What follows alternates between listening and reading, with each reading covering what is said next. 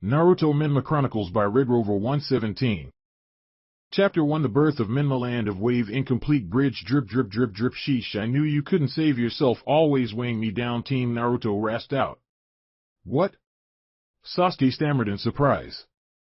His newly awakened Sharingan had seen what had happened, but his mind took a few seconds to catch up.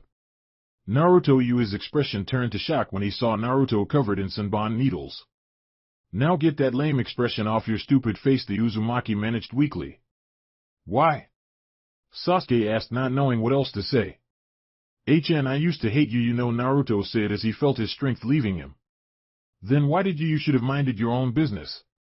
Sasuke shouted at him. How should I know?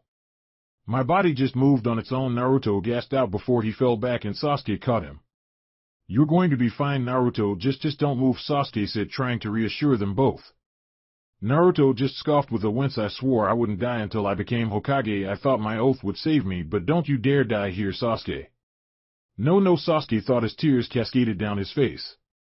In that moment Uchiha Sasuke's eyes changed again. Without any sign of hesitation he sacrificed himself to save you. He was a shinobi worthy of respect who, in order to protect someone he cared about, threw himself headlong into what he knew full well was certain death. Is this the first time you've seen a comrade die? Such is the way ninja exist, the masked nin a few feet away stated. Shut up, Sasuke's voice was low as the air around them suddenly became heavier. I won't forgive you, he said with shaking fists at his side. He turned suddenly with his Sharingan spinning and changing, the pupil shifting into a helix-like pattern. Amaterasu! He exclaimed in hatred as black flames exploded from his eyes, setting the ice dome ablaze with unquenchable fire. What? What is this? The masked nin asked in thought as she watched on. He stepped back slightly as the intense feeling of rage washed over her. Such foul and disgusting chakra, he's completely different from the boy I was fighting just a minute ago. What is he? She mused as she quickly escaped from his ice mirror and threw herself outside the dome before it was completely melted. I may not have liked the dobe when we first met, but he didn't deserve to die, Sasuke said as his fists shook in anger. I'll make you pay for this. Zabuza-sama Yukihaku thought as Sasuke shot forward again, intent on finishing the job. I have failed you. A kunai was thrust into his chest and he was flung back over the bridge.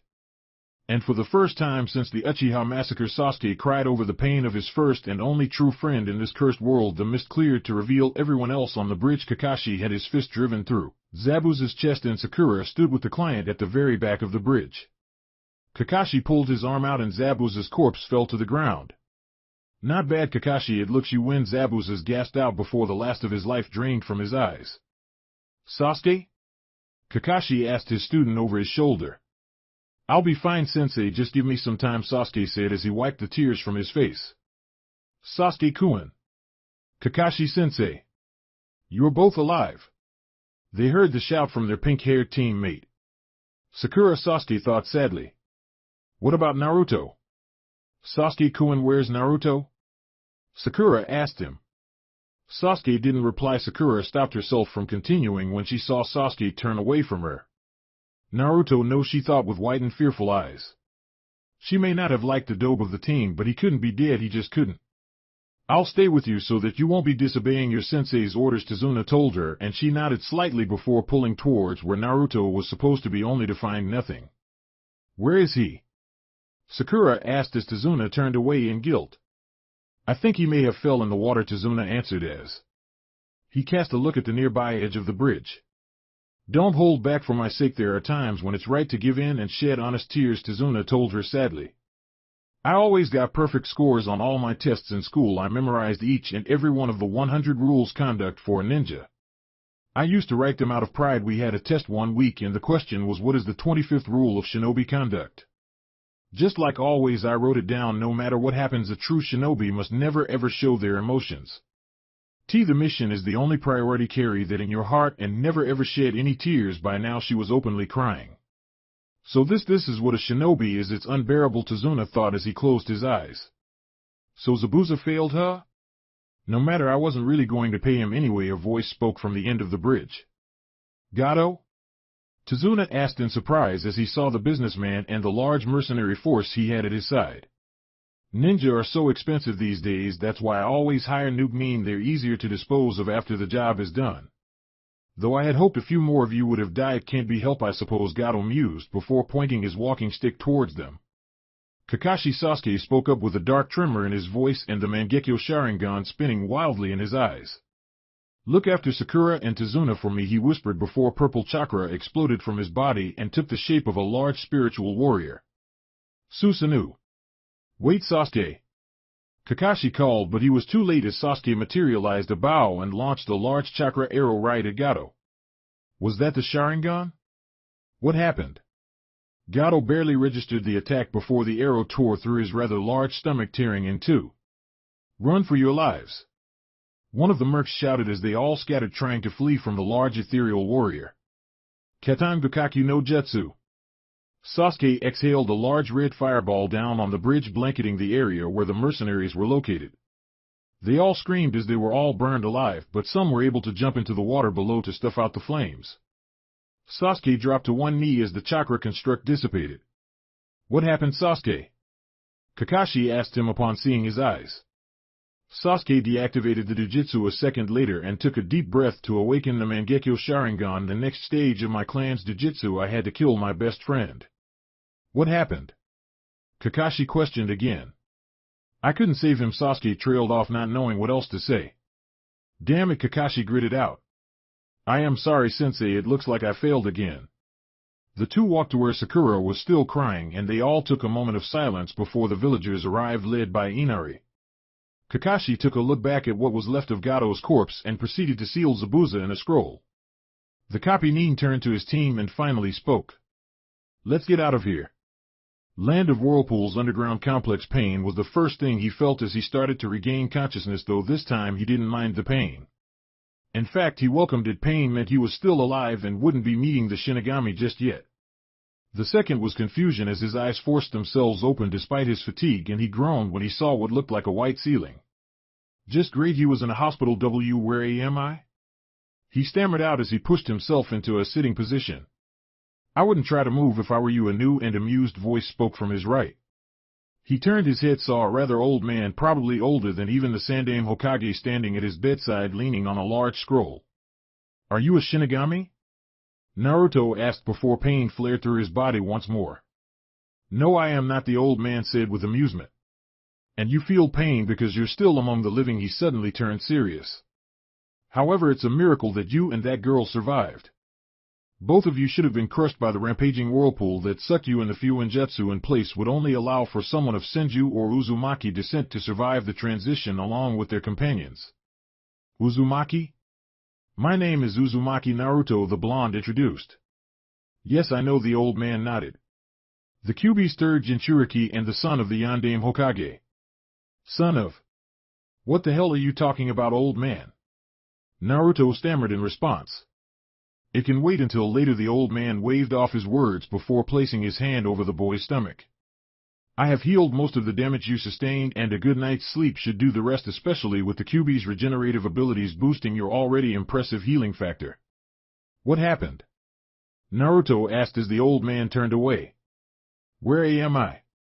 You are in an underground compound deep in the former land of Whirlpool, specifically below the ruins of Uzushio no Sato, the former home of the Uzumaki clan, the old man replied before walking towards the door at the far end of the room. Now, if you will excuse me, I have another guest to take care of. Hey! Wait up, old man! Naruto yelled as he threw away the covers and swung his legs over. You shouldn't try to move, the old man suggested over his shoulder. I can sleep when I am dead, Naruto responded. You're just like Mito-chan, the old man chuckled before he walked out of the room with Naruto following close behind.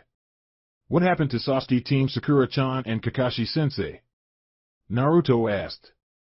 And what did you mean before about the Kyuubi and me being the Yandaime's son? All in good time, young Uzumaki, the old man responded as they approached the door. Here we are, he said as he opened the door. At least tell me who you are? Naruto asked. Old man, are you a Nukenin? I am a ghost of the Senju, the old man answered as he turned to face the boy. Senju Hashirama, the former Shodai Hokage of Konoha. The Shodai Hokage? Naruto asked in disbelief. In no way. You should be dead. The Uzumaki clan were known for their long lives and vitality which they inherited when they broke away from the Senju clan 300 years ago.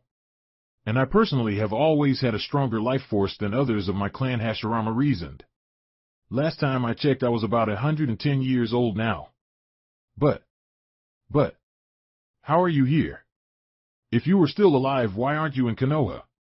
Naruto questioned further.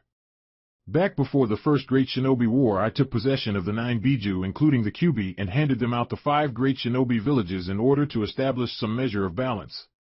When the first war began, I realized what a mistake it was, and in the end I nominated my brother Senju Tobirama as the Nidaime Hokage in the hopes that he would find some way to regain some semblance of control over this cursed world. I disappeared after that when my wife, Uzumaki Mito, offered to bring me to Uzushio, and I've remained here ever since, trying to come up with a way to bring true peace to this world, Hashirama explained. Peace? Naruto asked as the two entered the room. Haku? He asked when he took notice of the bed at the far end of the room. A single familiar figure lay down on it, though despite her earlier comments to him of the contrary, she was very much a girl. She's an interesting one, Hashirama commented. A member of the Yuki clan known for their Hayatan bloodline, and from what Mito-chan seals have been telling me, one of the only survivors of the bloodline purge in Kirigakure no Sato. Bloodline purge? Naruto inquired, having never heard about it. What are you talking about? Hiruzen Gaki hasn't told you anything, has he? Hashirama mused in disappointment. The Yandame Mizukage, the current Jinchuriki of the Sanbai no Kyodame, ordered the extermination of everyone with a Kekkei Genkai, including the Yuki clan. When my father found out that my mother and I had a bloodline, he tried to kill us. He killed my mother and I killed him. After that, Zabuza-sama found me and took me with him. I've served him ever since. Haku spoke up as his eyes opened. Where am I? You're in the ruins of Uzushio no Sato, Hashirama answered. You're lucky to be alive. If the kid here hadn't fallen in the whirlpool with you, then you would most certainly be dead right now. Zabuza-sama, is he? Haku trailed off. He's dead, Hashirama told her. My wife placed monitoring seals all over the continent. One of them was in the land of waves, watching your battle. Zabuza-san was cut down by the copycat. Then please kill me, Haku requested. I have no reason left to live. You were the hunter named with Zabuza, and now because he's dead you want to die too? Why?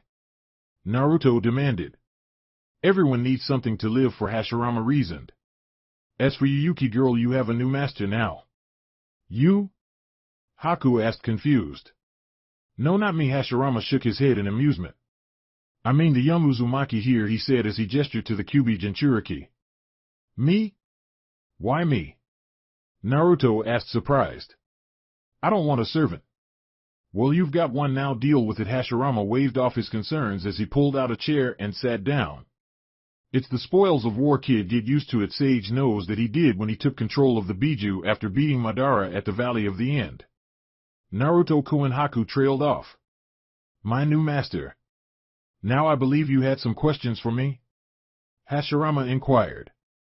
I want to know what's going on, Naruto said clearly. Are you sure you wish to know? Hashirama asked. You may not like the answers. Yes, Naruto nodded. You said something about Jintoki. Or something.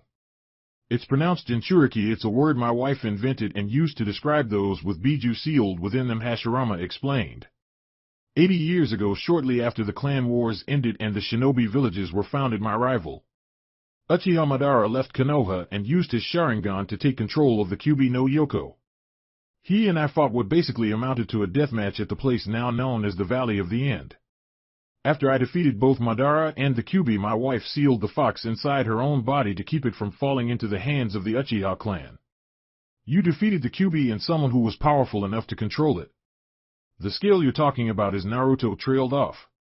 By the standards of today, what Madara, the Kyubi, and I were capable of was almost inhuman. Even today, a lot of people recognize that we were in a league of our own, Hashirama continued. In fact, most regard my strength as that of legend and myth, like the tales of the Rakudo Sannin, the founder of the shinobi world. You're Hashirama-sama? Haku questioned with widened eyes. The Shodai Hokage. If you require proof, then, Hashirama said in amusement as a wooden pedestal rose from the ground at his side. Mokuton. Haku trailed off at the sight. When I infuse my Yotan chakra into my Mokuton jutsu, I am able to suppress and control the Biju, Hashirama said with a smile. My wife kept the Jubi locked away, and my power constantly suppressed its influence until we parted all those years ago. Can you help me control the Jubi? Naruto asked hopefully. Ever since he found out that he had the demon fox inside him, he'd been fearful that one day its power would overwhelm him and the demon would escape, especially considering its inhuman strength. I already have, Hashirama replied. You have the Mokuton bloodline just like me, however, because of the Jubi's presence in your body, your bloodline hasn't awakened, so I used my power to restrain the fox's influence and forcefully unlock your bloodline. I have a bloodline? Naruto asked, shocked. I am the only member of the Senju clan to have the Mokuton bloodline because my mother had a particularly strong chakra, much like your own mother, Hashirama continued. My mother? Naruto inquired. At the end of her life, my wife selected a successor from Uzushio to contain the Jubi, Hashirama explained. The one she chose was a young Uzumaki girl with a powerful chakra that could restrain the Biju, much like my own power. She was your mother, Uzumaki Kushina. Uzumaki Kushina. Naruto trailed off. She was brought to Konoha shortly before Iwa Kumo and Kiri launched a full-scale assault on Uzushio. Konoha and Uzushio were allies, but Konoha abandoned Uzushio and left them to die, especially now that they someone who could recreate the Uzumaki clan in Konoha. Hashirama finished bitterly. Hiruzen Gaki was the one who gave the order to leave Uzushio to fend for themselves, Mito, and I have never forgiven him since. I don't believe you. There's no way the old man would do something like that. Naruto shouted. Really? What if I told you he and the elders, my brother's former students, ordered the extermination of the Uchiha clan only a few years ago? Hashirama shot back. What?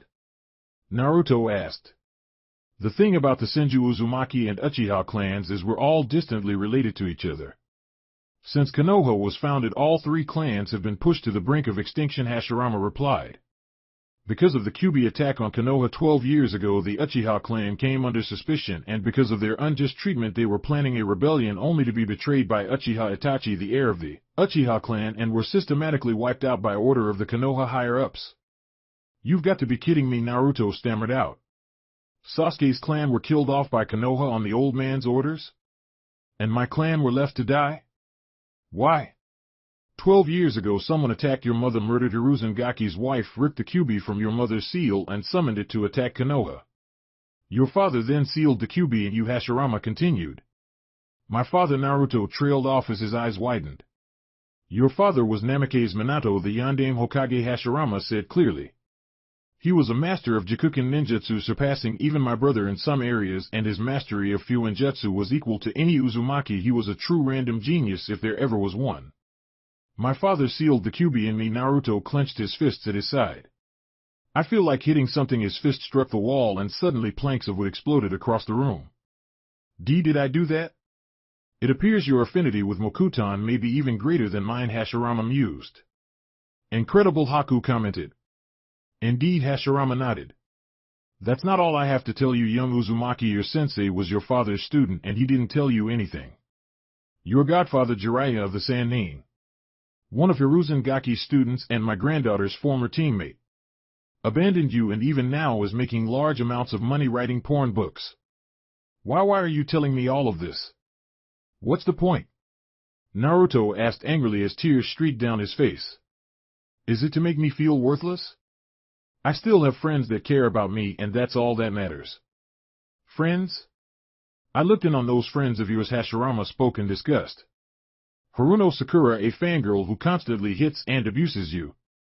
Uchiha Sasuke, someone who just gained the Mangekyo Sharingan, which can only be awakened when you believe that you've killed your best friend, and Hitaki Kakashi, the man who won't tell you anything and won't train you, leaving you, the same weak fool. Stop! Naruto yelled as he dropped to his knees, tears flowing freely from his eyes. Enough! Haku shouted as she tried to get up out of the bed. I won't allow you to hurt Naruto-sama anymore. I am just trying to make him understand his current situation. Hashirama waved off her words. When your parents died, at the very least you should have been given to my granddaughter, Tsunade. Since my wife was an Uzumaki, then Tsunade would be classed as your next of kin. However, judging by the fact that you remained in Konoha all these years, it's likely that Hiruzen Gaki wanted you abused and forced into a life of servitude, believing him to be your savior and the only one you could turn to. Why? Why did it turn out like this? Naruto asked, begging to know the answer. Because this world is cursed, Hashirama replied honestly. Love turns to hatred, and that hatred turns to revenge and war, which creates more hatred. Power and greed have corrupted this world into what it is today, perhaps even worse than the clan wars. Naruto-sama Haku trailed off as she saw her master pull himself together. What must I do? Naruto asked. I don't want anyone else to grow up like me. The only way to establish any kind of true peace would be to unite the shinobi world and then abolish the ninja system completely. With the entire world under a single banner, there would be no need for ninja anymore, Hashirama answered. What will you do? What can I do? If I return to Konoha now, I'll never be able to look at the old man in the same ever again, Naruto thought. What is a village? What is a clan? What are ninja? Konoha's crimes are disgusting, a perversion upon what the Shodai and Naidame Hokages created. And my father, he was a hero that was willing to sacrifice his own family to save a village that spat on everything he stood for. Your answer? Hashirama inquired. Naruto started. I will stand with you. What do I need to do to bring peace to this cursed world? Land of Whirlpools Underground Complex. 6 months had passed since Naruto and Haku had arrived in former homeland of the Uzumaki clan, and Hashirama had been teaching Naruto various jutsu, namely Mokuton, which he had mastered after extensive usage of the Tajukage Bunshin no Jutsu and his massive chakra reserves granted to him as a member of the Uzumaki clan and boosted by the Kyuubi sealed within him. Then there was that incident just after he'd arrived. Flashback begin. Naruto stood before a massive metal cage door with bars and a dark void beyond. 2 massive red eyes opened and glowed in the darkness as his vision grew clearer, allowing him to see the enormous demon fox for the first time. Senju Hashirama stood behind, having linked their minds together in a similar manner to what he had done with his late wife.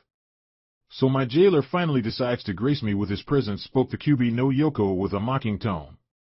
And you dare to bring that wrinkled-up old fool with you, he added upon seeing the elder Senju. You are still filled with so much hatred, Kyuubi, Hashirama said solemnly. I can respect your strength as one of his sons, mortal, the Kyuubi sneered at them. But do not think you can come here and speak to me with such a tone. This is a Shiki Fujin, correct? Hashirama asked finally. Yes, the Kyuubi growled. A kenjutsu of the Uzumaki clan that my previous host taught to the one who ended up sealing me here. I see. Hashirama nodded and placed his hand on the cage doors. What are you doing? The Kyuubi demanded. This, the elder Senju answered as he channeled some chakra and 2 figures appeared beside the seal. You Yandame Hokage Kushina, the Kyuubi snarled out. What happened? Asked Uzumaki Kushina. Minato-kun? Kushina? Namake's Minato blinked in surprise. Mom-Dad Naruto spoke with wide eyes as the 2 turned to him. Naruto? Son? Kushina asked almost in disbelief. How is this possible? We were only supposed to appear when either the seal collapses or when you were finally ready to gain control of the Kyuubi's power, Minato asked. That would be my fault, Hashirama spoke up. Shodai-sama? Minato asked in surprise. I will leave you to catch up with your son, Hashirama said as he turned away. He is strong and will gain control of the Kyuubi without you. Spend your last moments in this life with the son you never had the chance to know. He will handle the rest just like you believe he will. I thank you. Minato bowed in gratitude for getting the chance to get to know his son without worrying about the Kyuubi breaking free. Flashback end. After 6 months of almost non-stop training using the Tajukage Bunshin no Jutsu to create upwards of 2,000 shadow clones a day, he was able to master his father's Hiraishin no Jutsu and Rasengan, along with incorporating his wind affinity into the Rasengan to make it even more powerful. That, coupled with his Mokuton bloodline and massive chakra reserves, would possibly make him one of the strongest shinobi alive. You wanted to talk to me? Naruto asked as Haku stood at his side. Yes, a bedridden Hashirama replied softly. I don't have much time left in this world, and there is one last thing I must tell you before I pass on and meet Mito-chan again. What is it? Naruto asked sadly. When I chose Tobirama as the Nidaime Hokage and left Konoha, I found Madara's discarded Mangekyo Sharingan. I had them implanted and it evolved into an eternal Mangekyo Sharingan. In the beginning nothing happened besides the fact that I gained the Jujutsu's abilities. However, 9 years ago the eyes evolved into the Rinnegan. Hashirama explained. Rinnegan? Naruto asked. It was the Jujutsu of the Rakuto Sannin. Hashirama continued.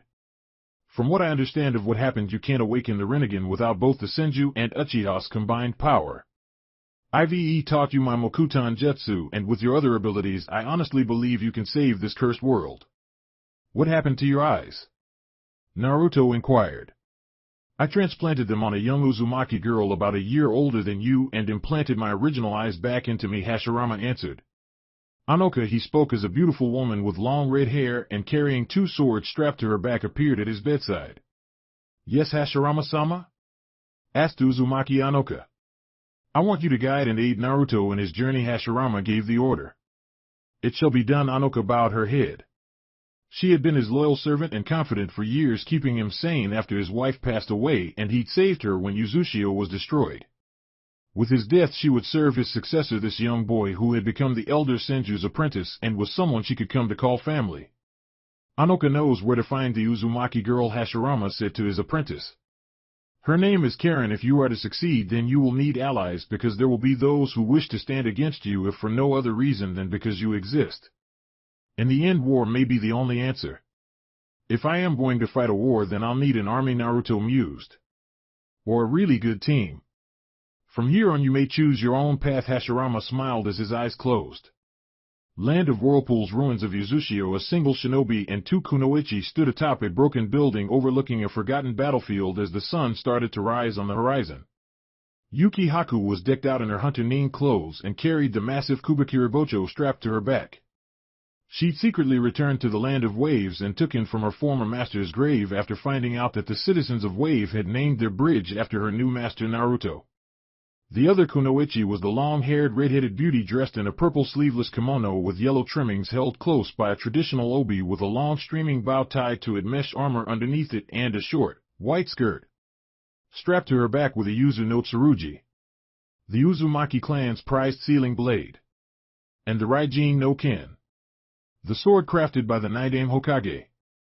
Finally, standing just in front of them was a man dressed in a black cloak with a yellow outline and a hood covering his head, though his blonde hair peeked out slightly from the front.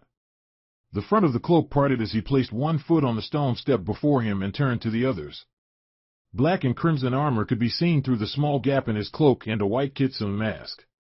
From now on until I say otherwise, no one must know who I really am. Naruto spoke clearly. I need a name that I can use without giving anything away. How about Menma? Yes, that name will do just fine. Chapter 2, Infiltration. Land of Fire, Forest of Death. Uzumaki Naruto had always been able to avoid the Umbu of Konoha and many Jonin and Chunin even when he was still in the academy. He had single-handedly pranked the Umbu headquarters and wasn't caught until after the deed was done.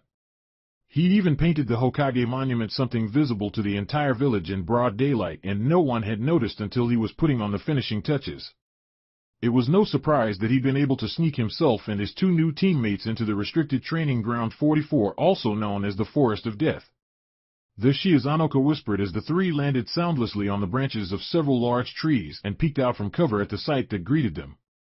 There were 3 figures just in front of them. 2 were scar-covered boys, and the last was a girl roughly Naruto's age with familiar blood-red hair. Upon closer inspection, it appeared she was wearing glasses, no doubt to cover her jujutsu from being seen. Is that Hashirama-sensei's Rinnegan?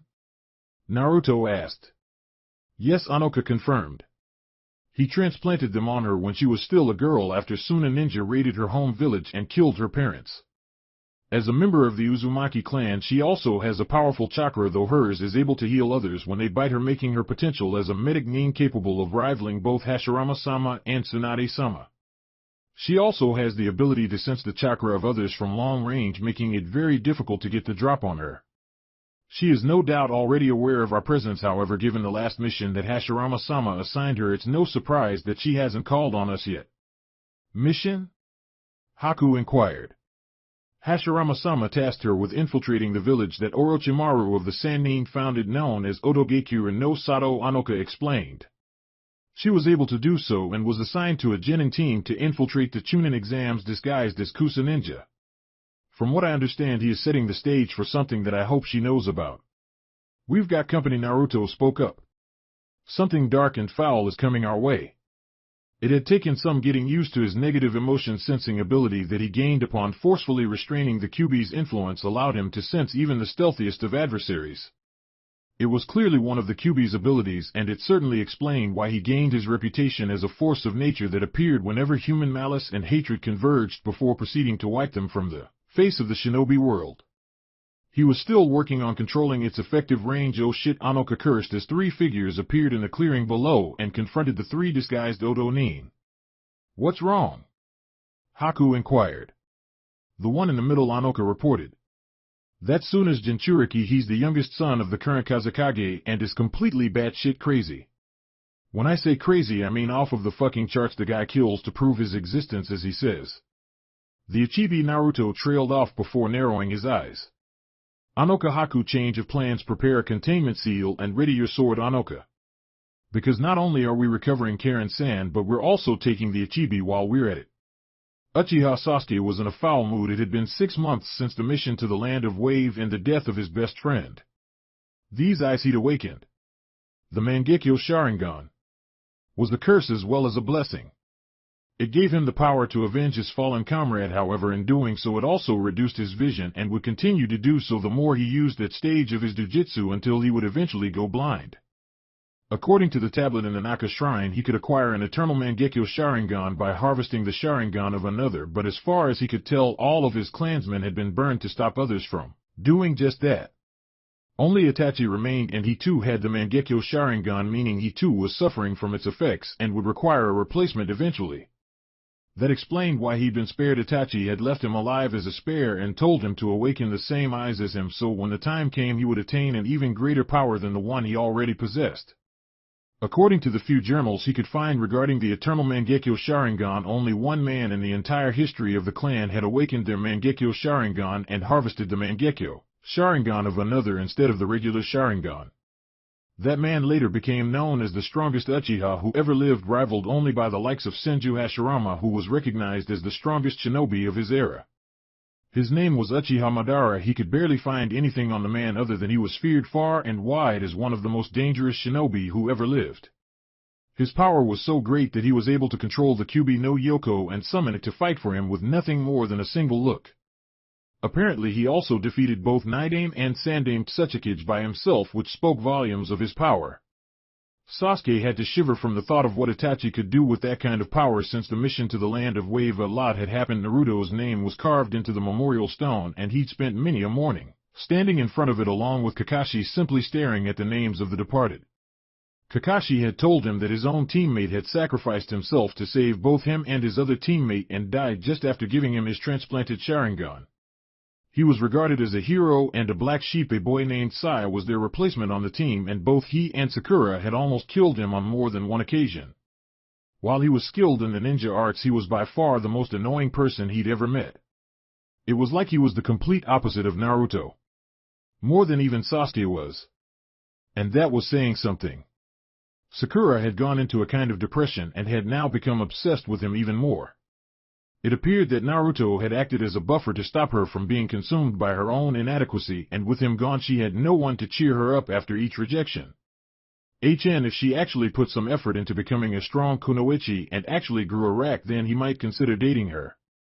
The only girl he'd even consider dating right now would be the Hyuga heiress, and not because of her wealth, but because of her determination to become a strong kunoichi, and of course the ridiculously large chest she kept hidden at all times with that coat of hers was an added bonus.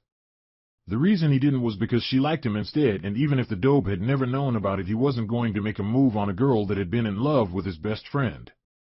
That, and the girl hated him. She blamed him for Naruto's death, and rightly so. If he had been just a bit faster, just a bit stronger, just a bit better, then Naruto may not have died. He'd stopped blaming himself for what happened because they both knew what they signed up for when they had decided to continue the mission after Face the Demon Brothers, but the guilt was still there. Survivor's guilt. Horrible thing, Kakashi had entered their names in the Chunin exams, and they had passed the first task with ease after a small altercation with some Oto Nins and a fellow Konoha Nin, Yakushi Kabuto. The second task was practically a free-for-all war between the genin teams in the off-limits training ground 44 named the Forest of Death, with the finishing line being the large tower in the center. Immediately upon entering the forest, a strong futon jutsu had blasted Sai away from them. A Kusanin had appeared in front of them. Cuckoo cuckoo, the woman chuckled as she almost seemed to slither across the branch of a nearby tree. So you're Uchiha Sasuke-kun, let's see how you stack up against your brother. You know Itachi? Sasuke asked her as his Sharingan started to spin wildly. This girl, she's not normal and her chakra is far too large to be that of a genin. Who is she? What is she after? Cuckoo cuckoo, such beautiful eyes. The Kusanin smiled before disappearing in a burst of speed. She's fast, Sasuke thought as his Sharingan tracked her movements. I can't keep up. She reappeared in front of him and slammed her fist into his stomach, sending him hurling into a nearby tree and then crashing down to the forest floor below. Sasuke-kun! Sakura shouted in worry before a wave of killing intent washed over her, freezing her in place as the image of her own death flashed through her mind. Pitiful little girl, the woman spoke amused. A nobody like you has no place here, she said as she turned back to where Sasuke had fallen. She hits hard, Sasuke thought as he wiped away the blood dripping from his mouth. She's not a genin, not even a chunin, she's jonin level easily. I may have to use the Mangekyo. He glared up at the Kusanin and asked. Who are you? You're not here for the exams, you're here for something else, and I bet it's got something to do with me. Cuckoo cuckoo, the woman chuckled. I am here to offer you something that no one else can. Fighting for Konoha has made you weak, and though you are skilled, you are still nowhere near Itachi's level at your age. What do you know about Itachi? Sasuke questioned with narrowed eyes. I know where he is and what he is after these days. I can give you the power to face him if you join me, the woman spoke with a wide smile. Join you? Never, Sasuke rejected immediately. Maybe I should give you a little taste of the power I can offer you. The Kusanin mused. As you are now, you can't possibly defeat Itachi. Do not speak to me of Itachi. Sasuke glare intensified as his Sharingan started to spin and shift into its Mangekyo form. That's the woman thought in surprise. Tsukuyumi, Sasuke whispered as their eyes locked and the Kusanin froze. Sasuke quickly formed a set of hand seals and then expelled a huge fireball up at woman. Katan Gakaku no Jutsu. Damn, the woman cursed as the flames engulfed her. It exploded in a torrent of fire as she threw herself backwards out of the inferno, her clothes burnt and her skin of her face peeling, revealing another male face underneath. He has the Mangekyo Sharingan just like Itachi. Your Sakura thought in surprise upon seeing the woman. Man's true face. Orochimaru of the Sannin? She asked in shock. Remember the photos of Konoha's legendary traitor. Orochimaru, huh? Sasuke mused as he landed beside his teammate. What's an S-rank criminal of Konoha want with me? I underestimated you, Orochimaru sneered at them. You're just like Itachi, you even have the same eyes as he does. I am nothing like Itachi, Sasuke snarled as black flames exploded from his eyes. Amaterasu. That's too much, Orochimaru thought as the black flames covered him. His mouth opened wide and another Orochimaru climbed out before quickly dashing away as the remains of the first one were incinerated. If I use my full power here, then no doubt Sarutobi-sensei will take notice and come here personally to stop me. Curse these Uchiha. Forcing me to flee not once but twice. You're fast, Sasuke commented. But you can't escape my eyes. I won't forget this, Orochimaru promised as he seemed to sink into the bark of the tree he stood on. Mark my words, Sasuke-kun. Your body will be mine. He was gone a moment later. My body, Sasuke trailed off as his eyes returned to normal and his vision suddenly blurred. Damn, he cursed as he steadied himself. Sasuke-kun? Sakura asked, worried. I am fine, Sakura. Sasuke waved off her concern as his vision returned. Let's find Sai and find a scroll we can use to finish the task. Uzumaki Karin had always been special. When she was young, her home village was attacked and destroyed by Tsunade, resulting in the death of her family. She'd always been able to sense the chakra of others and so was able to warn her parents of the approaching Tsunade forces, but even with prior warning the village was still wiped out, forcing her to flee. The Tsunade pursued her, and it was when they cornered her that her life had changed forever. Senju Hashirama had bestowed the Rinnegan upon her, giving her the power to defend herself and avenge her parents' deaths. She'd slaughtered the Tsunanines, and after burying her parents, a distant cousin of hers called Uzumaki Anoka arrived under orders from Hashirama-sama to bring her to him in order for him to train her to use the gift he'd given her.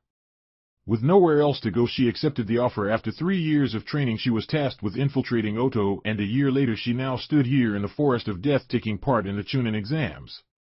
Her 2 teammates were fools with delusions of grandeur that she would gladly kill when given the chance, and judging by the sight of the 3 Tsunanines that had dropped down in front of them, she was about to get her chance. She could sense the other 3 watching on not too far away, one of which she was able to identify as her clansman Anoka. However, the other 2 felt strange. The chakra of one of them felt cold as ice, but with a spring feel, while the other was a shining light with a huge and chaotic chakra beneath the surface like a raging storm. Interesting. Back to the matter at hand, the 3 Tsunanines in front of her felt strange, and not in a good way either. The most noticeable was the boy in the center, who arguably had an enormous chakra for his age, rivaling that of Anoka Nichin's, while the other 2 appeared afraid of their comrade. Like the one with Anoka, this boy also had a second chakra that was bubbling just below the surface. The killing intent he was leaking was also a giveaway of his intentions. "Give us your scroll, sand trash," spoke one of her stupid teammates. Gaara, the blonde Suna Kunoichi, trailed off as she stared worriedly at her brother. Temari, the other Suna shinobi, whispered to her. "Don't," he warned. But Kankuro, Temari said back. "You know we can't stop him," Kankuro muttered sadly. Sabaku Gaara spoke calmly as sand exploded from the ground and grabbed hold of the one who demanded something of him. What the hell?" The Oto Nin shouted in shock and fear as the sand encased him. Sabaku Soso, a look of glee appeared on Gaara's face as he raised his hand and clenched it into a fist. The sand imploded, crushing the captured Oto Nin and splattering blood all over the ground. "In no way," the other Oto Nin stammered in fear as he fell backwards onto his rear and tried to push himself away. Impressive, Karin commented as she appeared behind her last teammate. "Well, since you just killed one of my teammates, I can no longer pass this task, so I think I'll stop playing around." "What? Karin?" her former teammate asked as she grabbed his head and pulled. "Ninjendo," Karin whispered as she ripped out the Oto Nin's soul and threw it away without a care, to the surprise of the 3 Tsunanines. "What the hell was that?"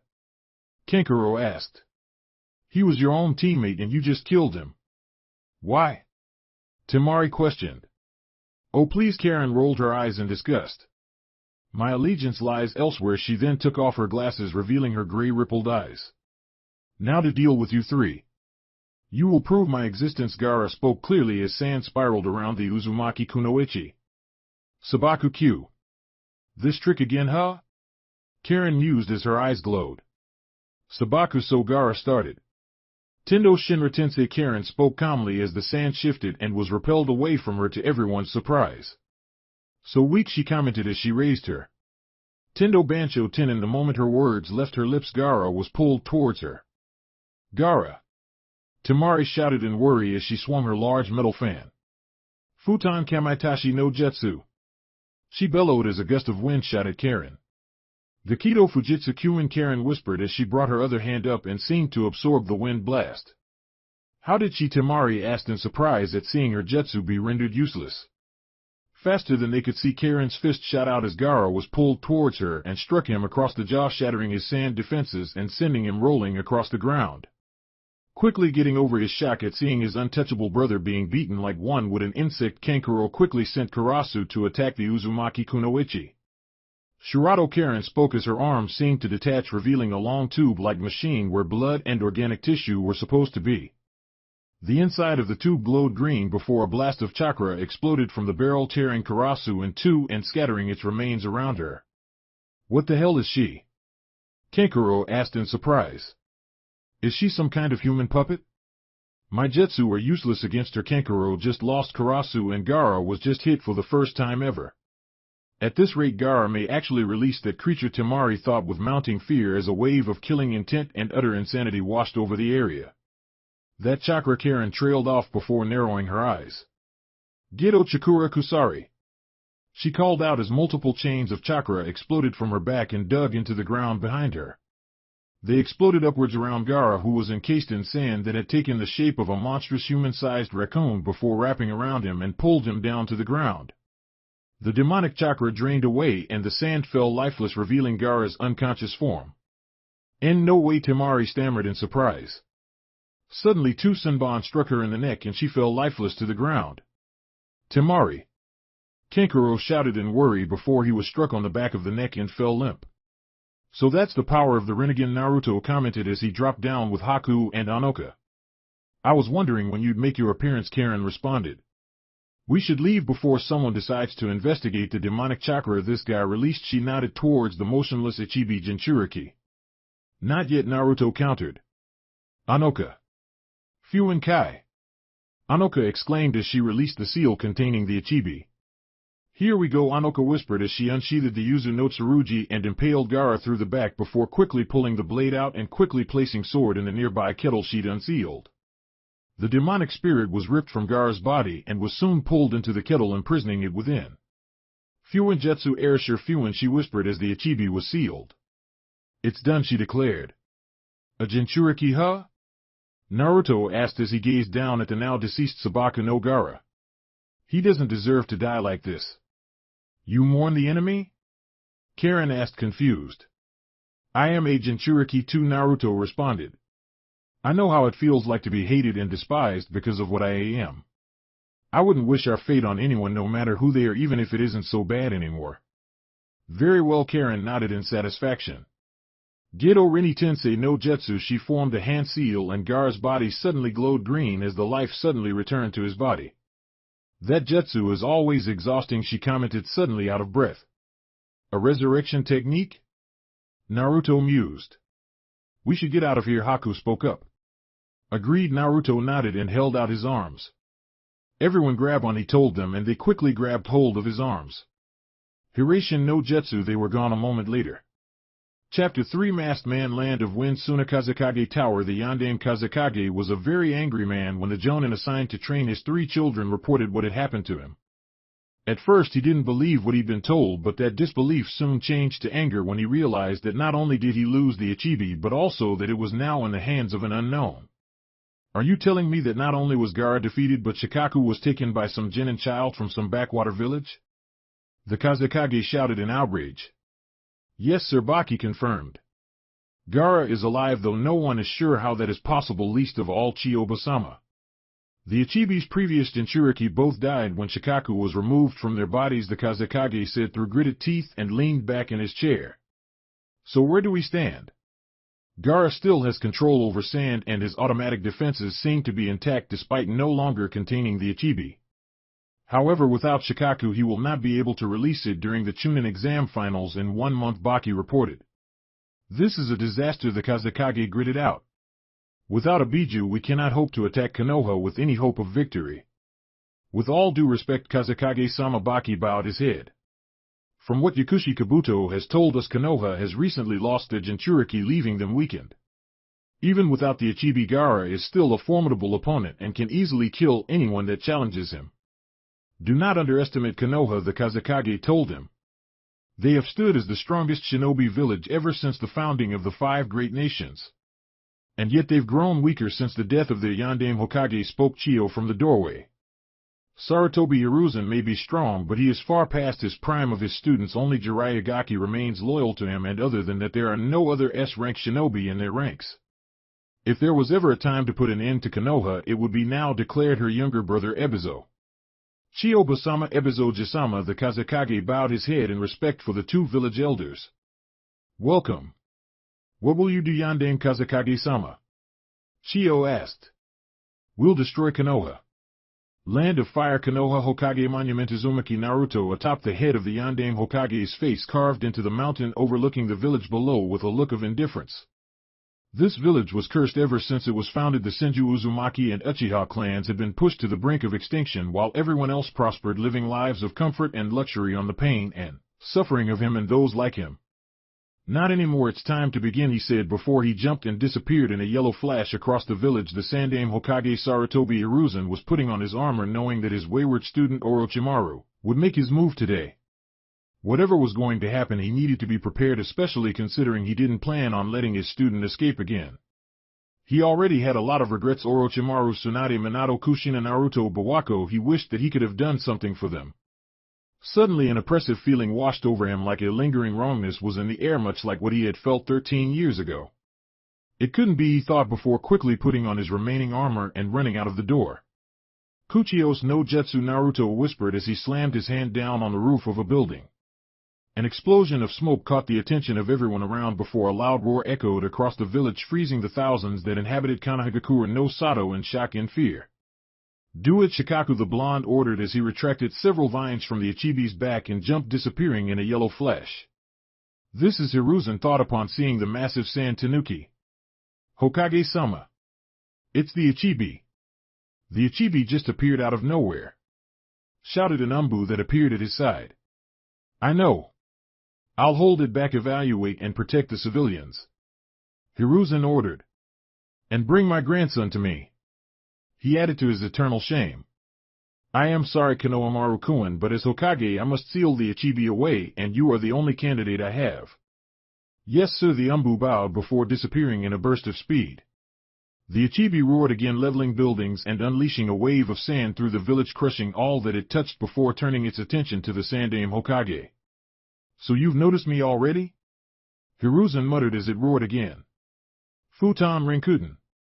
Shikaku bellowed as several massive blasts of wind exploded from its mouth and exploded, destroying dozens of buildings where they struck. "This can't go on," Hiruzen spoke as he quickly formed a set of hand seals.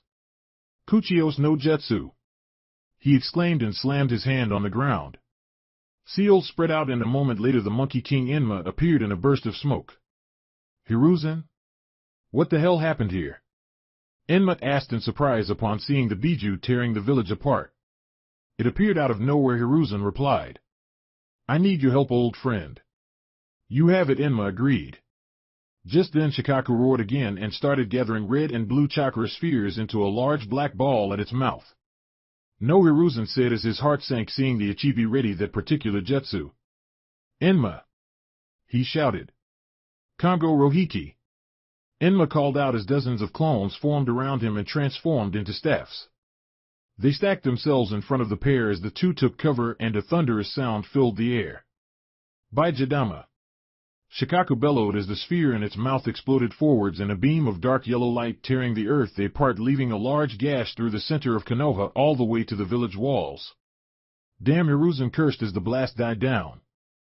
"Hiruzen, are you all right?" Enma asked as his clones dispelled. "I am getting too old for this shit," Hiruzen grumbled as a flicker of movement appeared behind him. "What?" he thought as someone grabbed his shoulder. "Hiruzen!" Enma shouted as he lunged forward, just narrowly grabbed hold of Hiruzen's arm before the three vanished in a yellow flash. "Land of Fire, Namake's residence, Hiration no Jutsu," the words echoed. Hiruzen and Enma crashed to the ground, rolling on the grass before painfully pushing themselves to their feet. That was Hiruzen trailed off in shock and took notice of where he was. They were in front of Minato and Kushina's old house, now destroyed from the inside and left like that ever since as a monument and a grave. "You will face me," Sandaime Hokage spoke, a deep voice drawing their attention. Naruto stood straight as his cloak waved in the wind and his mask shined with morning light. "Who are you?" Hiruzen questioned. "How do you know the Hiration no Jutsu?" "A name is meaningless to you," Naruto said calmly. "Call me Menma. I am the savior of this world." "Savior?" Hiruzen trailed off confused. "Don't take me for a fool. You can control the Ichibi. You set it loose on Konoha and know how to perform the Yondaime Hokage's signature Jakuken ninjutsu with enough skill to get the drop on me. You aren't any ordinary shinobi, though judging by your height I would say that you are still a child," he commented. "Though he may just be short like Inoki. I am the one who will bring about peace to this cursed world," Naruto declared. Hiruzen Enma spoke as he made a hand seal. "Talking won't do anything here." He transformed into a staff a second later. Hinge Kangoniwe, his summoner, grabbed hold of the staff and twirled it round before settling into his bojutsu stance. "It doesn't matter who you are," Hiruzen declared. "As an enemy of Konoha you will be stopped here before you can do any more damage." "We'll see about that," Naruto said before throwing a familiar three-pronged kunai at him. Hiration no Jutsu, he reappeared beside Hiruzen and drove a blue chakra ball into his stomach. Rasengan. Hiruzen's body suddenly blew apart into a splatter of mud. "He's fast for an old man. I didn't even see him switch with the mud clone." Doton Doryu Tiger, Hiruzen spoke from behind him as the mud at his feet shifted and dragged him towards the wall surrounding the former Yondaime's residence. Doton Doryuden, a dragon head, appeared and spat out mud at the masked blonde. Katan Karyuden! He exclaimed as he spewed a stream of fire into the blasts of mud, setting them ablaze. Not bad for an old man, Naruto thought as he quickly formed a set off hand seals. Mokuton Mokujihiki, which shot up from the ground and locked into place, creating half a dome in front of masked blonde. That's Hiruzen thought in surprise. He has the Mokuton bloodline just like the Shodai Hokage. He narrowed his eyes. Are you a Senju? I am the inheritor of the Will of Fire, Naruto replied simply. Konoha betrayed everything that the Senju stood for and will vanish from this world for their crimes. This one is dangerous, Hiruzen mused. No wonder he was able to control the Ichibi. He has the Mokuton bloodline just like Hashirama-sama. Mokuton Daijirin no Jutsu, Naruto said as he thrust his right arm out. It quickly changed into a large wooden tree which shot right at Hiruzen, swatting the flames away as it sprouted branches that quickly descended upon the old Sarutobi. Though he lacks Hashirama's raw power much like Tenzo, Hiruzen deduced as he narrowly evaded the assault and quickly jumped away. Someone who knows Hashirama's and Minato's jutsu is too dangerous to let live. If I don't stop him here, he will no doubt destroy Konoha and possibly the rest of the world too. Mokuton Mokusatsu Shibari no Jutsu! Naruto exclaimed as large wooden columns rose from the ground and interlocked around him, prevent his escape. Katan Karyu Inden! Hiruzen called out as he exhaled a large blast of flames from his mouth that quickly incinerated the wooden bindings. He jumped back and landed on the outer wall of the destroyed house. This is about my limit, Naruto thought as his eyes narrowed behind his mask. I still need to master the level 2 Hirashin no Jutsu before I can reach Dad's level, and my chakra control isn't good enough to start throwing around Hashirama-sama's more powerful jutsu. If I use the Kyuubi, he'll know who I am, and that's something I don't want getting out. Everyone thinks I am dead, so no one is looking for me, but if I want to keep the fact that I am alive a secret, I mustn't use the Kyuubi's power. I won't let you do as you please anymore, Hiruzen declared as he readied his staff. No, that's enough, Naruto said as he took a step back. I am done here. What do you mean? Hiruzen questioned. I wanted to test myself against the god of shinobi that is supposed to be the strongest shinobi alive, Naruto replied. From what I've seen, you're long past your prime, so I no longer have an interest in the situation. I will not let you just leave, declared the Sannin Hokage. Try and stop me, Naruto challenged before disappearing in a yellow flash. Hirashin no Jutsu. He said his name was Menma, Hiruzen thought. If he is still a child, that means he still hasn't realized his full potential yet. It's only a matter of time before he surpasses me completely, and I may not be here to face him next time. Despite his strength, even he could not fight the passage of time. No, there is always a way. I just pray you can forgive me, Konoamaru-kun. He turned and jumped into the trees heading towards Konoha. Land of Fire. Konoha Hokage Tower. Uzumaki, Anoka, and Yuki Haku had infiltrated the Hokage Tower and quickly made their way through the hallways towards the Hokage's office. When Naruto had summoned the Ichibi in the center of Konoha, all of the shinobi in the tower had immediately gone out to either fight the attacking Biju or evacuate the civilians from the battlefield, leaving the tower deserted. Here it is, Anoka said as they opened a wall safe to the side of the office. I can't believe the Hokage kept it here even after Naruto-sama stole it the first time, Haku commented as the Uzumaki Kunoichi lifted out a large scroll from the safe. Only 3 people knew it was here, Anoka reasoned. The Hokage, Naruto-kun, and Orochimaru. Naruto-kun? A voice asked in surprise and hope. Who's there? Anoka demanded as they turned swiftly. Why, you said Naruto-kun, spoke a girl with lavender hair and white eyes. Did you mean Uzumaki, Naruto? It's times like these that I wish Karin would scout out the area, Anoka muttered as Haku disappeared in a blur and reappeared behind the newcomer. Who are you? She questioned. Tell us now before we kill you. I am Hyuga Hinata, the girl introduced as Haku held a sunbon to her neck. Please. If Naruto-kun is really still alive, then I have to see him again. What are you to him? Anoka asked curiously. Hinata said as she started to tear up. I love him. I couldn't tell him before, but if he really is still alive, then I need to tell him how much he means to me. You love him? Anoka inquired, almost amused. I wonder where you were when this village ignored and betrayed him. The Hyuga heiress was openly crying now. Change of plans, Anoka spoke to her teammate. We're taking her with us. Haku nodded and punctured her neck, placing her in a death-like state. Naruto-sama may not like this, the Yuki Kunoichi said as she picked the Hyuga girl up.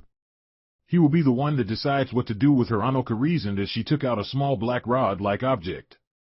We've accomplished what we came here for, she said as she squeezed the chakra rod in her hand and disappeared in a poof of smoke. Haku followed soon after, clenching another chakra rod in her own hand, leaving the Hokage Tower completely empty. Outside of the village, Uzumaki Karin watched as the Ichibi rampaged through the destroyed village, crushing everything and everyone in its way. Konoha Nins were launching their futile attacks on the massive sand monster, but they could barely slow it down. She could sense the 4 largest chakra signatures in the village closing in on the creature, namely those of the shinobi listed as Sarutobi, Hiruzen, Jiraiya, Itachi, Kakashi, and Madogai. Hiruzen appeared to be outside of the village walls and rapidly making his way back towards the Biju. No doubt her benefactor Uzumaki Naruto had already confronted the aging Hokage and teleported them both away from the battlefield to have a bit of privacy. She admitted to feeling a little jealous when she'd heard that her now deceased master had taken another student, another member of the Uzumaki clan at that, who apparently had her master's Mokuton bloodline. She'd come to accept that her master had plans in motion even after his death, and both she and Naruto would be at the center of it. And it wasn't like she hated the blonde boy, in fact he seemed to grow on you and make it impossible not to like him. But there was just something about him that wasn't normal even by Uzumaki standards, and she wasn't talking about the QB sealed with him. He was something else, something more that she just couldn't figure out. Only time would tell. Her eyes narrowed as she felt Jiraiya appear at the edge of the village walls and charging up a considerable amount of chakra. No doubt he was about to summon something that could directly challenge the rampaging Biju. The others, Kakashi and Guy, were dashing towards Shikaku with a much smaller chakra signature that she didn't know following close behind. Could it be?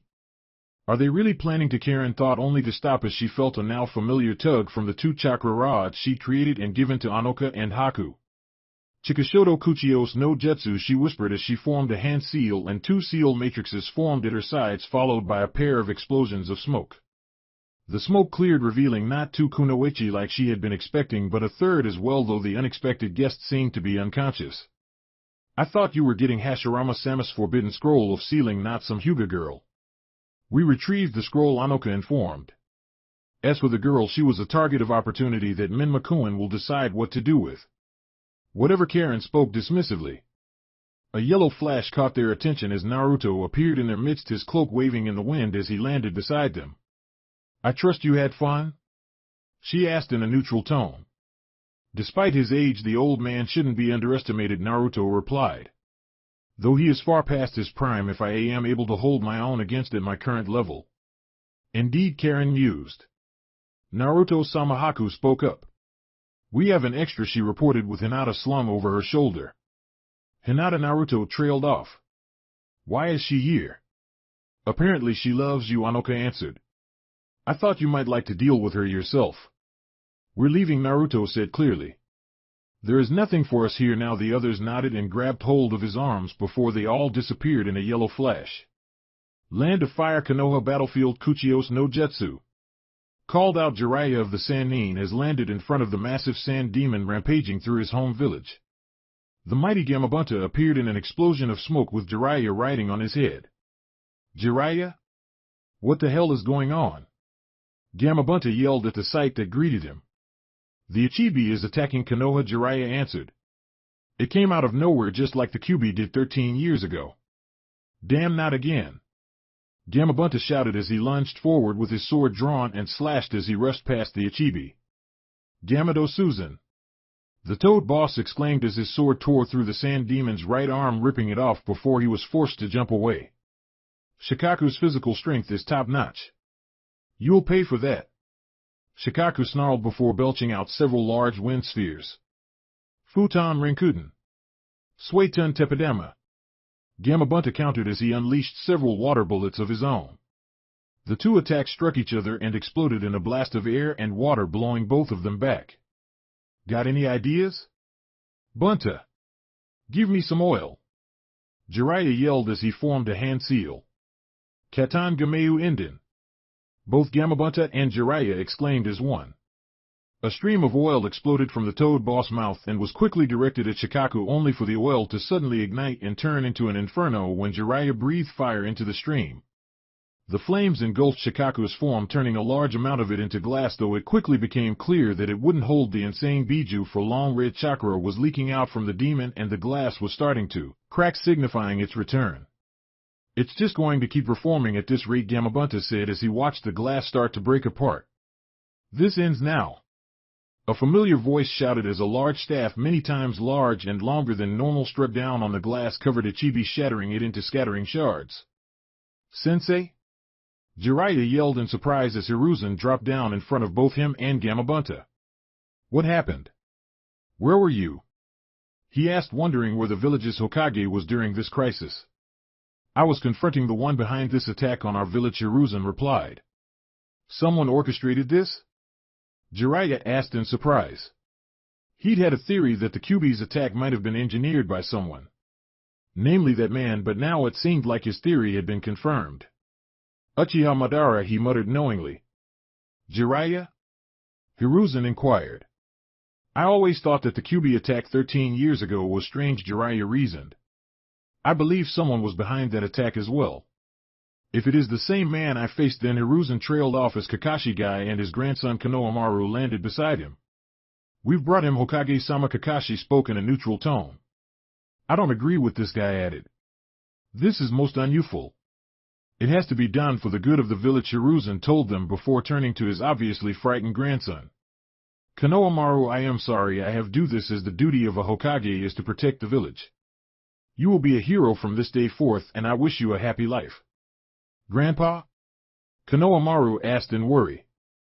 "Shiki Fujin," Hiruzen exclaimed as he formed a hand seal and the spectral form of the death god appeared behind him. "Do it," he gave the order, and the Shinigami's hand tore through his back and shot out through his stomach.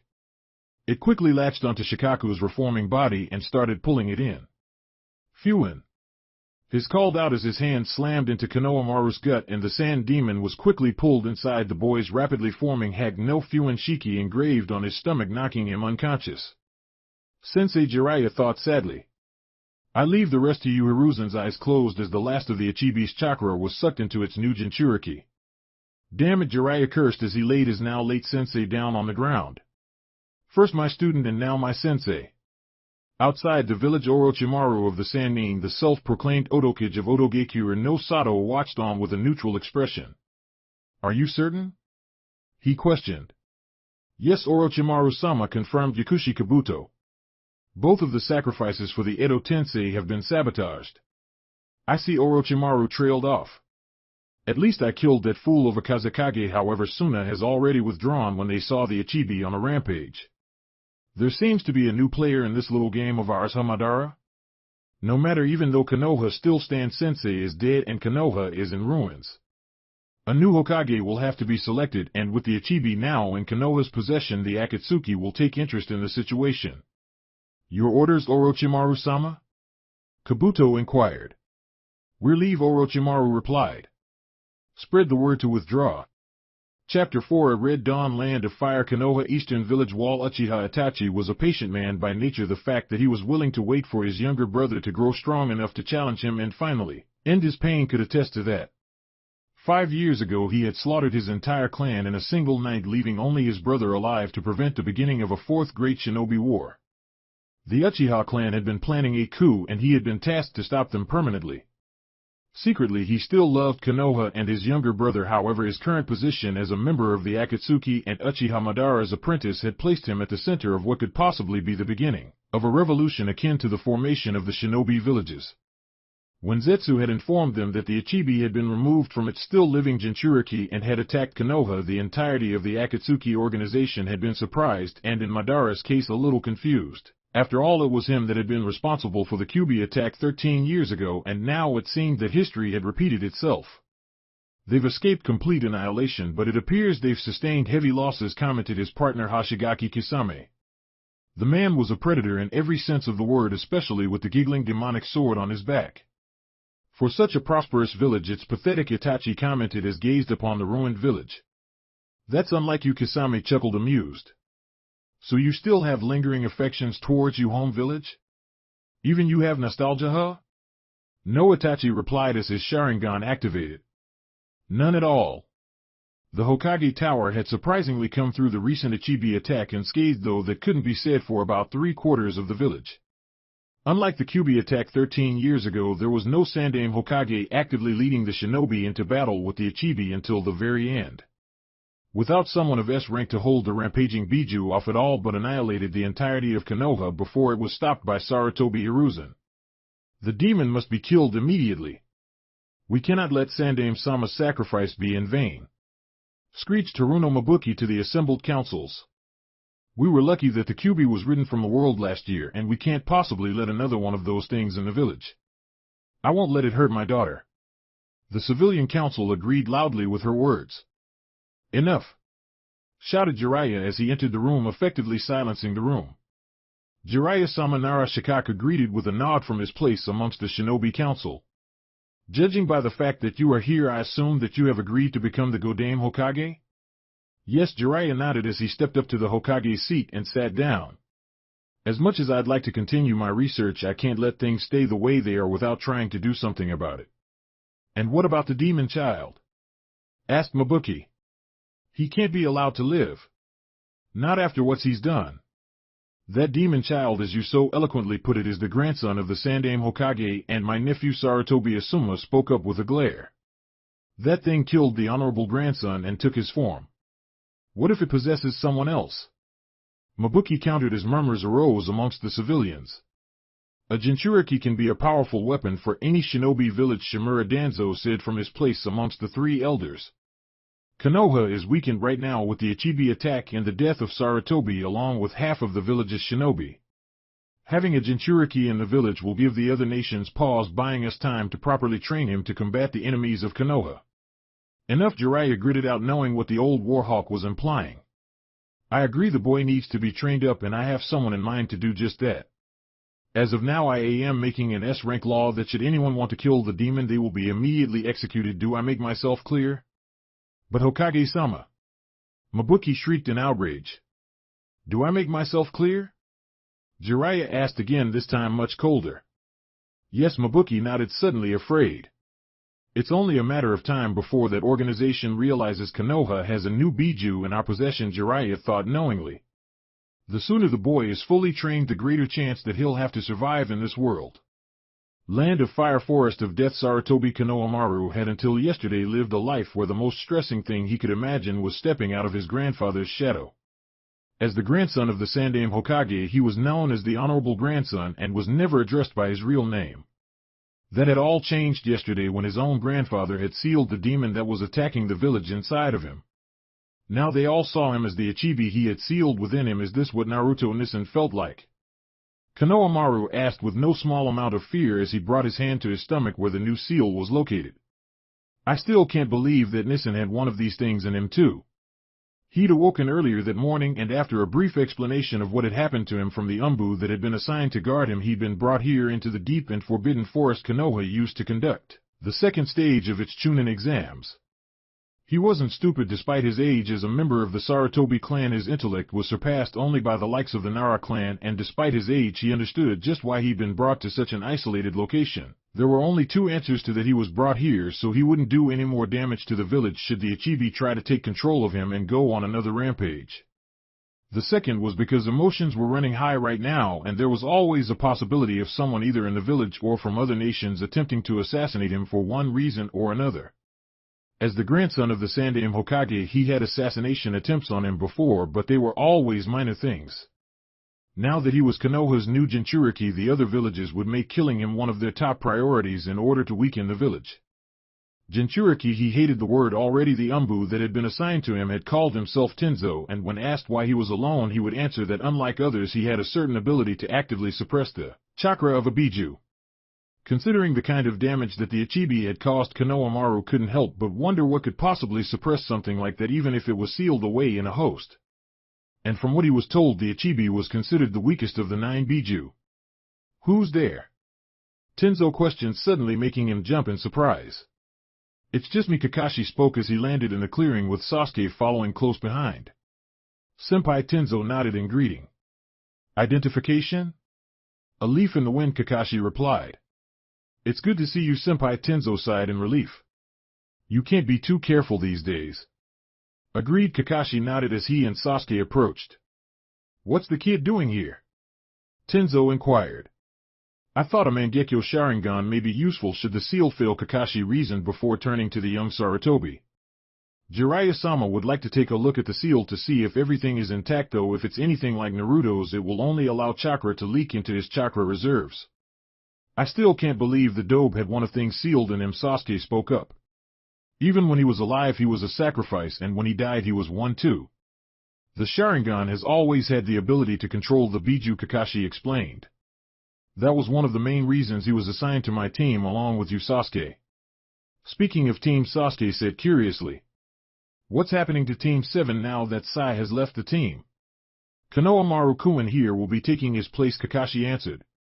From the reports given to us by Jiraiya-sama's spy network, the former Ichibi Jinchuriki who somehow survived having the Biju removed has always been able to manipulate sand, Tenzo spoke up. But from what I've seen, Konoamaru-kun doesn't have that ability. Do not forget that Sandaime-sama used the Shiki Fujin, Kakashi countered. It is the most powerful Fuinjutsu that we know of, requiring a contract with the Shinigami itself in order to use. The fact that it was able to allow Minato-sensei to defeat even the Kyuubi, something only ever accomplished by Shodai-sama, should be proof of that. Suetun Suikoden no Jutsu. A voice called out, surprising them as a large shark-shaped bullet of water descended upon them. That's Kakashi thought as he quickly made a series of hand seals. Suetun Suryuden no Jutsu. He exclaimed as the water of the nearby pond shot up and took the shape of a dragon before swerving and intercepting the attacking water shark. Don't overdo Kisame, a new voice spoke clearly. We need him alive. That voice, Sasuke thought as his eyes widened. It can't be. Uchiha Itachi, the man who wiped out the Uchiha clan, Kakashi spoke upon seeing the two nuke Nin as he lifted his Hitai 8 to reveal his Sharingan. And Hoshigaki Kisame, a member of Kiri's 7 shinobi swordsmen. A Sharingan? Kisame mused at the sight. No wonder you stopped my jutsu, you must be copy Nin, Kakashi. I heard you sparred with Zabuza a while back, hey, I'll cut you to ribbons. Easy, Sasuke, Kakashi said as he saw the youngest Uchiha take a step forward. Hey, that kid looks a lot like you, Itachi. Do you know him? Kisame asked curiously. He's my little brother, Itachi replied. You're no brother of mine. Sasuke shouted in anger and hate as his Mangekyo Sharingan formed in his eyes. Not after what you've done. The Mangekyo Itachi trailed off. So you finally have it. I know now why you left me alive, Sasuke spoke clearly. It was because you needed a spare to counter the blindness caused by the Mangekyo Sharingan and awaken an eternal Mangekyo Sharingan. So you know, Itachi mused. I thought you wiped out your whole clan. Kisame inquired. I needed a spare pair of eyes for what is to come, Itachi replied. But he's still not ready, his eyes haven't matured enough for what I need. Hey, interesting, Kisame chuckled. You will be at a disadvantage if his Mangekyo Sharingan is anywhere near what mine was in the beginning, Itachi told him. I will deal with him personally, you can deal with the others. And our target? Kisame asked. Do whatever you like as long you don't kill him, Itachi answered unconcerned. I'll cut his legs off, Kisame grinned like a shark as he hefted Samahata. Let's begin, Sasuke, Itachi spoke as his Mangekyo Sharingan activated, creating a black pinwheel over a red background. Tsukuyumi Sasuke locked eyes and the two suddenly froze. A second later both Sasuke and Itachi dropped to their knees, panting hard. He was able to fracture and break the Tsukuyumi, though doing so drained both of us. What is this target that you're after? We are after the legacy of the Sandaime Hokage, Itachi answered. Konoamaru, huh? Kakashi mused. You two aren't the only ones, are you? I know all about you call yourselves the Akatsuki. The Akatsuki. Tenzo trailed off as a now frightened Konoamaru stood behind him. Kisame, change of plans. We're taking Kakashi with us, Itachi spoke up. Make the other one disappear. That's far enough, a new voice declared as red muscle-like walls appeared around them. Kuchios Gamaguchi Shibari, said Jiraiya from behind the two Akatsuki members. Jiraiya of the Sannin, Itachi mused. The Godame Hokage. I won't let you escape, Jiraiya told him. Now I know how Kakashi knew about us, Itachi commented. You were the source of his information. You're after the Ichibi. Jiraiya spoke clearly. That's why you've come after Konoamaru. To take Konoamaru with us, Itachi declared. That is the supreme order given to us by the leader of the Akatsuki. Who the hell could be so powerful that he's managed to get someone like you two to work for him? Jiraiya asked with narrowed eyes. He is someone beyond mortal understanding, Itachi replied simply. Not that it matters, we will capture the Ichibi another time when there is less interference. Kisame, we're leaving. You sure? Kisame asked his partner. A confrontation with the Hokage would at best result in our mutual destruction, Itachi reasoned. We will acquire the Ichibi another time. Right? Kisame nodded. Sasuke, Itachi spoke as he turned to his younger brother. You've grown stronger, but it's not enough, you still lack hatred. When we meet again, it will be for the last time. A second later, both Akatsuki members quickly started running down the organic corridor and turned a corner as the walls closed in behind them. Don't look now, but there's a wall of flesh coming after us, Kisame commented as they ran. It's fine, Itachi reassured us as I started to bleed. Amaterasu black flames shot out at the end of the far wall and melted the organic wall within seconds before the two jumped out, clearing the organic mass and fleeing into the trees. Jiraiya quickly arrived at the destroyed wall and looked down at the black flames. This is, he trailed off as he quickly unrolled the scroll. Fukahoing, he said as the flames were sucked into the seal on the scroll. They're really going to be coming after me, aren't they? Konoamaru asked as he tried to calm himself. Yeah, Jiraiya nodded. My brother is Jutsu, I am the only one who can fight him, Sasuke rasped out. As you are now, he'll kill you if he fought seriously, Jiraiya countered. Then what am I supposed to do? Sasuke questioned. Kakashi, change of plans, Jiraiya spoke with a hint of authority. As of right now, I want you to take Sasuke on as your apprentice, teach everything you know, and have him ready when the time comes. I will assign that little pink-haired kunoichi of yours to Team 8. From what I understand, they're down a member after the Hyuga girl was killed during the Ichibi's attack. Yes, Hokage-sama. Kakashi nodded in understanding. Tenzo, I want you to do the same, Konoamaru, Jiraiya said as he turned to the Anbu. With your Mokuton abilities, you should be able to aid in his training with the Ichibi's chakra. It shall be done, Hokage-sama. Tenzo bowed his head at the order. Chapter 5 Liberation Land of Snow. Rebel Base. Princess Tent. When she was younger, the actress Fujikaze Yukiaka, the heir to the Land of Snow's throne, Kazuhana Koyuki, was always thought as a sweet and innocent little girl. When her uncle murdered her father and took over the country, she was forced to flee with the help of a teenage red-haired girl. With the help of Uzumaki Anoka and her unnamed benefactor, she was able to escape and make a new identity for herself. She was told that the time would come to return to the Land of Snow and rid the country of her uncle Doto and his hired ninja once and for all. For now, though Yukigekura no Sato, the nation's shinobi village, was under the control of Doto and a Jonin-level ninja named Roga Nadar, so support from the village's shinobi forces was out of the question until those two were disposed of. Out of all the shinobi villages, Yuki was perhaps the most isolated, though unlike AIM, where the village was in lockdown, the entirety of the Land of Snow was so far away from the mainland that it would take a week by ship just to get there, so other nations left them alone. Koyuki Haim Sandeyu spoke from the doorway. Anoka-sama is here to see you, he informed. Send her, and Koyuki nodded, and he quickly left as a familiar red-haired woman entered. So I take it everything went well? Better than we'd hoped, Anoka confirmed. Menma-sama's plan worked like a charm. We retrieved the forbidden scroll of sealing, captured an unmarked Hyuga, and now Sarutobi Hiruzen is dead. Konoha captured the Ichibi just like we predicted, so the Akatsuki will have to redirect their efforts back to Konoha in order to gain control of it. The mysterious Menma Dano, Koyuki mused. I've heard a great many things about Karin-chan's benefactor, including the fact that he can control the Biju like she can. He's powerful, Anoka nodded. You should meet him sometime. Where is he now? Koyuki asked. He's in the hospital tent waiting for the Hyuga girl to wake up, Anoka answered. I can speak to him later. Koyuki waved it off. As for more important matters, Sandeyu has suggested to the director that we should shoot the next Princess Gale movie in the Land of Snow, more specifically at Rainbow Glacier. You think it is the right time? Anoka asked. My father loved this country and Dodo murdered him in order to seize control. I won't forgive him, Koyuki shot back. I've waited 10 years for this. I won't wait a moment longer. I will inform the others, Anoka nodded. Land of Snow Rebel Base Hospital Tentayuga. Hinata was always a shy girl by nature, known to faint almost at the mere sight of childhood crush. However, after she'd heard that Naruto had died on a mission and that Sasuke had been responsible if what she'd been told about the Mangekyo Sharingan was true, she'd quickly transformed into a cold and angry person.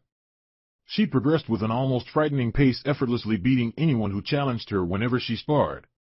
When her team was entered into the Chunin exam, she had fought against her cousin Niji, who was hailed as the prodigy of the Hyuga clan during the preliminary rounds.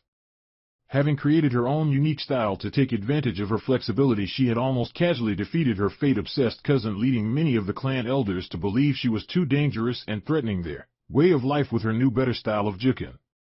Her father had been both proud and worried for her after she defeated her younger sister without a care.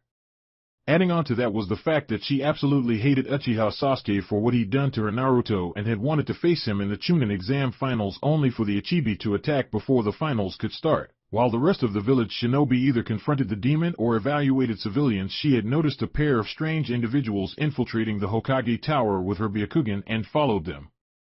From what she'd heard, they knew Naruto, which was impossible because he was supposed to be dead. Her heart had jumped at the possibility that he could be alive, and now here she was hoping to see her crush again. Naru Deku and Hinata trailed off as his eyes slowly opened. Not quite. The blonde's familiar voice spoke up in surprise from the nearby seat. Naruto-kun? Hinata asked as her vision cleared and she was able to make out the sight of the blonde boy to the side of her. Is that you? She asked further as she looked up at him, seeing him wearing a white kitsune mask. Is that you? My name is Menma Naruto introduced. I still can't believe that Anoka and Haku were calling me by my real name while in Konoha of all places. You're really him, Hinata smiled tearfully. You have the same presence that he has, so you must be him. Presence, Naruto mused. Anyone who paid attention to you would know this feeling, Hinata said as she wiped her tears. Damn it, Hinata, Naruto gritted out before slowly removing his mask, revealing his face. Why did you have to get involved? I want to join you, Hinata answered. I want to be with you, I love you. I didn't tell you before and you suddenly disappeared. I didn't know what to do, and then I heard about how Sasuke's eyes evolved when you died. I see. Naruto trailed off. Why didn't you tell me before? I was afraid, Hinata answered honestly. I was afraid that you wouldn't like me. Hinata, Naruto said as he shook his head. Back then I would have given anything to hear those words from anyone, especially those that meant them. And now? Hinata asked nervously. I refuse. You had your chance and didn't tell me. Now I simply don't care anymore, Naruto replied, causing her face to fall and tears to start flowing. I am the one who summoned the Ichibi to attack Konoha. I am a noob me now, and I finally have people who care about me. I don't care about any of that, Hinata told him. I've known about the Kyuubi for years and I've never cared about it. You knew? Naruto asked, surprised. I was told by one of my clansmen, Hinata answered. I want to be with you. All right, Naruto nodded. But if you betray me, then I will kill you. If you think about running or speaking about any of secrets to anyone, then the seal I've placed on you will activate and you won't live to regret it. Hinata stammered out as a seal matrix across her forehead started to glow. She looked over at her reflection in the window and saw that it looked like a variation of the caged bird seal, only slightly altered. The caged bird seal was created by the Hyuga clan based off of a seal from the Uzumaki clan, so Naruto had thought it was ironic that he branded her with this servitude seal to keep her in line. I have something I need to take care of, but I'll be back later? Naruto asked. Okay, Hinata nodded as Naruto stood up and left the tent. Once outside, Naruto closed the curtain and sighed as he looked up at the night sky. Are you sure this is wise? Karin asked from the side. Keep an eye on her, Naruto said finally. I can feel her emotions, and they're a lot like how Haku felt when Zabuza died. She could either be a great asset or a rather annoying problem. That ability to sense negative emotions like fear and anxiety must be very interesting to have. I wonder just how it measures up against my own senses, Karin mused, intrigued. So what now? Naruto asked. Koyuki Haim has requested our services in retaking the Land of Snow from her uncle and liberating Yukigekure no Sato. IVE accepted on our behalf, Karin replied. Well, we do need a base of operations, Naruto mused. I'll take Haku and Hinata, they should be enough. You just want to keep an eye on her, Karin accused. I wish to see where her loyalties really lie, Naruto admitted. Meanwhile, you and Anoka can stay close to the princess and protect her while we deal with Doto's ninja. Land of Snow Daimyo Fortress Kazuhana Doto was always an ambitious and jealous man, especially with brother that was constantly praised by the people. Sosetsu had always gotten everything he wanted: girls, wealth, a beautiful daughter, and even being named as their father's successor to the Land of Snow's throne. 10 years ago he'd hired Yuki Ninja to aid him in usurping control of the country from his foolish brother and had succeeded only for his niece to escape with the key to the treasure of the Kazuhana clan. Now she was back, so Doto spoke thoughtfully. She has returned.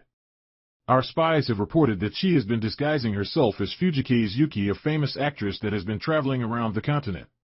Currently she is linked up with the remnants of her father's former samurai guards and has even gone as far as to hire some ninja from the mainland. We can also confirm that she still has the Hex Crystal, Fuyukuma Mizore informed. Interesting, Doto mused. And what of these ninjas she has hired? They're probably Nukenin Kakuyoku, Fubuki suggested. None of them are listed in the bingo books, and other than the fact that 2 of them seem to be siblings, judging by their hair they seem to be just some nobodies. What are you planning, Koyuki? Doto asked in thought. It's been 10 years, so why would you return now when you know that you will certainly be killed? In any case, I think we should intercept them before they decide to attack the fortress. Rogan spoke up. We will deal with the ninja personally. I want her brought to me alive, Doto told them. She and I have much to talk about. I want her to see the fortune of the Kazuhana clan when I take it, only for her to realize that her fate is already sealed. Land of Snow Mountain Range. Storm clouds were hanging in the sky over them as Naruto, Haku, and Hinata jumped from one ledge to the next through the snow-covered path in the mountains. Their objective was clear: they were to act as a vanguard and diversion for the main force to launch their assault on the enemy stronghold. A good plan, however, everyone knew that no plan survives contact with the enemy. Doto and his cronies had no doubt already been informed that they were here and would set up a trap. Menma-sama, we have company, Hinata shouted with her Byakugan active. I know, Naruto nodded.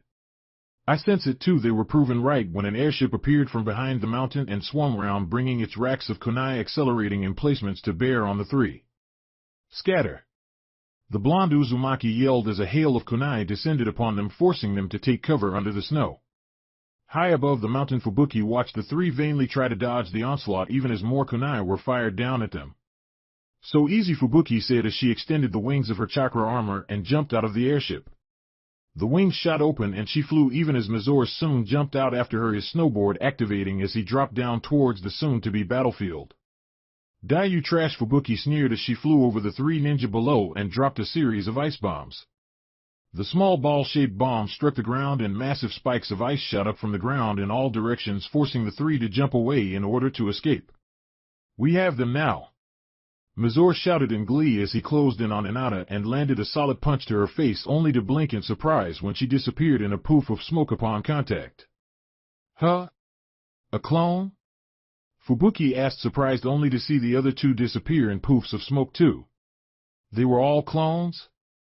She asked, suddenly worried as a 3-pronged kunai flew at her from the side only to ping off her chakra armor.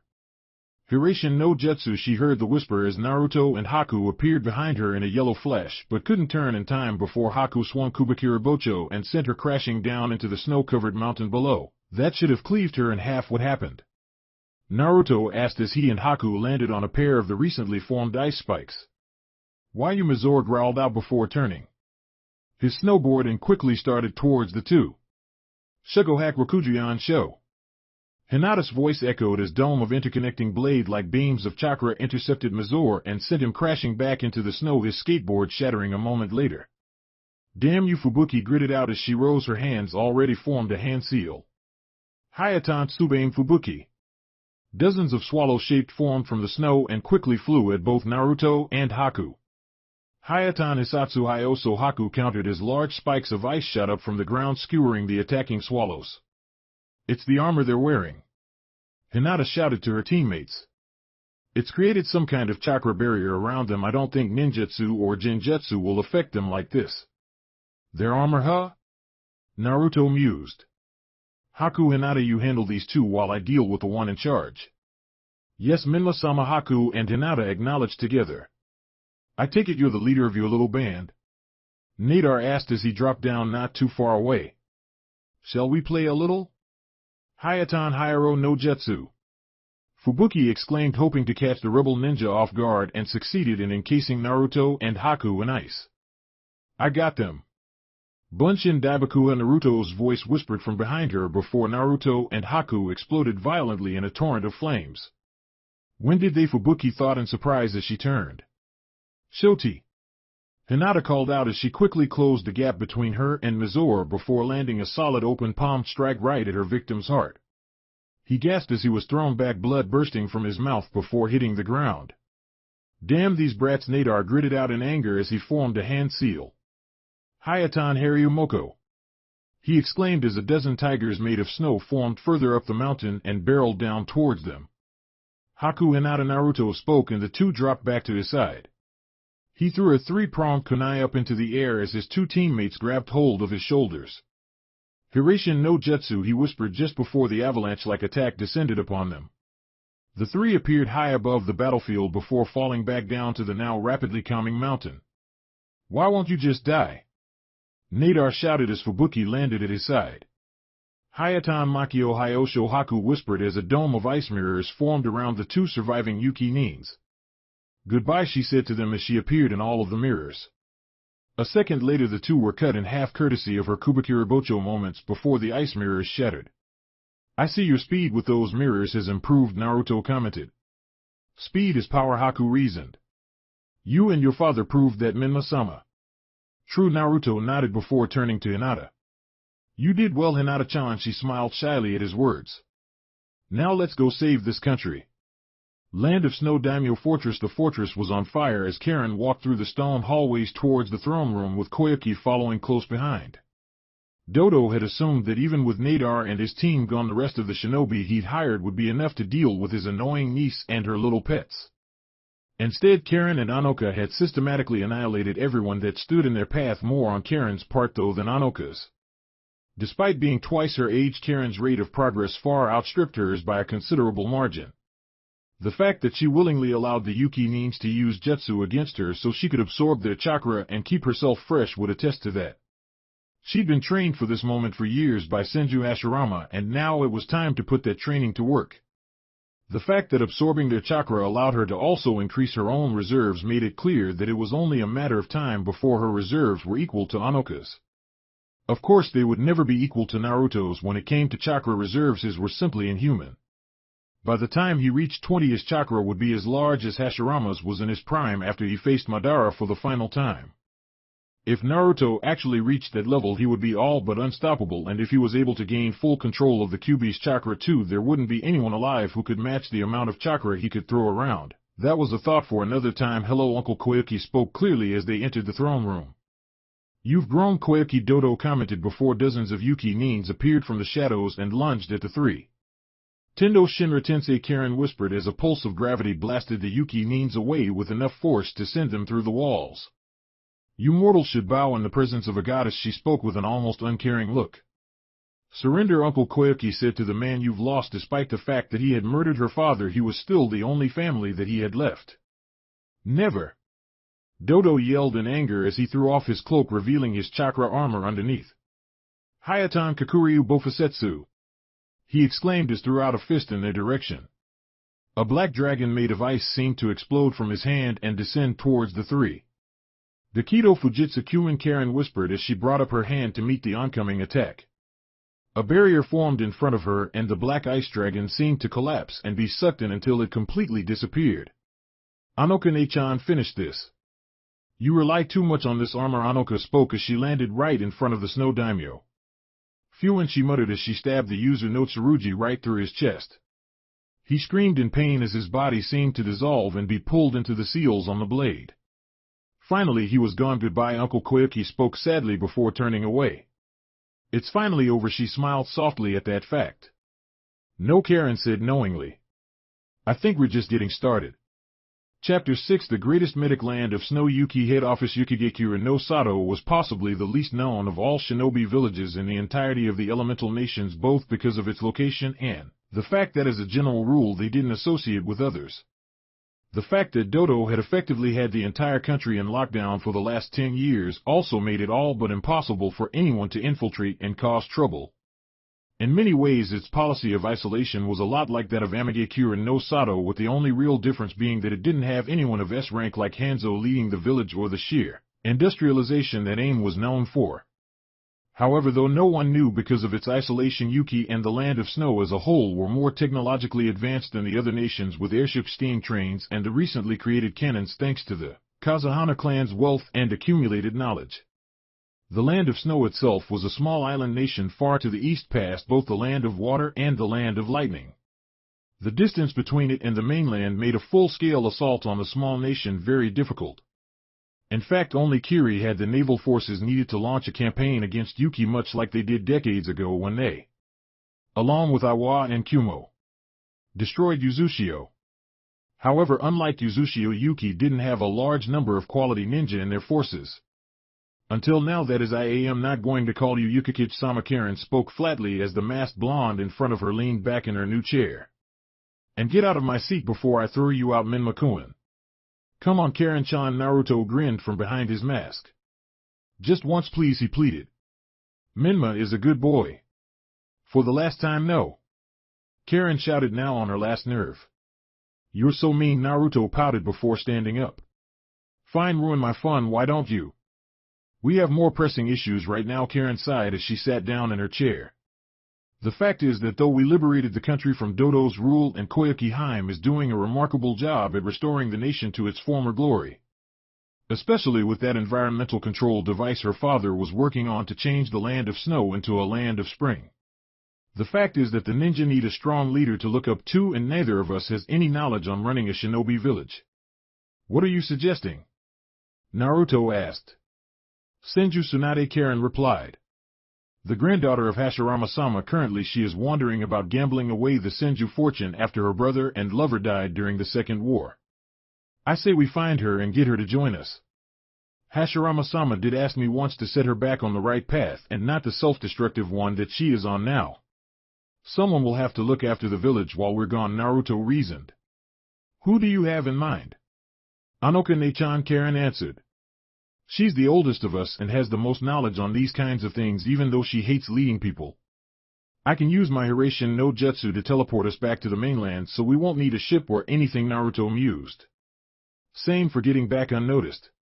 Oh, I almost forgot, Karin added before reaching under the desk and taking out a large scroll.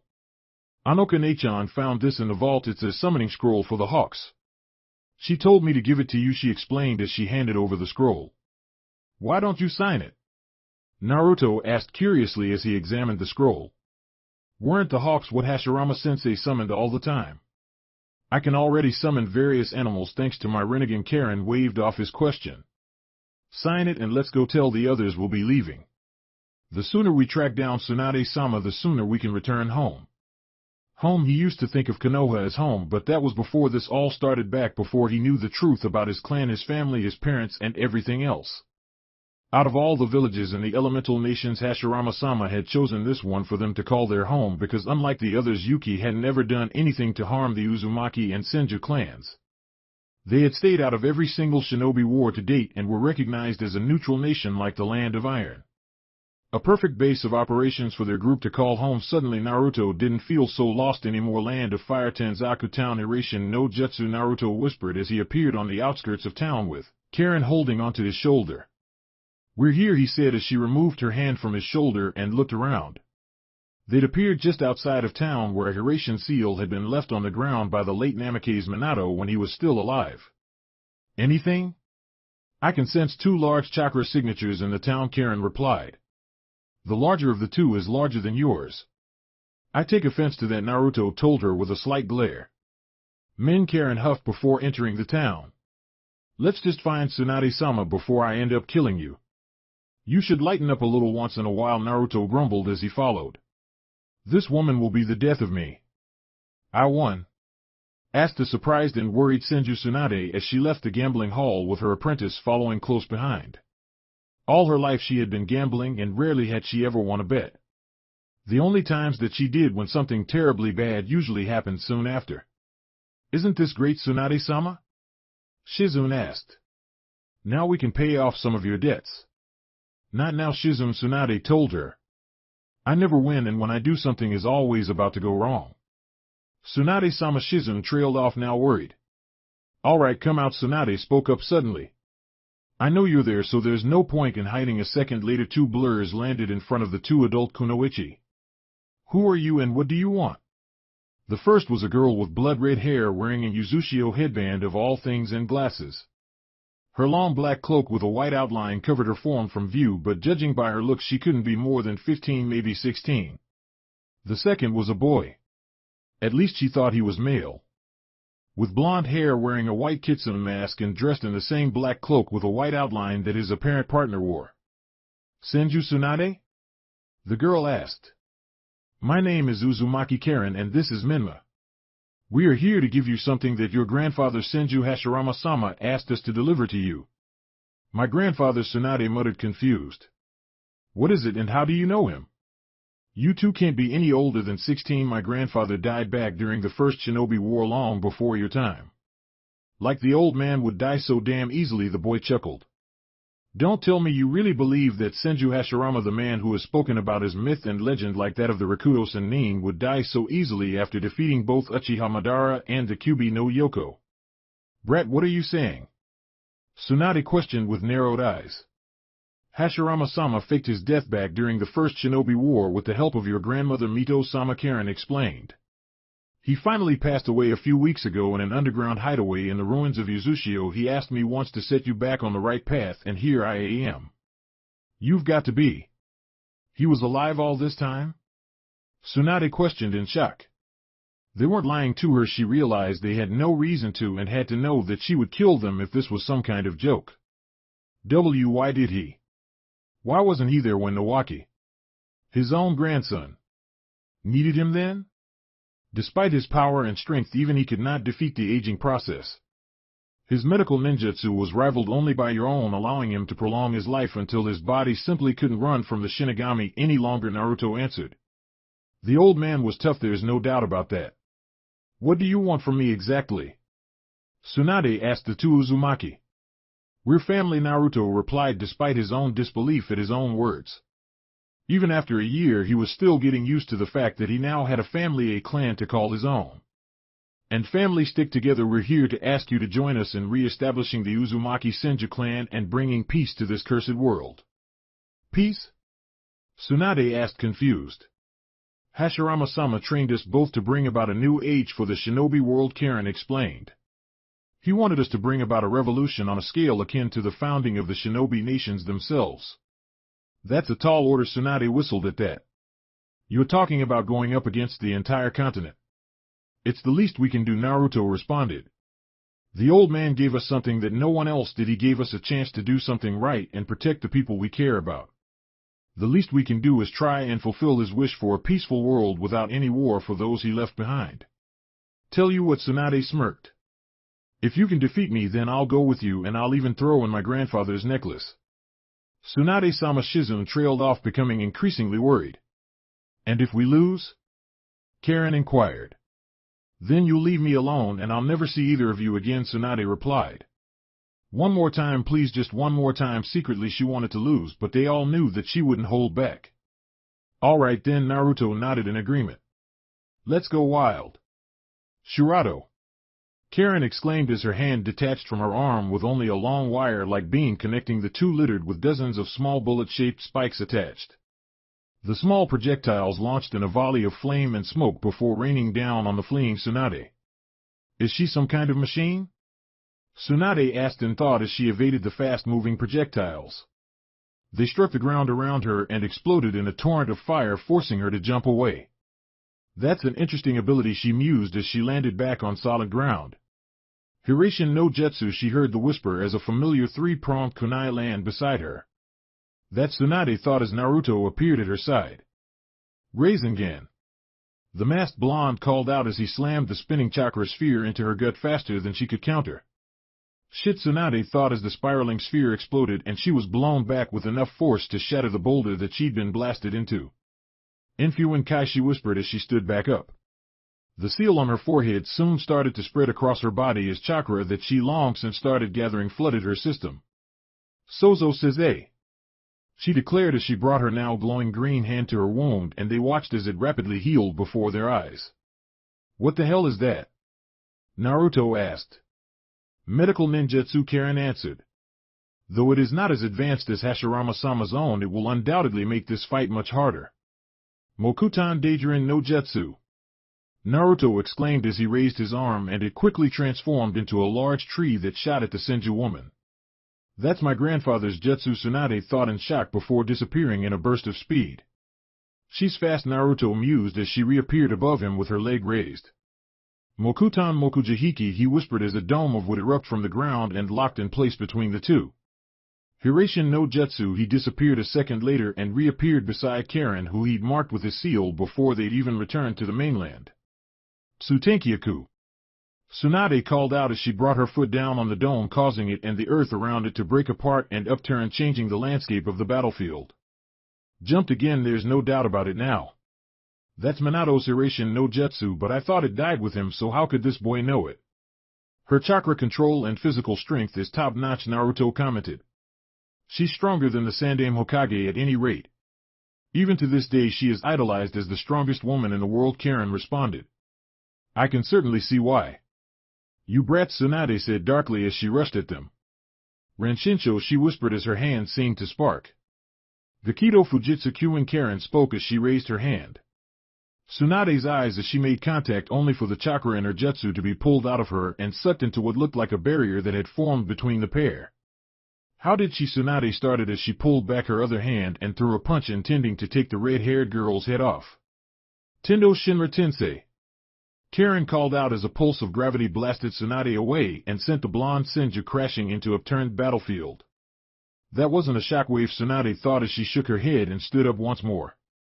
Just then Karin discarded her glasses, revealing her rippled purple eyes, causing the Senju woman to freeze at the sight of them. Those eyes, they can't be. Jiraiya was telling the truth after all. I think it's about time we ended this, Naruto spoke up. Who are you two exactly? One of you has my grandfather's bloodline and is able to do the same kind of Jakuken ninjutsu as the Yandaime Hokage, while the other has the Rinnegan of all things. I recognize those eyes that were said to be wielded by the Kami no Shinobi, the Rakudo Sannin, Tsunade questioned with a glare. We are the ones who will establish peace and order, Karin declared. Chikashoto Kuchios no Jutsu, she said clearly as she placed her hand down on the ground, causing seals to spread across the surface. A moment later Karin was standing atop the head of a large golden lion with a Rinnegan just like hers. A summoning? Tsunade thought as she bit her thumb and formed a hand seal. Kuchios no Jutsu. A second later the massive slug Katsuyu appeared behind her. Tsunade-sama? Why have you summoned me? Katsuyu asked. I am facing two kids with the bloodlines of my grandfather and the Rakudo Sannin. I can't afford to hold back even if they are kids, Tsunade replied. But that's, Katsuyu stammered in surprise at her summoner's words. I know it's not possible, but the proof is right in front of you, Tsunade countered. Kuchios no Jutsu. Naruto exclaimed as he jumped into the air and a large hawk appeared in a poof of smoke to catch him. So this is the human realm? It's been a while since I was last summoned here, the hawk commented. Is that Katsuyu Dano? I guess she's my opponent, huh? Sorry to call you to fight after just signing the summoning contract, but I need your help, Naruto said clearly. Why not? It's been a while since I've fought someone, the hawk almost seemed to grin as it looked back at the masked blonde riding on his back. The name's Takamaru, remember it? Call me Menma for now, Naruto smiled back from behind his mask. I'll tell you my real name when we're not out in the open like this. You're an interesting one, Takamaru mused before flapping his wings and then circling round to bear on the giant slug below. Let's go! Naruto shouted as they turned and dived. That's my grandfather's hawk summoning contract. It's been lost for decades, so how could he have it? Tsunade thought as she looked up at the descending hawk. Katsuyu, watch out, she spoke up with narrowed eyes as Karin's golden lion lunged at the giant slug. Zeshi Ninsen! Katsuyu bellowed as she unleashed a stream of acid at the attacking lion. Gakido Fujitsu Kyuin! Karin called out as she quickly absorbed the acid. So she's even able to absorb that kind of jutsu too, Tsunade mused as the lion bit into the slug's side and pinned her down. Get off of her! The blonde Senju shouted as she jumped up and landed a solid punch to the lion's jaw, knocking it away with incredible force. Mokuton Mokusatsu Shibari no Jutsu! Naruto exclaimed from above as Takamaru dropped from the sky and stopped just a few meters off of the ground. Naruto's arm changed into wood once again and sprouted off, wrapping around Katsuyu and retraining her in a wooden harness. Katsuyu! Tsunade shouted in surprise. Katsuyu Dabenretsu. A moment later, Katsuyu seemed to burst into hundreds of smaller slugs and fell through the gaps in the wooden restraint. That's enough, Tsunade said finally. We're finished here, she added a moment later. Are you giving up? Naruto asked as Takamaru landed. And it was just getting good too, Takamaru grumbled. You two are strong, Tsunade said with a small smile. And judging by the fact that you can use Mokuton, you must be a member of the Senju clan. The only other Mokuton user I know has about the same level of skill in using it that you have, but he's twice your age. Only a Senju can possibly wield the full power of that bloodline, so that makes you family. She had long since given up on family, and yet now that she thought about it, not only did she feel better than she had in years, but she also noticed that she hadn't even taken notice that she'd been covered in blood from her wounds earlier. It seems her fear of blood had disappeared too. So you'll come with us? Karin asked as she landed beside the Senju woman. Yes, Tsunade nodded as a worried Shizune approached. As soon as I give you something, she added as she took off her grandfather's necklace. I believe this belongs to you, she said as she handed it to Naruto once he dismounted from Takamaru's back. It was my grandfather's. You could buy a mountain with it, though my grandfather originally created it to aid him in suppressing the Biju. I see. Naruto nodded. Thank you, he said as he took the necklace and put it on. Are you sure about this, Tsunade-sama? Shizune asked her master. It's all right, Shizune. Tsunade smiled back over her shoulder. I think this is what my brother and your uncle would have wanted. Okay, Shizune nodded with a knowing smile. Let's go home, Naruto offered. Chapter 7 9 Years Land of Rain. Akatsuki Tower. Amigakure no Sato was the most industrialized of all shinobi villages and was perhaps the most infamous. The legendary salamander Hanzo had protected and led this village through the last 3 shinobi wars and was the only real reason it was still standing. Despite being a small nation that was often used by the larger powers to do battle, it was now incredibly difficult to even enter the country ever since it had gone into lockdown. That was why when the god of pain Uzumaki Nagato and his angel Konan had come and killed Hanzo along with all of his supporters, none of the other nations even knew that there was a new leader in aim. Nagato had gone further, creating an alias for himself called Pain, whom had originally founded the Akatsuki with Konan and their friend Yahiko. Now after Yahiko's death, their benefactor, a man calling himself Uchiha Madara, had come to them with a plan to break the chains of hatred that had consumed this cursed world. They would capture the 9 Biju and seal them away inside the Geto Mazo, a monstrous statue that could be summoned with the Renegade's outer path. Once sealed, Nagato could then use the captured Biju in the statue to create a weapon so powerful it could destroy a nation in an instant. By supplying this weapon to different factions, its use would make everyone scared to go to war or risk total annihilation as a result. That plan had a rather significant setback, however. The Kyuubi Jinchuriki died a year ago, so that means that it will be 8 more years before it reforms. With the death of the Sanbai Jinchuriki that was also killed last year during the recent Kiri Civil War, the Sanbai should be reformed within 2 years. We will capture and seal the Sanbai as soon as it reforms before Kiri can reclaim it. That way our actions will go unnoticed. Pain spoke clearly to the other holographic members of their organization, the Akatsuki. And when do we move? Haiden asked, annoyed. Jashin-sama demands sacrifices. We will continue to act as a mercenary group for now, and in 7 years we will begin hunting the Biju. By the time that the Kyuubi reforms, we will have already captured the rest of the Biju, Pain replied.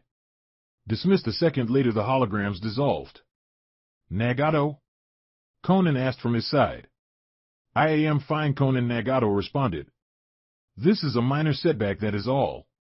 Indeed, spoke Uchiha Madara from the shadows. I didn't think that the Jinchuriki would disappear like this after living in Konoha after the Kyuubi attack for 12 years. It is merely an addition of time, Pain countered. We will still capture the Biju, it will just take us a bit longer to accomplish our goals before we are to bring peace to this world. You are a fool, Nagato thought Madara as his Sharingan glowed through the eye hole in his orange spiral mask. There is no peace other than the moon's eye plan imagines of his old life as Uchiha Obito flashed through his mind at that. I will create a world where you are alive, Rin. Summon realm Shikatsuran summon creatures are incredibly hard to find because they don't really live in the outside world where shinobi are constantly at war.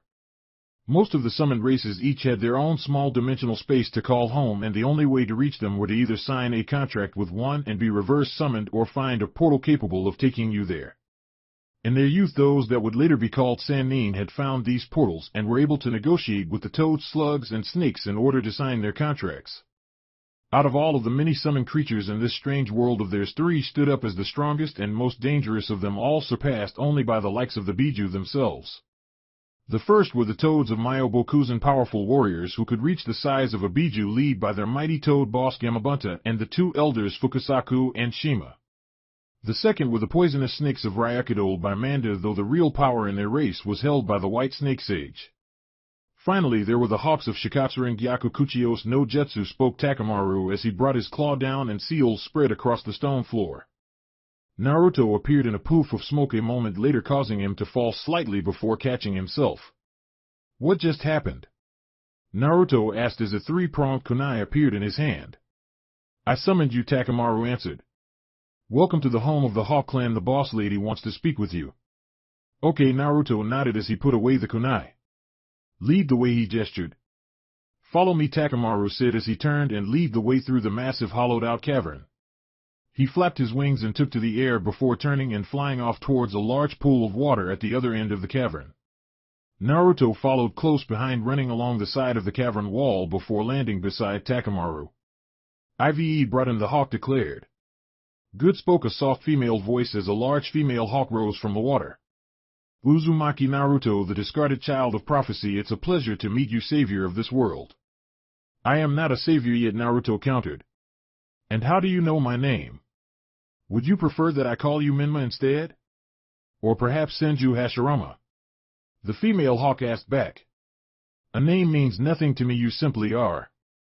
I am Setsuna, the current leader of the Hawk clan, and as our summoner I expect great things from you, just like my mother expected much the same from him. Doesn't everyone? Naruto muttered. What did you call me here for? I am going to train you to complete your destiny, Setsuna replied. As powerful as you are still not strong enough to complete the task that has been given to you. So as our summoner I expect you to be the best there is. To that end, I will personally train you in the hidden arts of our clan. I will train you in Senjutsu here in our home. Senjutsu? Naruto asked, having not heard of the term. It is the power of the world itself, Setsuna explained. Those who master it are granted the title of sage like the Rakudo Sannin of old. Do you wish to learn, summoner? Yes, Naruto nodded. Then shall we being? Jinchuriki sealed Naruto's mindscape. It had been 4 years since he'd left Konoha and 3 since he'd joined Yuki. A now 16-year-old Naruto stood before the massive steel gates of the seal, imprisoning the massive and dangerous Kyuubi no Yoko without his mask on. He'd grown by leaps and bounds since leaving Konoha, and now here he was ready to take the next big step on the road to greatness. Spooky glare as usual, Naruto commented upon seeing the fox. Naruto, you, the Kyuubi trailed off with narrowed eyes. What are you plotting? He asked as Naruto ripped off the paper seal on the gate and threw off his cloak. Shut up and let me concentrate. Damn it, Naruto countered as he lifted his jacket and exposed the seal on his stomach. Here we go, he muttered as he pulled back the sleeve on his right arm, revealing the key seal he'd received from his father's clone 4 years ago. You, the Kyuubi mused with widening eyes as the seal unraveled. I see, he said as the last of the seal dissolved and he smashed open the steel gates. You've made one big mistake, Naruto. The fox shouted as he let loose a shockwave that shattered the sewer like mindscape, turning it into a black void with a wet floor. I can take you on, Naruto countered. And what about the real you? The Kyuubi sneered with amusement. The real me? Naruto asked, confused. He means me, answered a dark and twisted voice from behind him. What? Naruto thought in surprise. He hadn't expected to encounter anyone else in here besides the fox, so it came as quite a surprise when he saw another him with red demonic eyes and covered in the Kyuubi's chakra with 3 tails. Who the hell are you? He questioned the clone. I am you, the demon, Naruto replied. I am the real you. You'd need to deal with your real self first before even attempting to gain control of my power, the Kyuubi chuckled darkly. But that doesn't matter anymore because I am going to kill both of you right here and now. This isn't going to be easy, Naruto thought as he watched the start to gather red and blue chakra spheres into a large black ball at its mouth. Oh shit. By Jidama. The Kyuubi bellowed as he unleashed the compressed chakra sphere at the two parts of his Jinchuriki. Jikuken Kekai. Naruto countered as he brought up a three-pronged kunai. The sphere slammed into the barrier and was sucked in before Naruto turned and released the sphere behind him right at the Dark Naruto. The Dark Naruto. Yami's eyes widened as he pulled on more of the Kyuubi's chakra even as the sphere engulfed him and exploded in a dome of destructive power. The Kyuubi really is on a different level than the other Biju. You're going to pay for that. Yami shouted in anger as the smoke cleared. He was now encased in a red haze of chakra that covered his form completely, even his face was now a black mask with white eyes. For tails swayed behind him and judging by the bubbling around him it was only a matter of time before he started sprouting even more tails. I have to take them out one at a time or I can't win, Naruto thought as he formed a series of hand seals. Mokuton Mokuryu no Jutsu.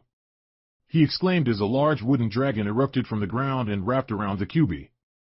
This is the Kyuubi snarled in anger as he bit down on the wooden dragon only for it to quickly drain his chakra at an alarming rate. Damn you, Naruto. Now to deal with the other one, Naruto thought as he turned to the now attacking Yami. Kage Bunshin no Jutsu, he whispered as a pair of clones appeared at his side. The three quickly brought their hands together and formed a small spinning chakra ball in the original's hand. A bell-like screech echoed throughout the mindscape as wind chakra was soon infused into the spiraling sphere, creating spinning white blades around the middle of the ball. Yoko Rasengan. Yami roared as he formed a red demonic chakra sphere of his own in his right hand. Futon Rasengan. The original Naruto called out as the two attacks clashed.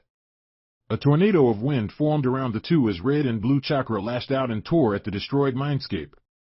After a moment the winds died down, revealing both Naruto and Yami standing with their hands extended and their backs to each other. After a moment of silence Yami dropped to his knees still covered in the Kyuubi's chakra as a fifth and sixth tail formed, followed soon by a white bone exoskeleton. I can't lose here, Yami stammered as the chakra started to quickly overpower him. Mokuton Kakwan Nitten Suishu. Naruto exclaimed as a seal appeared on his hand and 10 wooden pillars rose up around cubified Yami. It's over for you, Naruto declared as he slammed his hand into the back of his darker self. A green line formed between as he jumped back to avoid Yami's chakra tails and the pillars quickly pinned him down. Damn it, Yami yelled out as his body shattered and was pulled into Naruto through the green chakra line. One down, Naruto declared as he turned towards the Kyuubi. One to go. You, the Kyuubi trailed off in anger. You think I'll just submit to you without a fight? I am going to rip you to shreds. He shouted as the wood dragon shattered around him.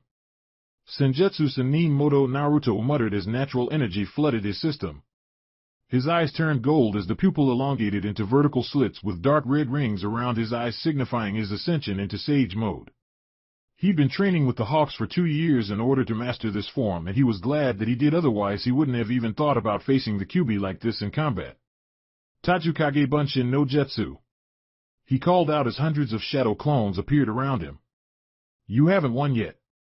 The Kyuubi snarled as Naruto jumped high into the air with a pair of clones. The two clones quickly brought their hands together like they had done before and formed a familiar chakra ball. Again wind chakra was infused into it to create the echoing bell-like screech, however unlike before the wind blades on the sphere elongated, taking the appearance of a shuriken. Futon Raisin Shuriken. Naruto exclaimed as he threw the chakra shuriken right at the Kyuubi. The demon fox watched with wide eyes as the shuriken closed in and hit him in the nose before expanding into a rotating ball of wind and power that seemed to encompass his entire body. Now! The original Naruto shouted to his clones. The wind ball exploded, blowing the Kyuubi back, however a ghostly form of the fox's chakra remained which the clones quickly pulled into themselves before dispelling. Naruto landed as the last of the chakra and his clones was dispelled and was returned to him. A golden flame-like chakra shroud enveloped his form along with a seal matrix stretching from his stomach to his shoulders, forming a necklace of Magatama around his neck. The familiar key seal stretched from his shoulder down to his palm just like before he opened the seal. You that formed the Kyuubi trailed off in both anger and surprise. The Rikudo Sannin? This chakra is Naruto said before shaking himself before bring the key seal to his new Jinchuriki seal. Phew, he whispered as he turned the seal. Several tori dropped from the void above and quickly pinned the Kyuubi to the wet floor, causing him to snarl and thrash as the tori interlocked, forming a cage around the defeated tailed beast. I won't forget this, Naruto. The Kyuubi roared as it sank back into the darkness behind the new seal. I am sorry, Kyuubi, but I am going to have to ask you to wait just a little longer, Naruto said as he turned away. Just hang in there and someday you'll be free again. You humans never say what you really mean, the Kyuubi snarled from the darkness. Maybe that's true, Naruto admitted. But you've known me for my entire life. You should know by now that I prefer to let my actions speak for me better than my words ever could. A moment later he was gone. Old man Rakuto the Kyuubi. Kurama mused silently. Could he be the one you spoke about? Land of Fire Konoha Training Ground 7. A 21-year-old Uchiha Sasuke stood in front of the memorial stone staring at the name of the one person he would forever think of as a hero. His best friend and rival had died almost 9 years ago to the day, and it was all because he was too weak to save him back then. Haruno Sakura and Sarutobi Konoamaru were no doubt waiting at their meeting spot over on one of the southern bridges in the village that had been built to cross over the street that ran through the village. As for Kakashi, back again, Sasuke? The now 35-year-old Hatake Kakashi asked as he approached his prized student.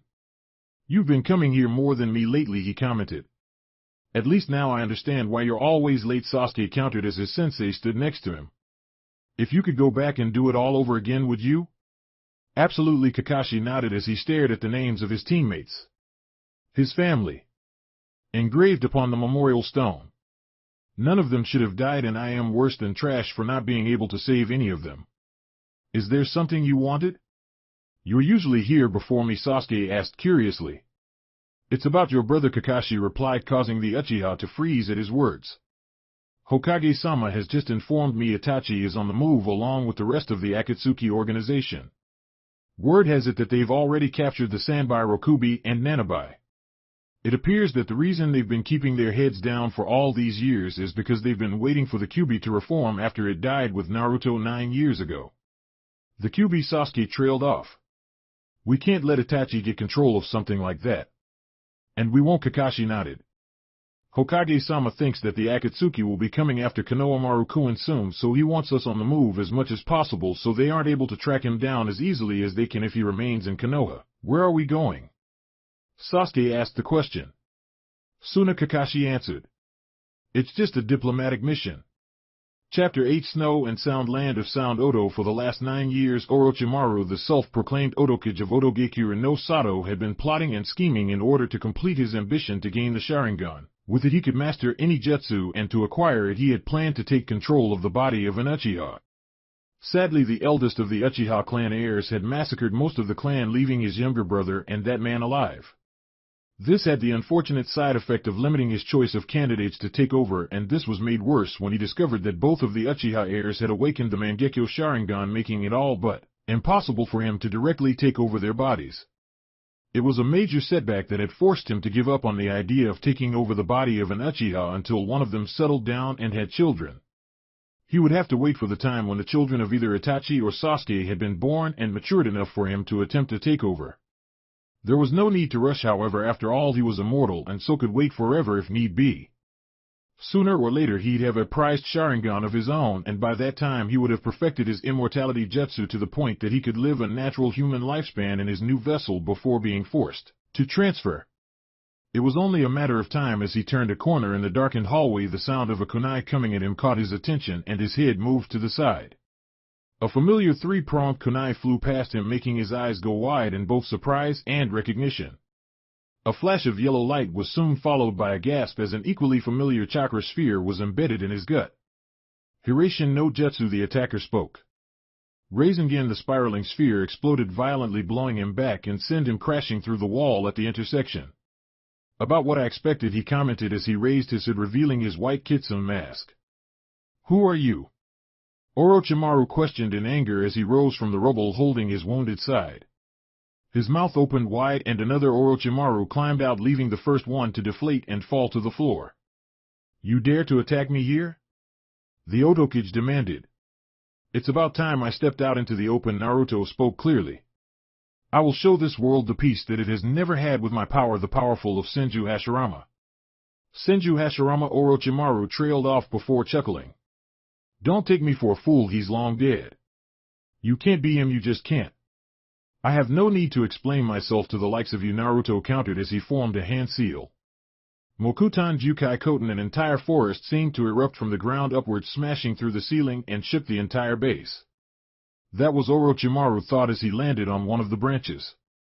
There's no doubt about that was a Mokuton Jutsu created by the Shodai Hokage. Judging by the blonde hair, he must be related to Tsunade. Did she secretly conceive a child while away from Konoha? Shall we continue? Naruto asked from one of the nearby branches. Ninjendo, Karin whispered as she forcefully ripped out the souls of Jirobo, Sakan, and Yukon. You should all bow in the presence of a goddess, she spoke calmly as if she had not just ended 3 lives like they were nothing. Who the hell are you, bitch? Tayuya questioned with anger in her voice.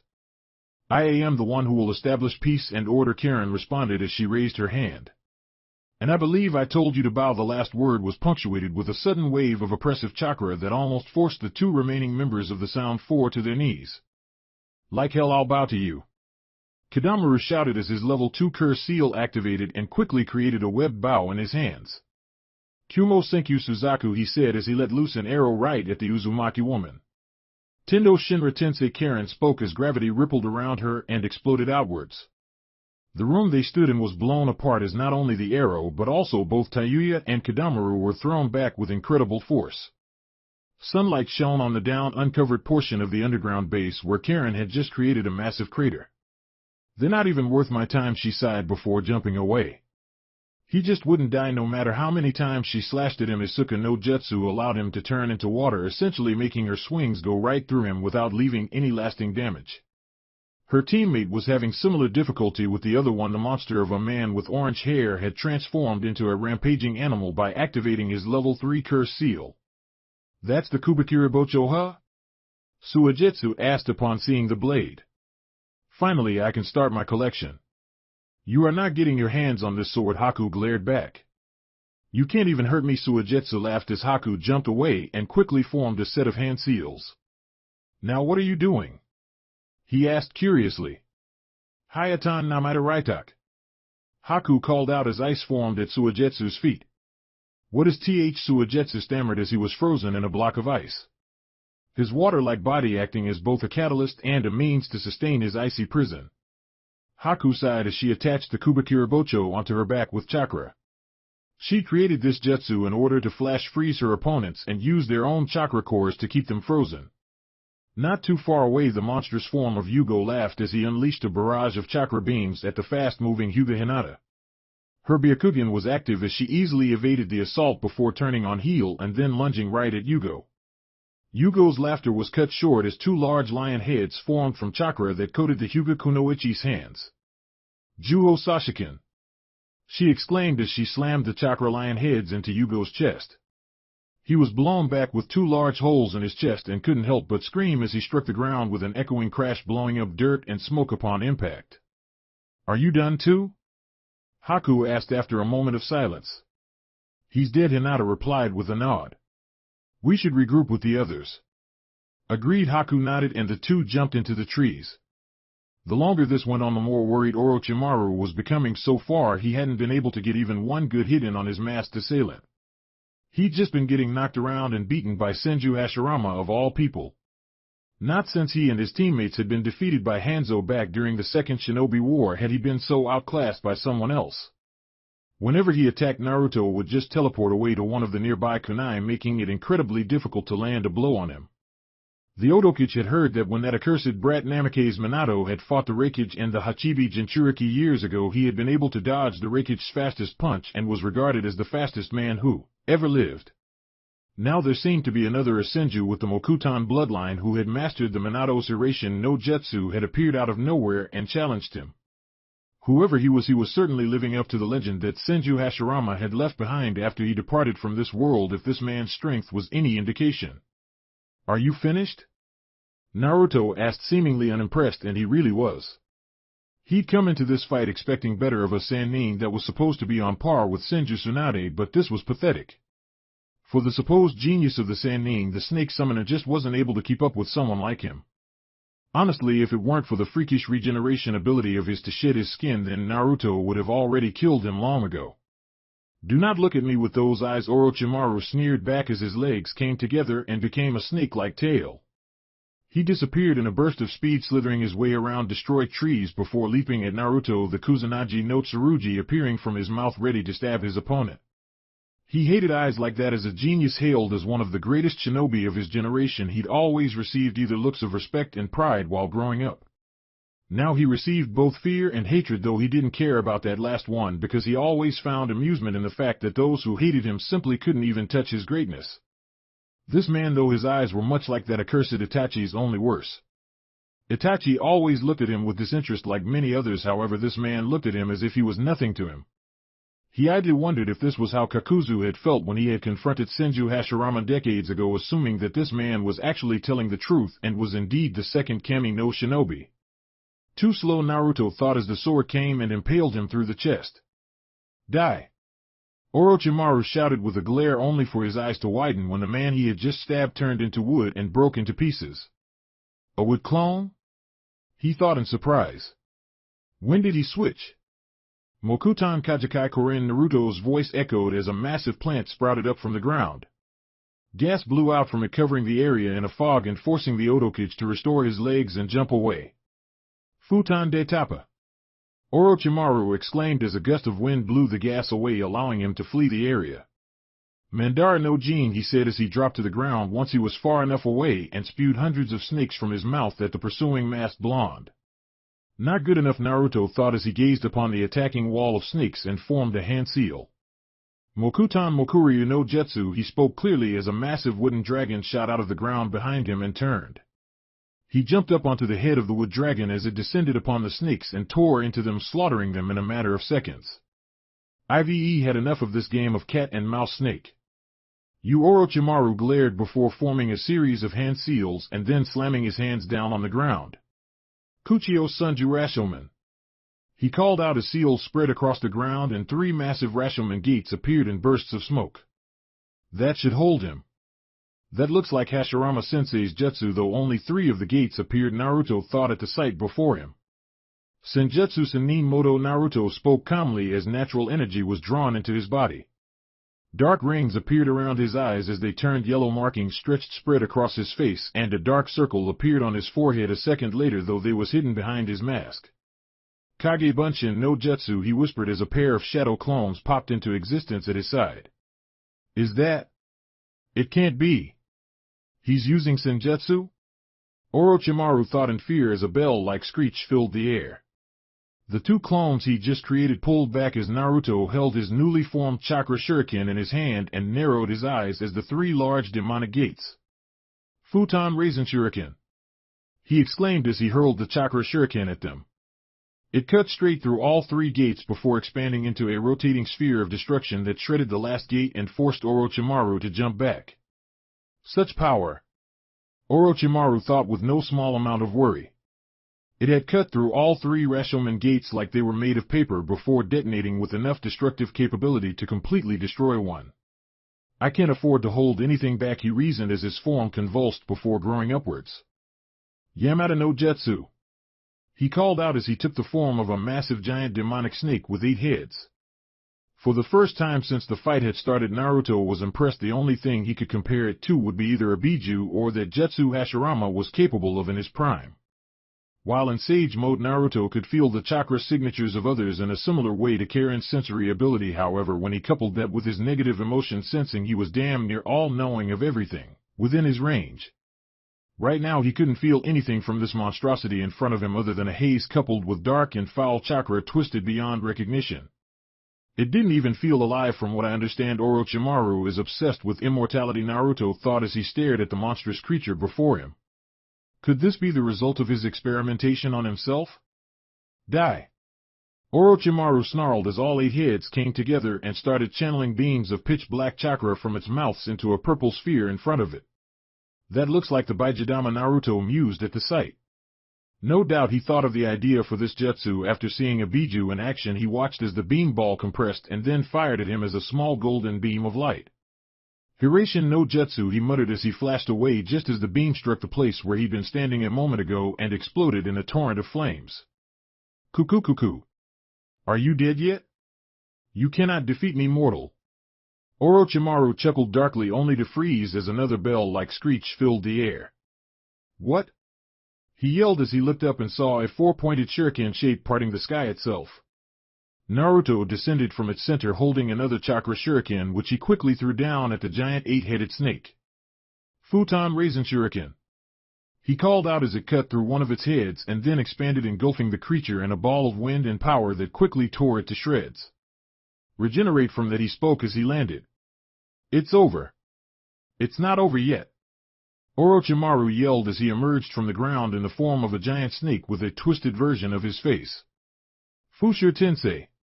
He dived right at Naruto and engulfed his body whole in one swift motion.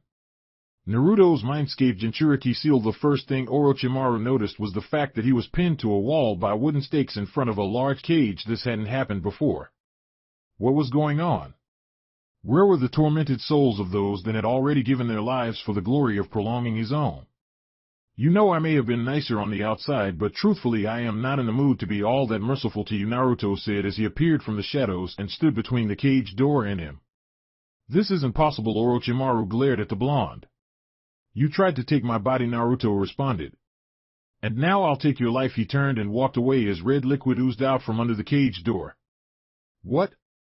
Orochimaru asked in surprise and growing fear as two red eyes and a terrifyingly white smile appeared in the darkness behind the cage door. Wait! You can't do this to me! He shouted at the masked blonde. That's he trailed off as he saw what looked like a massive demonic fox with 9 tails inside the cage. The Kyuubi, but you can't be the Kyuubi. Brat died 9 years ago. Goodbye, Orochimaru, Naruto whispered as he kept walking until he was out of sight. You can't do this to me. I am immortal.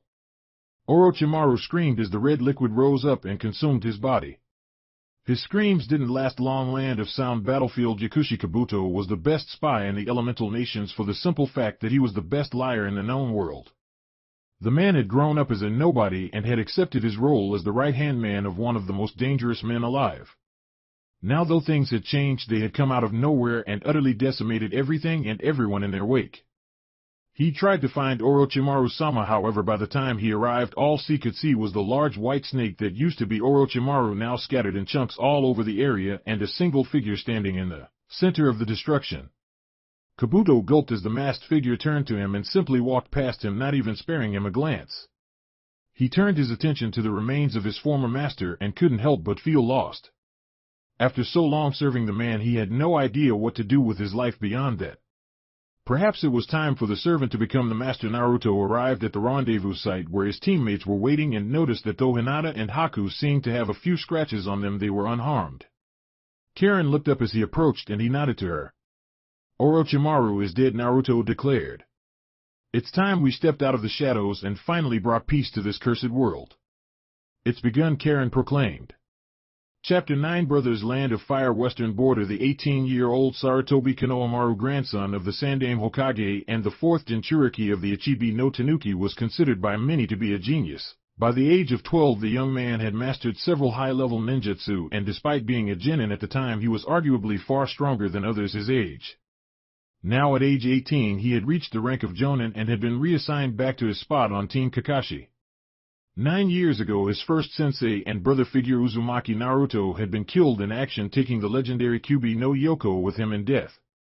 Initially he'd been both angry and scared, blaming those that were now his teammates for his Inisan's death, but he'd moved on since then and forgiven them after finding out all of the details of that day. Since the Ichibi attack 8 years ago and its subsequent sealing within his body by his grandfather to protect Konoha, he'd been training constantly in order to gain better control of its power. However, it was a slow process since the seal that had been used to imprison the Sand Demon was the Shiki Fujin, the strongest Fuinjutsu in the known world. The seal allowed some of the Ichibi's chakra to leak into his chakra core, greatly increasing his chakra reserves at an alarming rate. However, that was all it did. Unlike the current Kazekage Sabaka no Gaara, who used to be the Ichibi Jinchuriki before him, his seal was actually far more powerful and restrictive to the demon within than the one Gaara used to have. Gaara's seal was almost non-existent, allowing the Ichibi Shikaku to exert a rather disturbing amount of torture on his Jinchuriki. This resulted in nightmares, whispers of killing, and even going as far as to take direct control of Gaara's body whenever he fell asleep. On the positive side, it also granted him the ability to control sand to a degree only rivaled by Senju Tobirama's control over water. He also gained an automatic defense in the form of a sand barrier controlled by Shikaku that would constantly be thrown up whenever his Jinchuriki, and by proxy himself, was attacked. Konoamaru's seal, on the other hand, restricted Shikaku from doing any of those things. The young Sarutobi had been glad that he wouldn't have to stay awake forever and constantly have the sand demon talking in his head all the time. However, he did find it annoying that he wouldn't be able to control sand like Gaara was capable of. It would certainly be useful, especially considering Gaara was regarded as the strongest Kazekage of them all because of his talent. In regards to Konoha, the village he was named after, the civilians hated him and the ninja hated the Ichibi within him. He had their respect as a shinobi, and as the grandson of the Sandaime Hokage he was acknowledged by the villagers. However, his relations with those outside of his team were strained. Only his teammates, the Godaime Hokage Tenzo and the strange Hyuga girl Hanabi, who kept following him around when not on missions, ever treated him like a normal person. Thankfully, Jiraiya-sama had taken to training him, even going so far as to allow him to sign the Toad summoning contract. He knew the Toads were one of the 3 most powerful summons in existence because they could do some strange jutsu that he hadn't heard of before, and it made them ridiculously strong. He couldn't wait to learn that. Is it just me, or is it hot out here? Sakura asked. Of course it's not you, Konoamaru replied without thinking. We're almost to the desert, so of course it's going to get hotter. Sadly, the only words the Pinkette caught were not you and get hotter, so naturally she took it the wrong way. The punch came out of nowhere, smacking the teenage Sarutobi across the jaw, sending him crashing into a nearby tree. Though her chakra control was perfect and her reserves were larger than they were years ago, she just couldn't duplicate the legendary physical strength of Senju Tsunade. In another life, that single punch would have damn near killed Konoamaru. However, that was not the case here, since she'd been reassigned from her previous posting on Team Kurenai. After being placed under the command of Yuhi Kurenai at the age of 13, she'd been taught many a genjutsu and had even dabbed into a bit of medical ninjutsu. Because of this, she had quickly rose to the rank of Chunin at the age of 14 and had remained there ever since, opting not to take the Jonin exams until she felt that she was ready. She'd come a long way from her Genin days as a useless fangirl idiot. Sakura gritted in annoyance.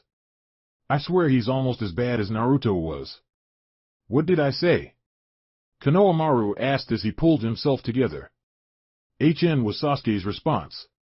You're all a barrel of laughs, a familiar voice said in amusement from behind them.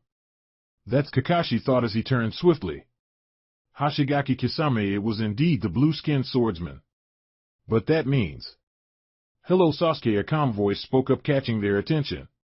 Itachi. Sasuke trailed off as his older brother stepped out from behind a nearby tree. It wasn't easy finding you, Ichibi, Kisame commented. But you see my blade. Samahata. Just loves powerful chakra. It was rather persistent in tracking down you. Very tasty scent. I am afraid you're going to have to become food for Samahata now. Don't worry though, we won't kill you. Surrender, the Ichibi Itachi demanded calmly. We only need the Jinchuriki alive, the rest of you can disappear. Kakashi. Sasuke spoke over his shoulder as he kept his eyes on his older brother. I'll handle Itachi. Sasuke, Kakashi warned. I am the only one who can fight him, Sasuke reasoned. All right, Kakashi nodded. Sakura, Konoamaru, you two come with me, he ordered, and then jumped up into the trees with the other 2 following close behind. Kisame, go after them, Itachi ordered. Do not let the Ichibi escape. Sure, Kisame said with a grin as he took off after the fleeing Konoha nins. Now Sasuke. Itachi trailed off as he locked eyes with his brother. Your eyes have matured enough. I will enjoy taking them for myself and awaken the eternal Mangekyo Sharingan. If you want my eyes, Sasuke countered. Then come and claim them. Their Sharingan shifted into their respective Mangekyo forms, and they both whispered the word Tsukuyami. Konoamaru will attack him together, Kakashi spoke as they jumped from tree to tree. Sakura, hang back for now, we might need you in a minute. Yes, Sensei, Sakura nodded in reply. Now! Kakashi shouted as he landed on the branch of a tree and immediately turned around. He launched himself back at the pursuing Kisame even as Konoamaru followed, a shuriken in his hand. His jump was slightly to the side as he threw the small projectile, his hands rapidly forming seals. Raikiri. The gray-haired former Umbu captain exclaimed as lightning encased his fist and he thrust it out at the Kiri Nuke. Not bad, Kisame commented as he blocked with Samahata. The lightning died immediately and the chakra behind it almost seemed to be pulled into the now giggling sword. But ninjutsu is useless against someone like me. He laughed as he pulled back the blade, shaving some of the skin off of the copy nin's palm. Shuriken Kage Bunshin no Jutsu. Konoamaru called out as the shuriken he had thrown at Kisame suddenly became 20, forcing him to pull back. You're not getting away. The teenage Sarutobi shouted as he formed another set of hand seals and took a deep breath. Katan Hazakisho. He exhaled a cloud of black powder from his mouth which engulfed the fleeing swordsman. The powder burst into flames a moment later in a fiery blaze even as Konoamaru formed another hand seal. This kid is pretty good, Kisame mused as the flames were absorbed by Samahata. But not good enough, he laughed as he felt his sentient sword start to merge into his back. Kage Bunshin no Jutsu, Konoamaru muttered, and a single shadow clone appeared at his side. Rasengan! He exclaimed as he lunged at Kisame with a spinning chakra ball in hand. I need to thank Kakashi-sensei for teaching me this jutsu, he thought as he closed in, only for him to suddenly and violently be blown back by a massive blast of water. What the Konoamaru stammered in surprise as the water washed over the area engulfing him and his teammates. A Suiton jutsu on this scale as Kakashi trailed off in thought at the sight. Suiton Daibaku Sui Shoha. Kisame laughed as the water took the shape of a massive dome. He appeared in front of them swimming through the water, and though their vision was obscured they were able to make out his new appearance. Is that Kisame? Kakashi thought in surprise. The swordsman was no longer holding his sword and had seemed to have transformed into a human-sized blue shark with fins and gills. His chakra has merged with that of his sword. Could he have bonded directly with it? He really is a monster. Sakura thought at the sight. Die! Kisame yelled through the water as he rapidly closed in on his prey. I have no choice, Kakashi mused darkly and formed a hand seal. His left eye, the Sharingan, changed and shifted into its Mangekyo form much to Kisame's surprise. Kamui, he whispered into the water as time and space distorted in the center of the dome. What the Kisame stammered in surprise, the water was pulled and forcing him to flee the dome. This bought enough time for Kakashi, Sakura, and Konoamaru to escape also. That was Itachi's level of jujutsu, the monster shark mused as Samahata detached itself from his body and he returned to human form. Are you alright, Kakashi-sensei? Sakura asked worriedly. I am fine, Sakura, Kakashi replied, though sweat was now pouring down his forehead. I can't use that jutsu all the time, he mused calmly. The key to his strength seems to be his sword. If I take that out, then Konoamaru should be able to finish the job. You little punks, Kisame grinned as he brought Samahata to his side and charged forward. Kamui, Kakashi whispered as he focused on the arguably sentient sword. Space and time distorted as the sword was pulled into the artificial vortex he created at its handle. The fuck, Kisame yelped in surprise as he was forced to drop his prized sword. A second later the blade vanished along with the rupture in space-time that had formed, leaving him without a weapon, greatly angering him. You son of bitch! He yelled as he formed a series of hand seals. Kakashi-sensei! Sakura screamed in worry as Kakashi fell face first onto the ground. She rushed over to him and quickly checked him over. He's used up a lot of chakra, she thought before throwing his arm over her shoulder and pulling him up. Get out of here! I'll hold him off. Konoamaru shouted to his pink-haired teammate over his shoulder. But Sakura started. Go! Konoamaru shouted again. Damn it, Sakura thought before she turned around. And jumped back into the trees with an unconscious Kakashi slung over her shoulder. Suiton Daikoden no Jutsu. Kisame bellowed as a huge water shark formed behind him and then descended upon the teenage Sarutobi.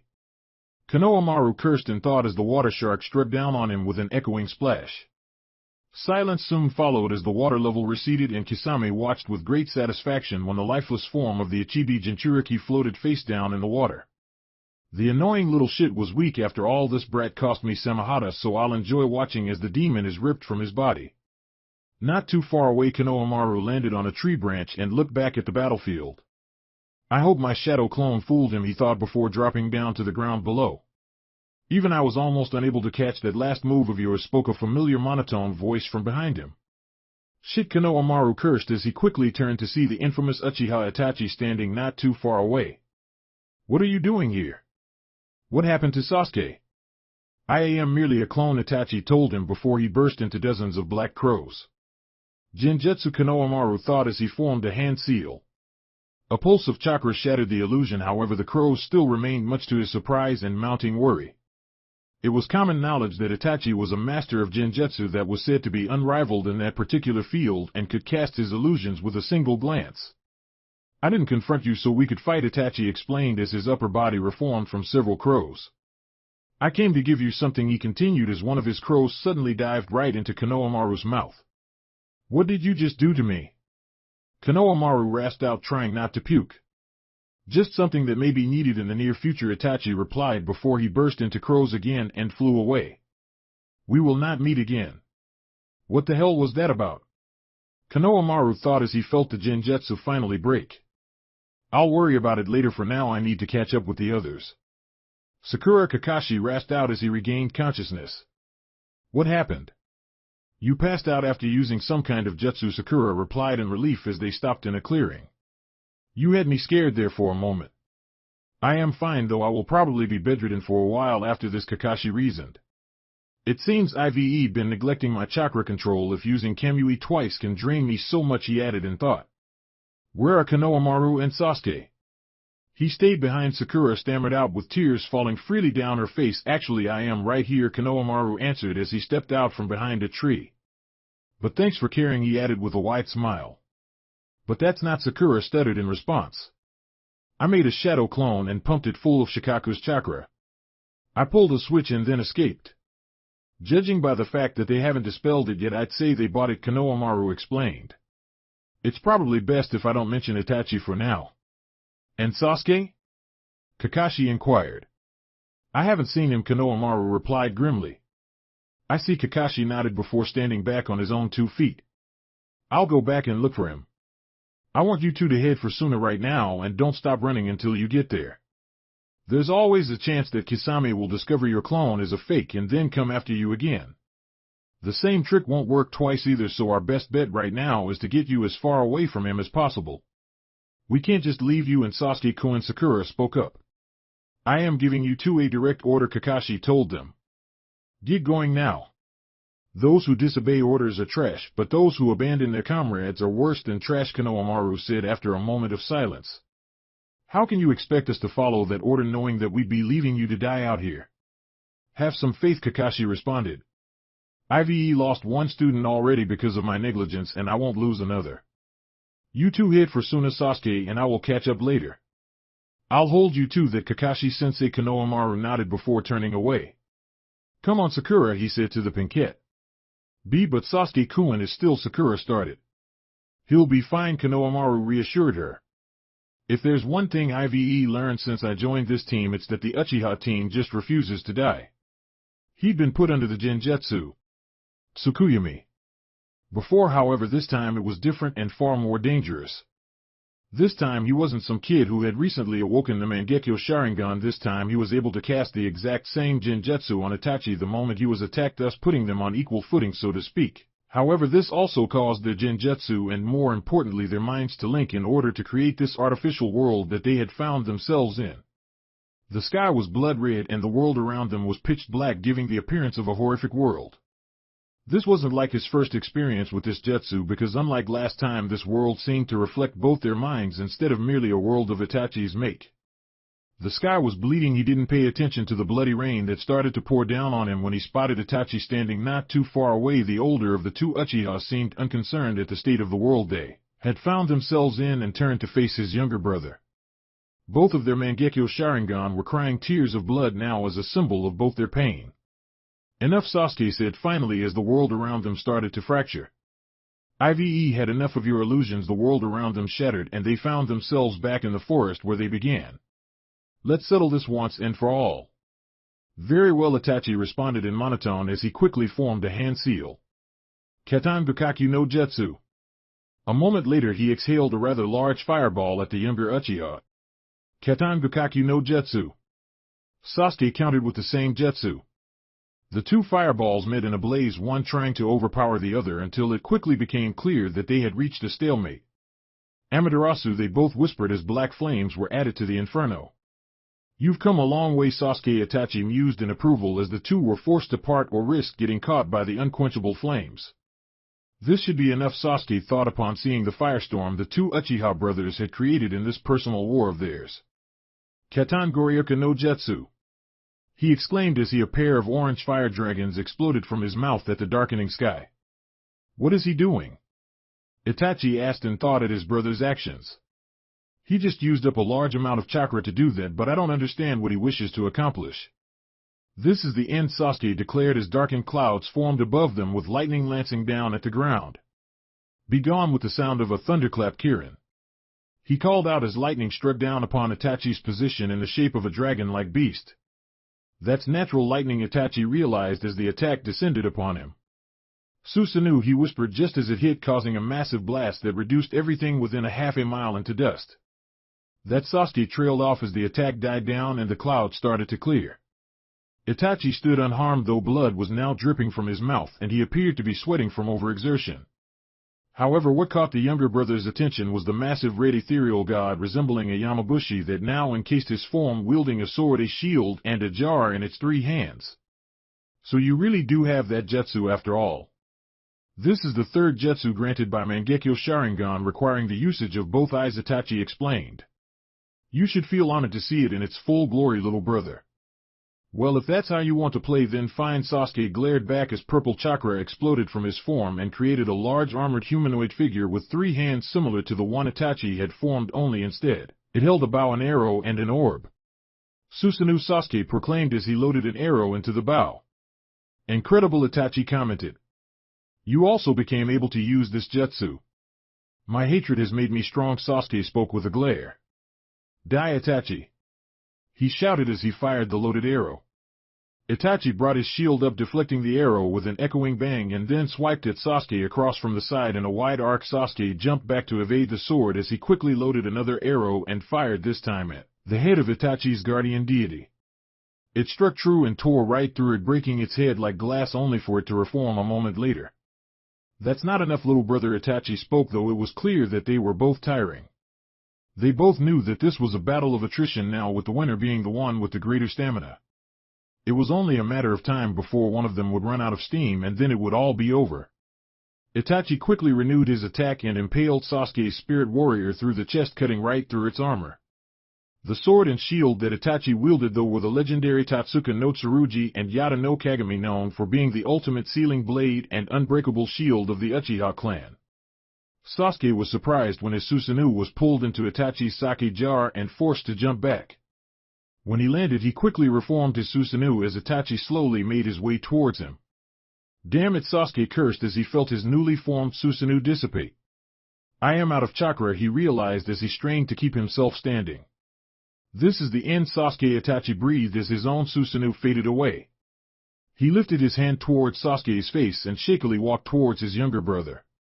My light, give me my light, he trailed off before finally standing in front of his brother. Sorry, Sasuke, maybe another time. His body finally gave out and he fell to the side, staring face up at the sky, his eyes now devoid of life. Sasuke simply stared in shock before he too succumbed to exhaustion and fell to the ground. A second later, a figure resembling a Venus flytrap emerged from the ground, and a man wearing an orange spiral mask with a single eye hole warped into existence nearby. Did you record everything? Obito asked his partner as he gazed down at the Uchiha brothers. Oh yeah, we got everything all right, White Zetsu replied. It was entertaining, Black Zetsu added. Oh, Itachi, Obito thought as he looked down at the now deceased man, you underestimate me. He could only suppress the feeling of dread that had built up when he saw the lightning strike in the distance, having already realized exactly what it was. Sasuke had developed that jutsu specifically to use against Itachi, and even he had to admit it was quite impressive. The fact that Sasuke had used it meant that he wasn't holding anything back and would most likely require backup as soon as possible. This was Uchiha Itachi they were dealing with after all, and despite his reputation as a mass-murdering psychopath, he was still recognized as one of the greatest shinobi that Konoha ever produced. Please don't let me be late, Kakashi pleaded in thought as he jumped out of the trees and onto the battlefield. There was no one there, damn it, Kakashi thought as he clenched his fists. I failed again. Chapter 10 Bloody Rain Land of Wind. Akatsuki base. Kisame grumbled in annoyance as he entered the small base they had set up in the northern part of the Land of Winds. They'd originally constructed this base to launch a raid against Tsunade, but due to them losing the Ichibi to Konoha, they had all but abandoned using it until now. As he entered with the unconscious Konoamaru slung over his shoulder, he spotted the 7 holographic figures of the other members of the Akatsuki. "You're late," Pain commented. "I have already been informed that Itachi has perished in battle with his younger brother, so this will take longer than normal." "The Jinchuriki had some pretty strong allies," Kisame explained as he set Konoamaru down on the floor. "I even lost Samahata because of that bastard Hatake Kakashi." "Let's begin," Pain declared as a massive demonic statue exploded from the ground before them. "From this point on it will take 3 days and nights to complete. Everyone also be mindful of your real bodies, okay? Now Zetsu. Use your real body as a lookout and use your longest range. This'll be our 7th 1HN? Deidara mused as they all formed a hand seal. Fuinjutsu Jinryu Kyufujin. Pain exclaimed as 9 spiritual dragons appeared from the statue's mouth and consumed Konoamaru's body. The teenage Sarutobi was lifted into the air, his eyes and mouth open in a silent scream as red chakra was ripped out of his body and pulled into the statue in a steady stream. "Without Itachi this will take longer than normal," Kakuzu commented. "Something is wrong," Konan spoke up just before Konoamaru disappeared in a poof of smoke. "A shadow clone?" she asked in surprise. "Hey, it looks like the Ichibi Jinchuriki pulled the wool over your eyes," Deidara said, almost amused. "That accursed brat!" Kisame seethed in anger at the thought. Darkness he couldn't see, but the pain it meant he was alive. What had happened? "The last thing I remember is Itachi," Sasuke thought as he brought his hand up to his face. "My eyes," he trailed off as he felt bandages wrapped around his head covering his eyes. "Where am I?" "So you're awake, huh?" a dark voice asked from the shadows. "You were able to defeat Itachi, though that is hardly surprising considering he wanted to die at your hand." "Who are you?" Sasuke questioned. "What are you talking about?" "I am Uchiha Madara," the voice declared. "Also, I took the liberty of transplanting Itachi's eyes into you, a good thing too, because you were already blind when I brought you here." "Madara?" Sasuke asked, confused. "He's dead, you can't be him." "Believe what you want," Madara shrugged as he stepped out of the shadows. "But you shouldn't dismiss something out of hand without knowing all the facts, just like Itachi." "What do you know of Itachi?" Sasuke questioned further. "Let me tell you the truth about Itachi and the Uchiha clan. After all, I was the one who helped in the massacre," Biju declared. "You helped him?" Sasuke snarled in anger at the fact. "I'll kill you." "It's not me you should kill," Obito reasoned. "I helped him because the Uchiha betrayed me long ago, but for Itachi he was under orders to wipe out the Uchiha clan." "Orders? Orders from whom?" Sasuke demanded. "Konoha, of course." Land of Fire, Konoha Hokage Tower. Jiraiya sat in his chair with a grim expression as Kakashi explained the details of their latest run-in with the Akatsuki and couldn't help but wince when he'd heard that the last loyal Uchiha of Konoha had been declared as missing in action and presumed dead. It was clear that the Uchiha brothers had fought each other and had most likely struck each other down. Sasuke's Karin having most likely destroyed their bodies, making recovery impossible since even Kakashi's summoned dogs couldn't smell their scents leaving the area. In other words, it was a total clusterfuck. "I see," Jiraiya said finally. "I am sorry for your loss." His words were directed at the pink kid of the team that was barely stopping herself from crying and falling apart. She just lost the man she loved after knowing him for the better part of 13 years. 9 of which she had been placed on his team, so it was no surprise that she was emotional right now. Kakashi spoke up. "I'll take care of the arrangements to have his name engraved on the memorial stone alongside Naruto's." "Kakashi Sakura, you 2 are dismissed," Jiraiya told them, and they nodded before leaving. "Hokage-sama?" Konoamaru asked. Unlike the others, he had never really gotten along with Sasuke and wasn't as affected by the Uchiha's death as they were, but even he didn't think that the man deserved to die. "Did you want something?" "In light of this latest development, I am going to have you undergo personal training with the Toads," Jiraiya told him. "I've seen the stuff that Sasuke could throw around, and if someone, even Itachi, could take him down, then it's clear that their leader must be a monster of a man even by my standards, so you'll need to be ready." "Training?" Konoamaru inquired confused. I've been training for 6 years, Hokage-sama. I don't think any sort of last-minute training is going to help me deal with these kinds of assholes. It will, Jiraiya replied knowingly. Pack your things because you leave in an hour. Land of Wind Akatsuki base. It couldn't be true, it just couldn't. Not after everything that had happened. Itachi couldn't have willingly betrayed the Uchiha clan. His own family. To Konoha. But as he remembered Itachi's tears from that night so long ago, he knew it was true and screamed in anguish for his brother's death and his family's suffering. The Jubi had attacked Konoha, and the Uchiha clan had been ostracized for possibly controlling the rampaging demon. They had planned to rebel against the Hokage and the village elders, who had kept close tabs on them ever since, even going as far as to make Itachi a double agent. When a civil war was about to erupt, possibly leading to a fourth great shinobi war, the Sandaime Hokage and the elders had ordered Itachi to wipe out the entire clan. Itachi had bargained for his younger brother's life and had become known as an infamous criminal who would eventually be struck down by Sasuke in order to restore the honor of the Uchiha clan. All the while, the Sandaime Hokage and the elders let Itachi take the blame for their actions in protecting the innocent village. It was disgusting. What will you do now? Obito asked as he gazed down at younger Uchiha. I will destroy Konoha for what they have done to my clan and my brother, Sasuke declared. You can't do that in your present condition, Obito countered. It will take you time to get adjusting to your new eyes, and I know just how you can master them. How? Sasuke asked him. Kisame. Obito spoke up, and the blue-skinned swordsman stepped out of the shadows. Try not to lose this again, he said as he handed Samahata over to the Kiri no Nin. Of course, Mizuki-sama. Kisame grinned back as he hefted the blade. Now, Sasuke, I want you and Kisame to go to the Land of Lightning. You should be able to locate and capture the Hachibi Jinchuriki. By the time you're done, you should have full control of your new eyes, Obito explained. So be it, Sasuke agreed. Land of Rain. AIM Akatsuki headquarters. Pain's Deva Path stood in the center of the darkened room, gazing upon the ghetto mazo that housed 6 of the Biju.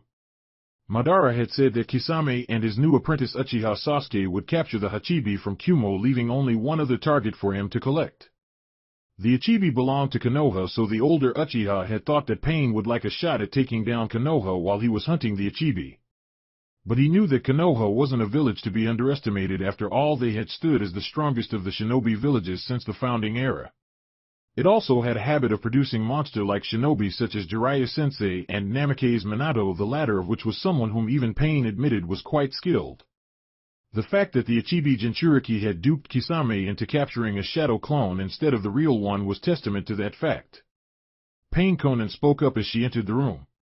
Are they assembled? Pain inquired. Deidara and Sasori just arrived. They're the last other than Kisame, Sasuke, and Madara. They're ready to leave when you give the okay, Konan replied. An assault against Konoha will not, Konan, be easy, Pain mused. Only the full might of the Akatsuki and God will be enough to bring down a village run by Jiraiya-sensei. Nagato. Konan trailed off. Peace is almost here, Pain declared. It is time. I will wait with the others. Konan nodded and turned to leave. Wait, Pain spoke up suddenly. Nagato? Konan asked as she looked back at him. Someone has disturbed my rain's fall, Pain said with narrowed eyes. And judging by their chakra, it's someone dangerous. Thanks for the lift, Takamaru, Naruto said as he and Karin dropped down into the empty alleyway. It was raining heavily, but what else could you expect from a village hidden in the rain? Never ask me to fly in this country again, Takamaru shot back. And make sure to get more snacks, he added before disappearing in a poof of smoke. Grouchy much? Naruto muttered. We should hurry, Karin spoke up. We've probably already been detected. She jumped high into the air with Naruto's arms wrapped around her, overlooking the village hidden in the rain. Tendo Shinra Tensei! She exclaimed as a sphere of compressed gravity formed around her before expanding outwards in a massive wave that flattened everything it touched. A borderline great shinobi village reduced to crater in a single attack. There were simply no words to describe it. Karin. Naruto spoke finally. Are you all right? I seem to have overused my Deva Path, Karin commented as they landed next to Blonde in the middle of the crater. Chikashoto Kuchios no Jetsu, the red-headed woman whispered as she slapped her hand down on the ground. Nagato! Konan screamed as she looked around at the devastation around her. One moment she'd been talking to Pain's Deva Path. Yahiko's corpse. And the next the entire village had been wiped out. She didn't know what happened after that but had quickly gotten her bearings in that now ruined Amigakure no Sato. Even Pain's tower had been leveled but she knew he couldn't be dead not after everything they had been through. I am here Konin Nagato. The real Pain spoke up as he landed at her side. He was riding on the back of his summoned bird since his legs were severely burned earlier in his life, resorting him to rely on a mechanical chair to get him around and his 6 paths to fight his battles for him since his body was crippled after he had first used the power of the Getomazo. Chikashoto Kuchios no Jutsu, he whispered as he formed a hand seal. All 6 paths of pain appeared at his side in clouds of smoke as he turned his attention towards the direction of the intruders. Who could have done this? Asked as she stared out at the sight before them. Whoever they are, they will pay, Nagato declared as his 6 paths launched themselves towards the interlopers. That was a full-powered gravity blast like those used by my Deva path. I am going to, Konin spoke up before her body burst into dozens of paper butterflies and flew off. What the fuck was that HM? Deidara shouted in surprise as he and the other members of the Akatsuki stood at the edge of the newly formed crater. That was not art. I don't know what kind of jutsu that was, Kakuzu mused. But I think the ones who did it are down there, he said as he gestured towards the center of the crater. There is leader Sama Sasori informed them upon seeing 7 figures jump down into the crater, including both Deva and Konin. This should be fun, Haiden grinned. Jashin Sama will be praised. They're coming, Hinata reported with her Byakugan active. She along with Haku, Tsunade and Anoka had been summoned by Karin with her animal path upon destroying AIM so that they weren't caught in the initial attack on the reigning village. This is their house, Naruto quipped. I guess they're pissed that we brought the party to their doorstep, huh? The Akatsuki are not to be underestimated, Menma-sama, Anoka told him. They have already succeeded in capturing 6 of the Biju, something no one has done since the founding era. Haku, Karin spoke up with narrowed eyes. You're up. Hayatan Yukihana no Jutsu. Haku exclaimed as an ice flower formed from the gathered rainwater in front of them and sprouted upwards to intercept the attacking Akatsuki members. Hayatan? Deva questioned at the sight. Shinra Tensei. He called out as gravity compressed in front of him, shattering the ice flower. I see a member of the cursed Yuki clan of Kirigakure no Sato. That was Karin thought upon seeing the unique jutsu as the 6 paths of pain and Konin landed in front of them. Hey, aren't those eyes? Naruto trailed off as he stared at the Akatsuki leader. The Rinnegan, Karin nodded. You have these godly eyes too, Pain mused as his attention was drawn to the youngest of the Uzumaki women present. I should have expected as much when I saw you destroy my village with a gravity wave. That face, Tsunade commented as she focused on the Deva path of pain. You used to be one of Jiraiya's old students, I remember you. Tsunade, one of the Sannin that were defeated by Hanzo back during the Second Shinobi War, Pain spoke knowingly. You're supposed to be an old drunk wallowing in the misery of losing her loved ones. Do you understand, Pain? Pain, huh? Tsunade scoffed. Jiraiya mentioned that one of you 3 brats had the Rinnegan, but I thought he was joking at the time. Raitun John. A bolt of lightning descended from the sky as Kakuzu landed on the ground with his 4 web bodies at his side. Mokuton Mokujihiki Naruto spoke clearly as wood erupted from the ground around them, forming half a dome between the Yuki and Akatsuki ninja. Lightning isn't a good element to use against, with the masked blonde commented as Kakuzu's lightning attack struck to the wooden dome to no effect.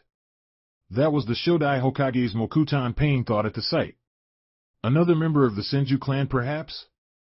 You will all be sacrificed for the glory of Jashin-sama. Haiden shouted in glee as he dropped down behind the Yuki ninja. He was rewarded for his enthusiasm with a punch to the face courtesy of Tsunade, which cleanly took off his head from his shoulders. Hey, you bitch! That hurt, damn it! Tsunade blinked in surprise when Haiden's detached head kept cursing at her. What the fuck? Was all the renowned medic Nin could think as she stared at the sight.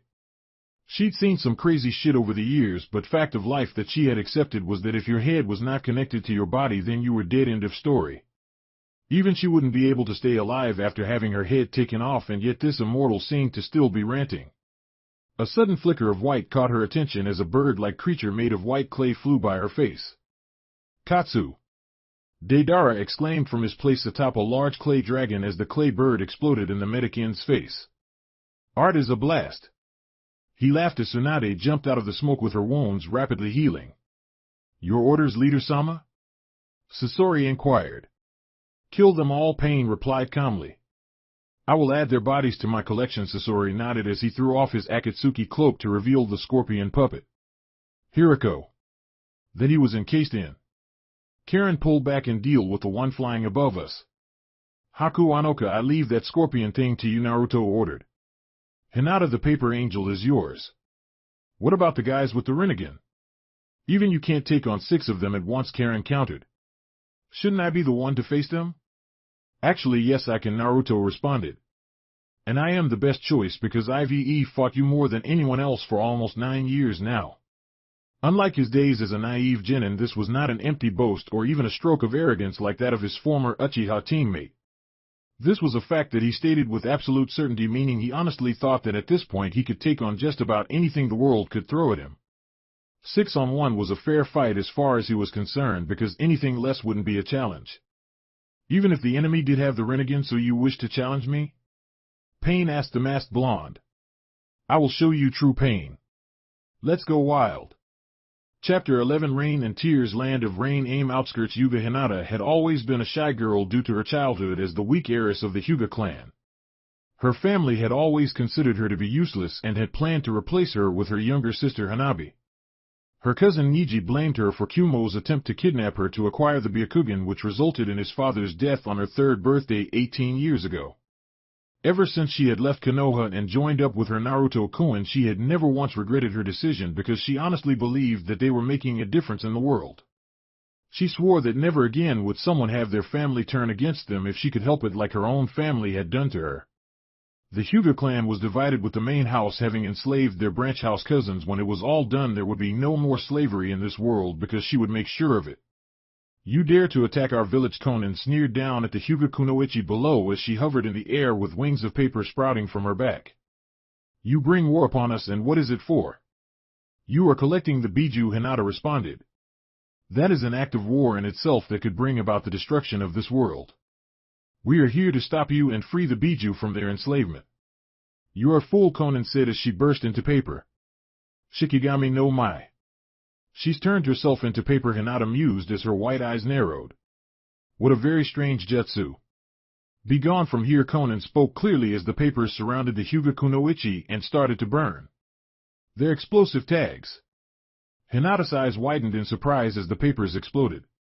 That was far too easy, Konan thought as the flames died down. Juho Sashiken.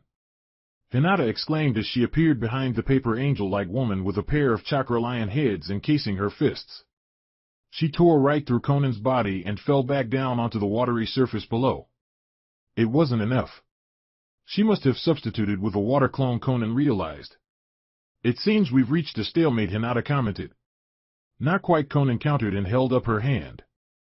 Suddenly the ground was torn open, creating a massive trench that stretched across battlefield, and Hinata fell down into it in surprise. What is this?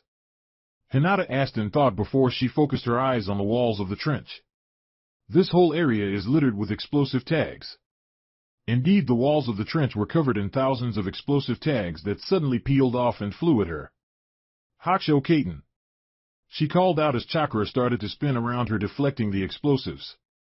Kami no Shisha no Jutsu. Konan exclaimed as the explosive barrage began. There are 600 billion explosive tags here.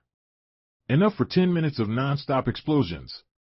You will run out of chakra before I run out of tags. It seemed that their confrontation had turned into a battle of attrition now. Haku-chan. Anoka yelled as the giant scorpion that was Sasori chased after the pair, launching volley after volley of poisonous sunbon. She'd heard about the man known as the greatest puppeteer Suna had ever produced, and judging by the fact that he was wearing a puppet that he could control like his own body, she was starting to believe the tales. Hayatan Kakuryu Bofusetsu. Haku called out as a massive black dragon of ice formed from the falling rain and descended upon the puppet scorpion. That's impressive, Sasori mused at the sight just before the black ice dragon crushed his scorpion puppet, forcing him to quickly escape.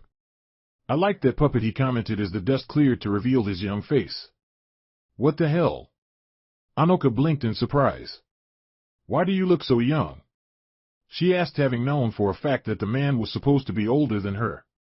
I suppose after seeing what you were able to do to aim I shouldn't hold back, Sasori mused before pulling out a scroll and unsealing his most powerful puppet. That's Anoka trailed off at the sight of the new puppet. Anoka Dano? Haku inquired. It's the Sandaime Kazekage Anoka finished. Or at least a puppet modeled after him. Actually, I turned his body into this puppet, Sasori spoke up. He has become true art that will last forever. You, Anoka glared. You killed him. Sparked the third shinobi war. And you desecrated his corpse. What the fuck is wrong with you? Usually she was well-mannered by Uzumaki standards, but if there was one thing that pissed her off, it was people with no respect for the dead. Jiten Satetsu Shigure, Sasori whispered as metal particles spewed from the Kazekage's mouth and drifted around it. Suddenly the metal accelerated right at the two kunoichi in a hail of iron sand. Hayatan Makio Hyosho Haku spoke clearly as dozens of ice mirrors formed in front of the two kunoichi. The salvo of iron sand tore into the ice mirrors and smashed them upon impact, forcing the two to evade. Watch yourself, Haku. That stuff is poisonous. Anoka shouted to her teammate. You can't run from me, Sasori smirked as more iron sand gathered above the Kazekage puppet to form a pair of large hammer and spear-shaped objects.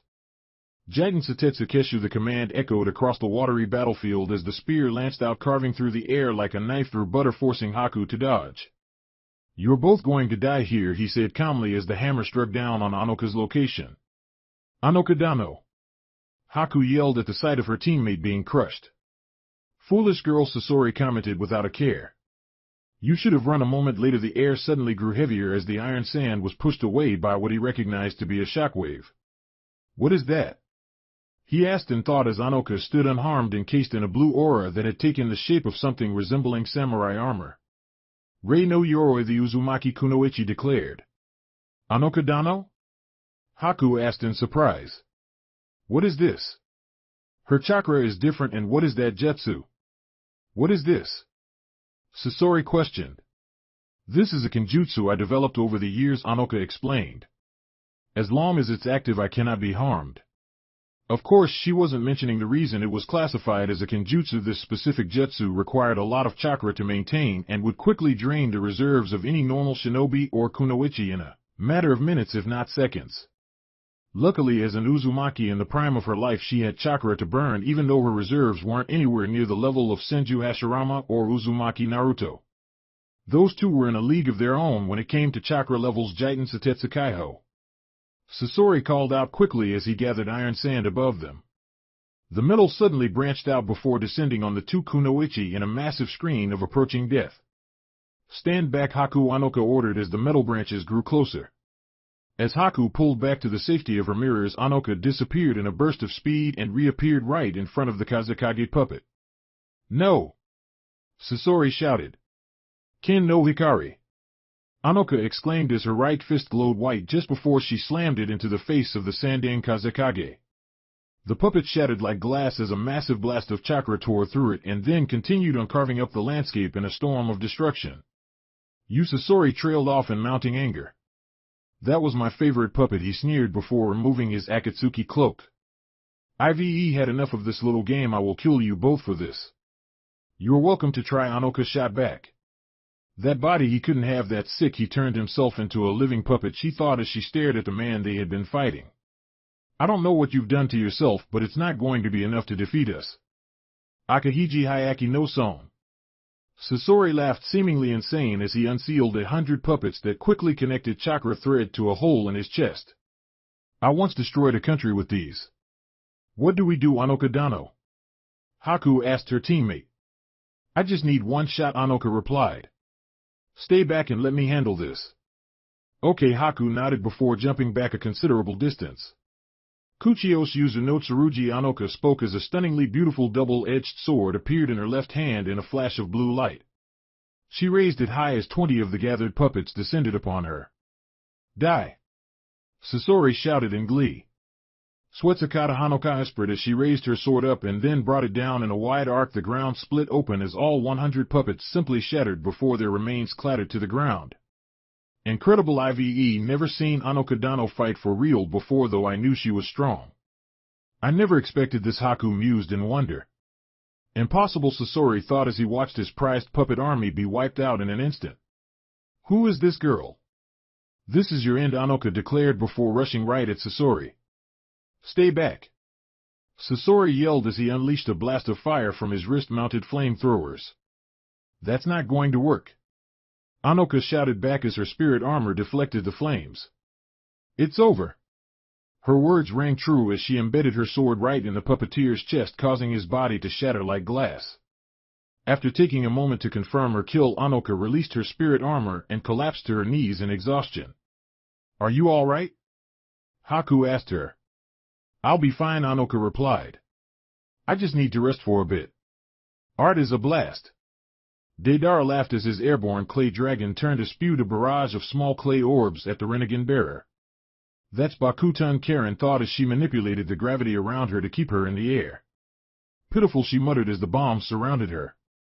Katsu! The mad bomber exclaimed as the clay bombs exploded around the flying Uzumaki kunoichi. Tendo Shinra Tensei, Karin spoke clearly as the explosions were literally blown away. What? Deidara exclaimed at the sight. How did she just do that? Those eyes, HN, they're worse than Itachi's Sharingan, HN. Is this the kind of power that Leader Sama can throw around, HN?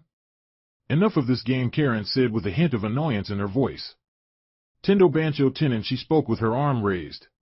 What the Deidara thought in surprise as gravity shifted around him and pulled him off of his clay dragon. What the hell is this, HN? He reached for more of his clay, but it was already too late. Caught by surprise and with no way out, it was only a matter of time before he was grabbed by Karin's outstretched hand. Ninjendo, Karin whispered before yanking her arm back with the mad bomber's soul attached. His now lifeless body fell towards the soaked ground below even as she stared down at his defeated corpse with a look of indifference.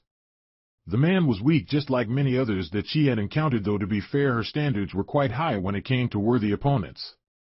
Compared to the legends of old like Namake's Minato Senju Hashirama and Uchiha Madara, Deidara just didn't measure up. In fact, she'd go as far as to say that the only man she considered worth her time these days was her co-leader and confidant Uzumaki Naruto. That man was something else entirely. The rain still fell even and the explosions finally fell silent as she finally ran out of explosive tags. Konan dropped to one knee out of breath from using up all of her chakra on maintaining the near-constant barrage of destructive blasts for 10 full minutes. She sighed in relief when there was no sign of her opponent even as the remaining flames were extinguished by the falling rain. My Kami no Shisha no Jutsu is finished. I didn't think I would need so much chakra, but it's finally over, Konan thought as she tried to catch her breath. She must be dead? Hinata asked from behind her with a hand pressed against the older woman's back in a Jiken strike. How? You should be dead, Konan asked.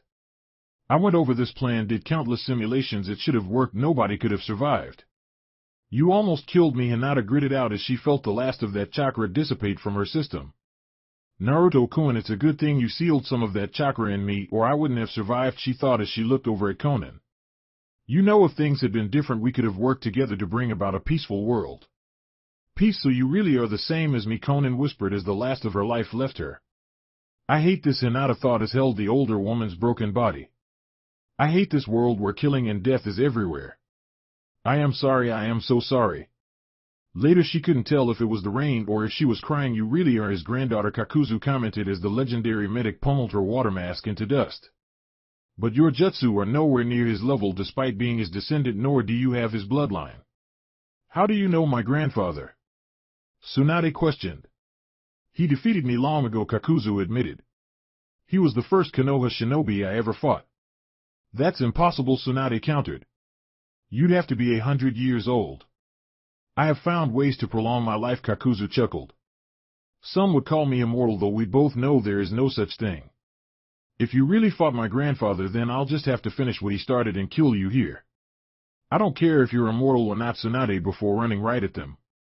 Katanzukaku. Kakuzu exclaimed as his fire and wind masks landed beside him and opened their mouths. Futon Atsugai. Wind and fire exploded from the masks and mixed together to create a rampaging wave of death across the soaked battlefield. Enfuin Kai, Tsunade whispered as the seal on her forehead released. Sozo Seze, she added a moment later as she ran right through the wave of flames. It burned, however she paid it no mind as she rapidly healed the burns she received before finally making it through the maelstrom and out the other side. She used her medical ninjutsu to heal any damage I just did. Kakuzu though in mounting worry as Tsunade jumped above him. Damn, he cursed as he and his masked bodies tried to scatter, but it was already too late. Tsutenkyaku. Chapter 12. Two Gods in the Rain Land of Rain and Crater. Now this is what I call a fight, Naruto thought as Azura's razor tail slashed at him, forcing him to pull back. Mokuton Jukai Koten, he spoke clearly as an entire forest of trees erupted from the ground, completely changing the entire battlefield. Impressive, commented Deva as he landed on one of the various branches. So you are a Senju. Judging by the fact that you have the Rinnegan, you must be related to the Senju too, Naruto shot back. What are you talking about? Deva questioned as the other 5 paths of pain started to encircle the lone masked blonde. The Rinnegan can only be awakened by combining the power of the Senju and the Uchiha into one vessel. My comrade is the same, Naruto explained. Senju and Uchiha. Deva trailed off before narrowing his eyes. Not that it matters now, I will kill you for what you have done here today. Give me your best shot, Naruto challenged. Shinra Tensei. Deva exclaimed as a massive pulse of gravity lashed out and flattened a good chunk of the newly created forest. His gravity control is on par with Karin's, Naruto thought, and absently flung a 3-pronged kunai to the side as he was sent flying backwards by the gravity blast. I know Karin, and I have talked about her using her chakra rods to control slave bodies, but we discarded the idea, he added as Human appeared behind him with his arm outstretched. It seems whoever this guy is, he actually went through with it. Ningen, Human began. Hirashin no Jutsu, Naruto interrupted as he flashed to where his 3-pronged kunai was embedded in the destroyed trunk of a nearby tree. That was Deva trailed off at the sight. Who are you? I am Senju Hashirama, Naruto declared. Senju Hashirama? Deva questioned in surprise. And here I thought only Uchiha Madara was still alive to remember the founding era. Uchiha Madara? Naruto inquired. Are you saying he's alive? We are, Deva mused. Acquainted. How could Madara still be alive? Hashirama-sensei killed him decades ago, so unless he's somehow immortal then I doubt it's really him, Naruto thought. However, both Dad and Mom told me that they believed it was Madara that controlled the Kyuubi the night I was born, so maybe do not be stupid boy. The Kyuubi no Yoko, less commonly known as Kurama, growled from the back of his mind. Over the years they had grown on each other and they had learned to work together, however the fox still preferred to keep to himself. When the fox talked, however, it was usually something important since he didn't really like pointless banter. He may have been similar, but the one who ripped me out of your mother's seal didn't feel like that accursed Uchiha. We'll worry about it later, Naruto responded and spun his 3-pronged kunai as he saw a blast of fire erupt from Azura's feet that launched him at the masked blonde. Shirato Azura spoke as dozens of missile-like projectiles shot out of his sides before descending on Naruto's position. Shit, Naruto cursed and thought as he jumped back to avoid the volley. The trees were torn asunder as the missiles bombarded the battlefield, setting it ablaze even as the falling rain quickly washed the flames down. It looks like I am going to have to take this to the next level. Kuchios no Jutsu Animal said calmly as he placed his hand on the watery rock at his feet. Seals spread across the ground before a large 3-story tall rhino appeared in an explosion of smoke. It turned and started running right at the masked blonde, sending dust up into the air behind it as it moved. I grow tired of watching this, Kurama commented from the back of his mind. Stop holding back against this faker. Alright then, Naruto thought in reply as he closed his eyes. Your jutsu cannot save you from a god's wrath, Deva declared as the rhino slammed into Naruto, blowing up dust into the air upon impact only to slow down as if it had hit a wall of some kind. What is this? He thought. Senjutsu Sannin Moto, Naruto spoke clearly with his hands clamped down on the rhino's horn, holding it back. His eyes turned from blue to yellow as his dark rings formed around his eyes and spread across his face as a dark circle appeared on his forehead. He took a deep breath as he felt the natural energy of the world around him flow through his body before he moved and almost effortlessly hurled the giant rhino into the air with his bare hands. What is this jutsu? Thought the 6 paths of pain. His Rinnegan couldn't see anything different besides the physical transformation which could be seen with regular human eyes, so where did this masked stranger gain such inhuman physical strength? Then there was his presence. This man before him seemed to be completely at ease with nature itself, despite the fact that he was facing a god in mortal form. I can't let him finish whatever it is he plans to do, Deva thought as Azura and Human launched themselves at the masked blonde. Mokuton Kajikai Korin! Naruto exclaimed as the ground tore open and a massive wooden flower erupted from the ground. This jutsu Deva trailed off and thought as a strange sleeping gas was spewed from a wooden plant. Shinra Tensei! He called out as he sent out a massive blast of gravity which not only blew the gas away but also flattened the small man-made forest including the wooden plant. Suddenly a bell-like screech filled the air and he turned to see Naruto with a spinning chakra shuriken in hand and two shadow clones at his side. That last jutsu was just a distraction. Futon Raisin Shuriken! The masked blonde exclaimed as he threw the chakra shuriken at both Azura and Human who were still clustered together. Damn it, Pain Kirsten thought as he tried to force both of his paths to dodge. It was too late, however. The chakra shuriken flew in between the two and then expanded into a rotating sphere of wind. Azura and Human were quickly ripped apart and vanished when the wind ball exploded with a resounding boom. Even my Naraku path can't repair that kind of damage. It required that the body at least be somewhat solid instead of atomized. Futon Raisin Shuriken! Naruto called out again as a second chakra shuriken was released from his hand right at the Deva path. Not again, Deva thought as Preta appeared in front of him. Fujitsu Kyuin Preta muttered as a barrier formed in front of him and quickly absorbed the chakra shuriken. Did you notice? Kurama asked his host.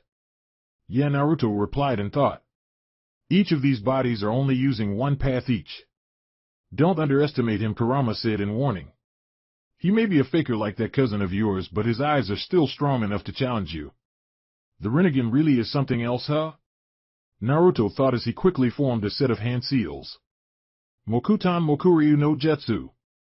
He called out as a large wooden dragon erupted from the ground and circled around him before launching itself at the Preta path. Impressive, Deva commented as the wooden dragon closed in. But not good enough. Fujitsu Kyuin Preta spoke clearly as the wooden dragon descended upon him. It stopped dead in its tracks and slowly started to dissolve when he noticed a single three-pronged kunai embedded in its mouth. Hiruzen no Jutsu! Naruto appeared in front of him faster than he could see and literally punched clean through Preta's head. I guess these guys count as metal heads, huh? Don't make jokes at a time like this, Kurama growled in annoyance. Seriously, his Jinchuriki never seemed to take things like this seriously, just like Senju Hashirama. Keep your head in the game, brat. Jigakudo Naraku spoke clearly as a large demonic head which he recognized as Karin's outer path appeared behind the lone path. Why is he summoning that thing for? Naruto asked in thought. Be on your guard, Kurama warned. You've got to be kidding me, Naruto muttered as he watched the outer path devour the remains of Preta and then spew him back out fully healed. What the fuck was that? Don't ask me, Kurama responded. I only ever saw old man Rakuto create the moon with his gravity jutsu, nothing else. Great, Naruto grumbled out loud. This isn't like Karin's resurrection jutsu that makes use of the outer path, but instead it's something else since those slave bodies are already dead. Do you realize how futile it is to challenge a god now? Deva questioned. Again with that god talk of yours, Naruto said with a mocking tone. Hiruzen no Jutsu! He appeared at Preta's side in a yellow flash before driving his senjutsu enhanced fists through the heads of both Preta and Naraku. For the record, I'd already tagged this bastard when I killed him the first time, he added as he kicked the now headless Preta to the side. The Yandame Hokage's Hiruzen no Jutsu is truly a dangerous jutsu, Pain thought as he observed the masked blonde. In a contest of speed, it is likely equal to Madara's spacetime ninjutsu. Kuchios no Jutsu! Animal exclaimed as he slammed his hand down on the ground. Seals spread out on the surface and a giant dog appeared in an explosion of smoke. You know, Naruto spoke quietly in the rain. You should really learn to look up. A second later, a single three-pronged kunai fell like the rain that hit its presence and landed next to the animal path. Hiruzen no Jutsu! He appeared above animal and his summoned dog with a giant chakra sphere in hand. Senpo Cho Udama Rasengan! TCH useless, Pain thought as his animal path was crushed by the massive spiraling ball and the giant dog disappeared in a burst of smoke. To push me this far, he's even destroyed my Naraku path, so I can't revive the others. At this rate, I'll be forced to use that jutsu to end this. What's the matter? Running out of ideas? Naruto asked the Deva path. Bansho Tenin Deva. Pain spoke clearly as gravity shifted and Naruto was pulled towards him. A large boulder-like chunk of the earth was ripped up and then flung at the falling masked blonde, causing him to fling out his three-pronged kunai to the side. Hiruzen no Jutsu. Naruto called out as flash to where the kunai landed. I have no other choice, Pain thought warily. If I just continue attacking him like this, then he'll just keep using that jutsu to escape. I have to use that jutsu if I want to win this. It should draw in everything that is one of his seals into the jutsu, so he can't escape unless he wishes to leave the battlefield, which will buy me time to recover my paths and regroup. What's the matter? Have I finally managed to shut you up? Naruto questioned the now silent Devapath. Chibaku Tensei Pain spoke clearly as his hands formed a triangle seal and a small black of chakra appeared in the center. He threw it up into the sky and a blinding light shone down as gravity began to shift. What the hell is this? Naruto asked in thought as he felt the earth start to rumble and groan.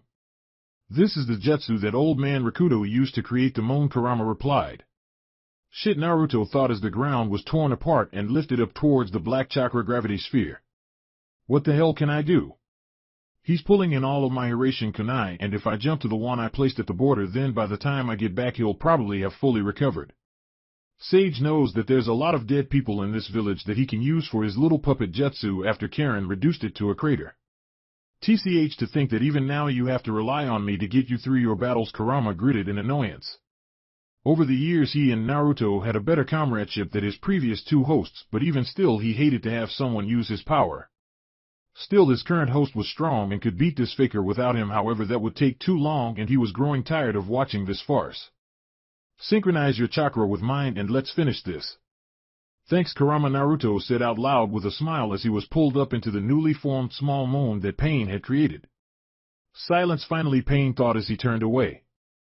Now I need to deal with the others and then I can start recovering my paths in preparation for the next assault. A suddenly snapping noise caused him to stop in his tracks and turn back to the new moon he just created. Impossible, there's no way. A second later, a golden chakra fox covered in a very complex seal matrix that spread across its spine and tails exploded from the underside of the small moon. That's impossible, that's the let me deal with the gravity well, Kurama spoke aloud through his own chakra mouth as his tails dug back inside the moon and quickly wrapped around its core before crushing it. Hang on! He roared as the gravity sphere was destroyed and the chakra fox fell towards the ground. Be careful, Kurama! Naruto shouted from inside the chakra fox's head. His mask was gone, revealing his face, which had itself undergone a transformation as golden flame-like chakra hand encased his form, taking the shape of the Rakuto Sannin, complete with his jacket opened wide, revealing a black undercoat and an extensive seal matrix below. To think he'd be able to destroy Chibaku Tensei, Pain thought as the chakra fox landed in front of him with a deafening impact. So you're the Kyuubi Jinchuriki. I thought you were dead and was waiting for the Kyuubi to reform, but since you're here I will capture you now. Kurama, Naruto said quietly as he raised his hands and started gathering red and blue chakra spheres into a single black ball at the chakra fox's mouth. Pitiful faker, Kurama growled down at Pain as his mouth clamped down on the black chakra sphere. You are not him and never will be. By Jidama! Naruto exclaimed as Kurama released the black chakra sphere in a blast of golden light that washed over the battlefield. Shinra Tensei! Pain called out as he threw up a gravity barrier to protect himself. To think that the Kyuubi has been hidden from us for all these years, he thought as the blast died down and a three-pronged kunai landed at his feet. Hiruzen no Jutsu Naruto, still covered in his released chakra form, appeared in front of him with a familiar chakra sphere in hand. Rasengan. The blow came faster than Pain could react, especially with his jutsu's 5-second cooldown period. No! Pain gasped in pain as his final path was obliterated. Naruto? Kurama asked his host now that his chakra body had been drawn back into the seal.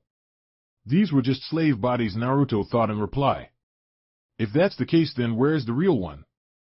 Far away from the battlefield, Uzumaki Nagato sat in his mechanical chair with blood dripping from his mouth as he stared out at the where his paths had been defeated. He'd pushed himself beyond his limits and had even been forced to use Chibaku Tensei, though he hadn't expected for his opponent to call upon the power of the Kyuubi of all things. He could sense that Konan had been defeated, and with the destruction of his 6 paths it was only a matter of time before he would soon follow her and Yahiko. Maybe if he had done things differently it wouldn't have turned out like this. This is unexpected. Madara's voice spoke from behind him as he felt a kunai dig into his back. And I can't say I like how things have turned out. Madara, why you Nagato rasped out. I am the one who gave you those godly eyes of yours, and now I want them back. You were merely my pawn, and now your usefulness has come to an end. Goodbye, Nagato, Madara explained before triggering his jutsu and drawing in Nagato's corpse to his own personal dimension. Jakuken Ito, the vortex, died down a moment later, leaving only Madara standing alone. At least he was, until a certain figure landed in front of him. So you've already gotten to him, huh? Naruto mused at the sight of the orange-masked Akatsuki member. This guy, he's definitely the one who controlled me all those years ago. He's not Madara, and yet I've felt his disgusting presence before. He's one of your father's old students. The kid was supposed to have died during the last war, Uchiha Obito Kurama realized. Uzumaki Naruto, I presume? Obito, Madara inquired. I've been looking for the Kyuubi for quite some time now. Please call me Menma, Naruto responded. You're Uchiha Obito, one of my dad's old students? Interesting, Obito muttered at his words. Call me Toby. It's because of you that my parents are dead, Naruto spoke clearly. And it's because of your father and your former sensei that the woman I love is dead. I guess we can call it even, Obito countered. You know, sooner or later one of us will have to kill the other, Naruto reasoned. Most certainly, Obito agreed. You have one of my precious Biju after all. I won't let you have the Biju, Naruto told him. Then I look forward to seeing you on the battlefield, Obito chuckled as a vortex formed from his right eye and pulled him in. Jakuken Ito, he was gone a moment later. Was it wise to let him go? Kurama asked his Jinchuriki. We're in no shape to face him right now, Naruto replied. I am out of Hiruzen kunai, our forces are scattered, and it's only a matter of time before the other villages find out what has happened here. If I were to face him now, it could go on for days before either of us gets tired. We'll get him next time. Chapter 13, Hunting Tailed Beasts, Land of Lightning, Akatsuki Hideout. Why did you call us here? Sasuke inquired. From what he'd been told by Kisame, a pair of immortals called Kakuzu and Haiden had captured the Nibi Jinchuriki a few months ago and used this base to extract her Biju. The situation has changed, Obito replied. I am sending you after the Hachibi alone while Kisame hunts the Ichibi. What happened? Kisame asked, confused. Amigakure no Sato has been destroyed and the rest of the Akatsuki are dead, Obito answered to their surprise. What? Kisame asked with a flicker of surprise. Who did it? Judging by their Hitai 8s, I'd say Yukigakure no Sato, Obito replied, though it was only half the truth. He wasn't about to drop Naruto's name into this conversation, considering Sasuke's presence and his current hold over the younger Uchiha was fragile at best right now. In another life, Naruto would have been a means to make Sasuke stronger and corrupt him more, but that was another life where Naruto hadn't sacrificed himself to save Sasuke all those years ago. I didn't know Yuki had any shinobi capable to taking on S-rank Nukenin, Kisame mused.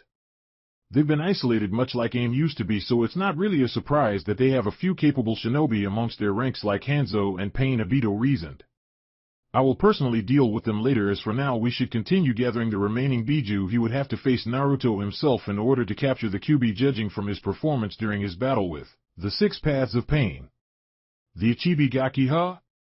I wouldn't mind having another crack at him, Kisame grinned as Samahata giggled on his back. HN fine then, Sasuke grunted as he turned away. I'll deal with the Hachibi alone. I'll see you both when you get back, Obito chuckled as he watched the two disappear. Zetsu, keep watch over Sasuke just in case he gets any ideas. Of course, White Zetsu answered. Leave it to us, Black Zetsu added as the human flytrap sank into the ground and disappeared. Are you going to come out? Obito asked over his shoulder. Kukukuku, so you knew I was here? Asked a very different Yakushi Kabuto. The man had undergone an inhuman transformation. Scales covered his face and his eyes were yellow with slitted pupils and black rings circling them behind his glasses. A brown cloak covered his form with a hood hiding his face, though the unnatural smile on his face gave away to his disturbing origins. Why have you come here? Obito questioned. I wish to join you, Kabuto replied. Orochimaru-sama was killed by the one called Menma, and Oto was destroyed by his allies. I know what you are planning, and I would love to see how this all plays out. What could you possibly offer me? Obito asked, honestly wanting to know. This man was clearly someone who was just trying to become a second Orochimaru, and he remembered that he had betrayed Akatsuki once before, so his successor would probably follow in his master's footsteps. Kuchios Edo Tensei Kabuto whispered as a wooden coffin exploded from the ground at his side, and its lid fell down, revealing a lone figure inside. "That's you. How did you find Obito?" trailed off at the sight. "Will this suffice?" Kabuto smiled wickedly. Land of Lightning Storm Cloud Ravine. Uchiha Sasuke had lost everything he ever cared about repeatedly over the course of his life, and always had others deciding how to use him to benefit them. His clan had been wiped out by Konoha. His brother had set himself up to be the scapegoat, and the Sandaime Hokage sat back and watched it all happen. His best friend had lived a life filled with nothing but hatred and had sacrificed himself for Sasuke 9 years ago on their very first real mission, allowing him to awaken his clan's cursed power. He'd finally killed Itachi and learned the truth about that night, but in the end it didn't matter. Konoha had betrayed its very own founders and condemned those that remained to a life on the run. Long ago Sasuke had refused to be anyone's puppet, but the truth was that he'd always been used by someone. First it was the Sandaime Hokage, then it was Itachi, and now it was Madara, though Orochimaru had tried back when he was still a genin. Now he no longer cared whom he was being used by, because he was strong enough to decide his own path, and that path was clear. He was going to destroy Konoha for their crimes once and for all. Truthfully, he'd been thinking about this ever since he had found out exactly how his best friend had been treated after he died, but had always put it to the back of his mind because it was not something Naruto would have wanted. Then he had seen how Konoamaru was treated after the Ichibi was sealed within him by his own grandfather of all people, condemning him to Naruto's fate in the same way that the Yondaime Hokage had done 13 years prior. Again he put the thought of destroying Konoha to the back of his mind, but finding out that Konoha ordered that his entire family be wiped out was too much even for him. With all 9 of the Biju under his control, he would be able to destroy Konoha and secure a future where the Uchiha clan was restored to its former glory. Should the other villages try to interfere and challenge him, then he would crush them to show the world what happens when someone dares to use him and his clan for their own ends. "So this is it," Sasuke muttered as he climbed the steps of the mountain ravine. "Yo, who are you?" A voice spoke up as he approached what seemed to be a small building of some kind.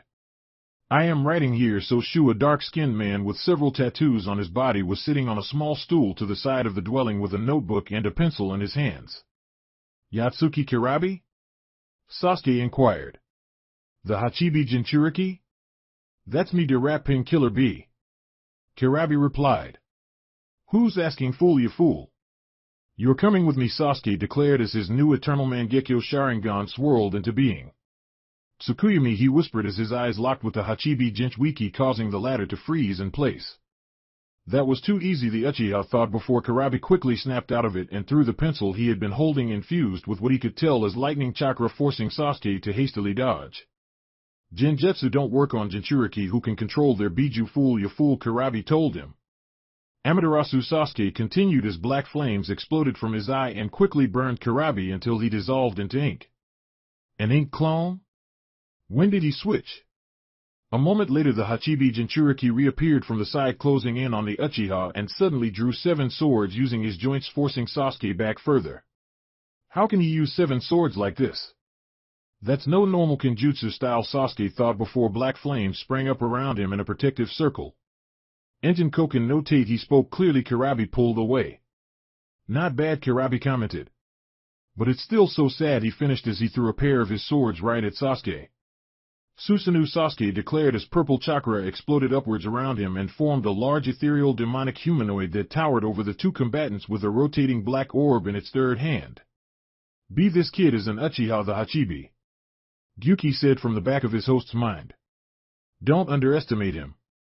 "I got it, don't worry a bit," Kirabi responded as crimson chakra exploded from his form and condensed. 8 crimson tails sprang out from the demonic shroud and formed a black sphere before it exploded to reveal his transformation. The dust was blown away as Kirabi stood encased in a red haze of black mass covering his face with white glowing eyes. "This is," Sasuke trailed off in thought at the sight before him. "Wee!"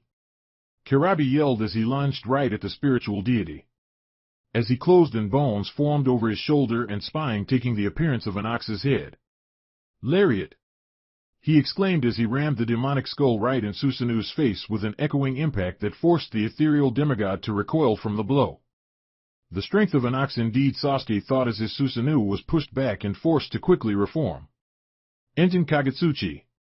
He called out. Black flames sprang up in front of him and shot forward, forcing Karabi to pull back or be touched by them.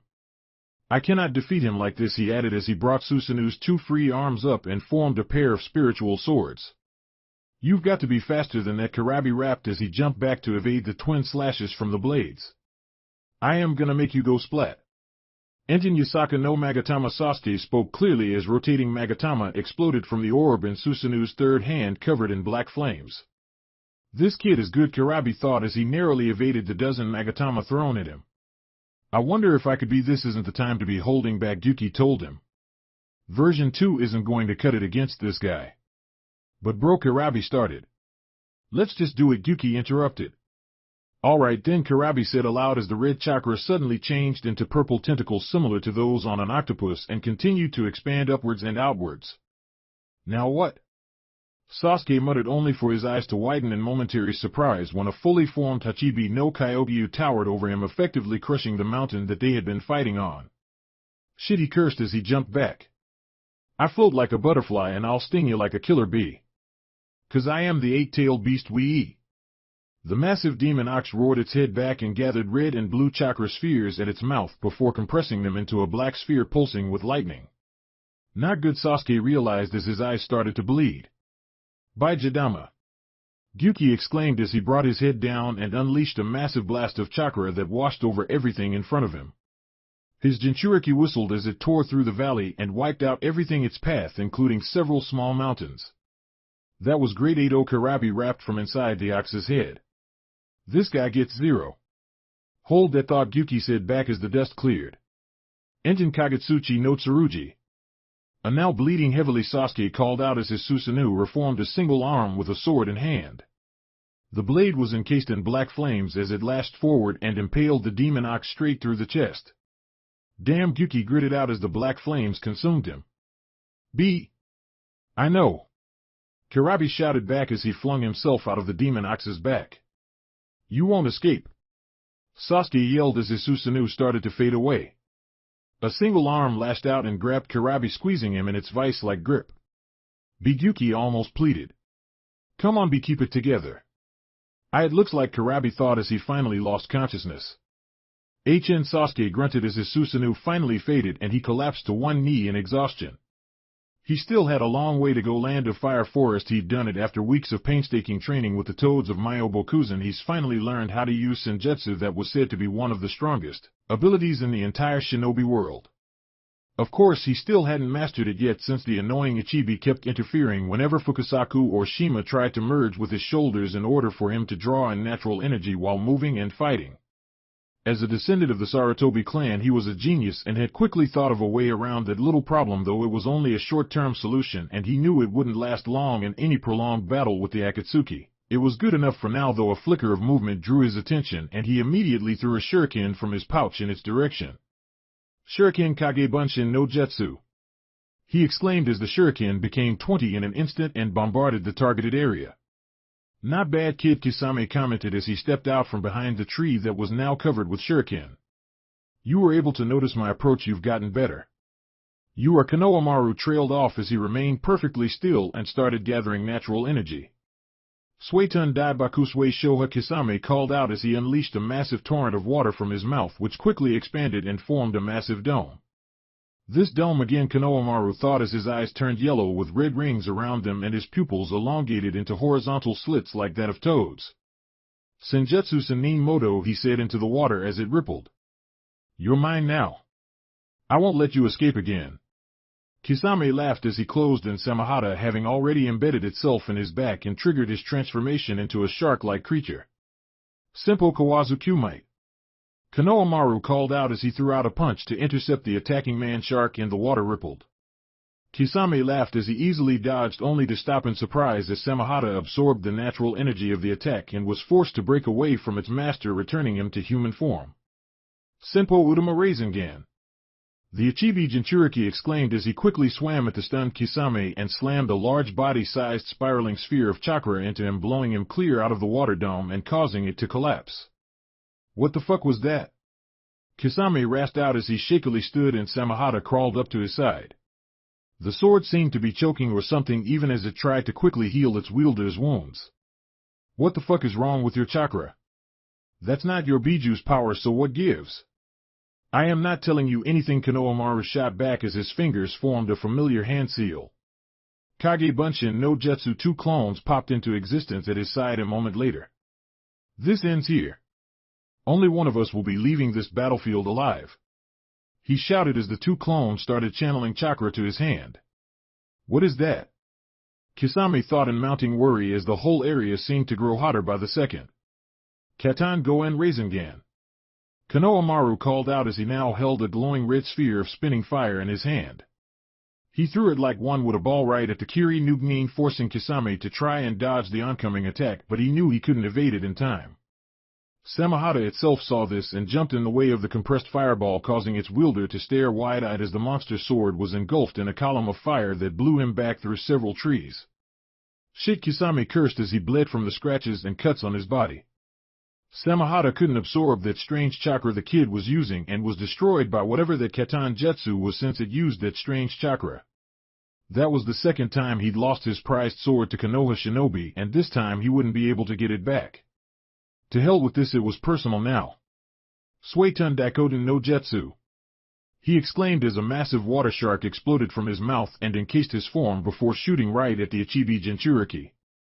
If he was going to die, then he would do so fighting. I am out of sage chakra and there's no way I can create a clone to recharge it while this guy is fighting me, Konoamaru thought as he watched the water shark close in.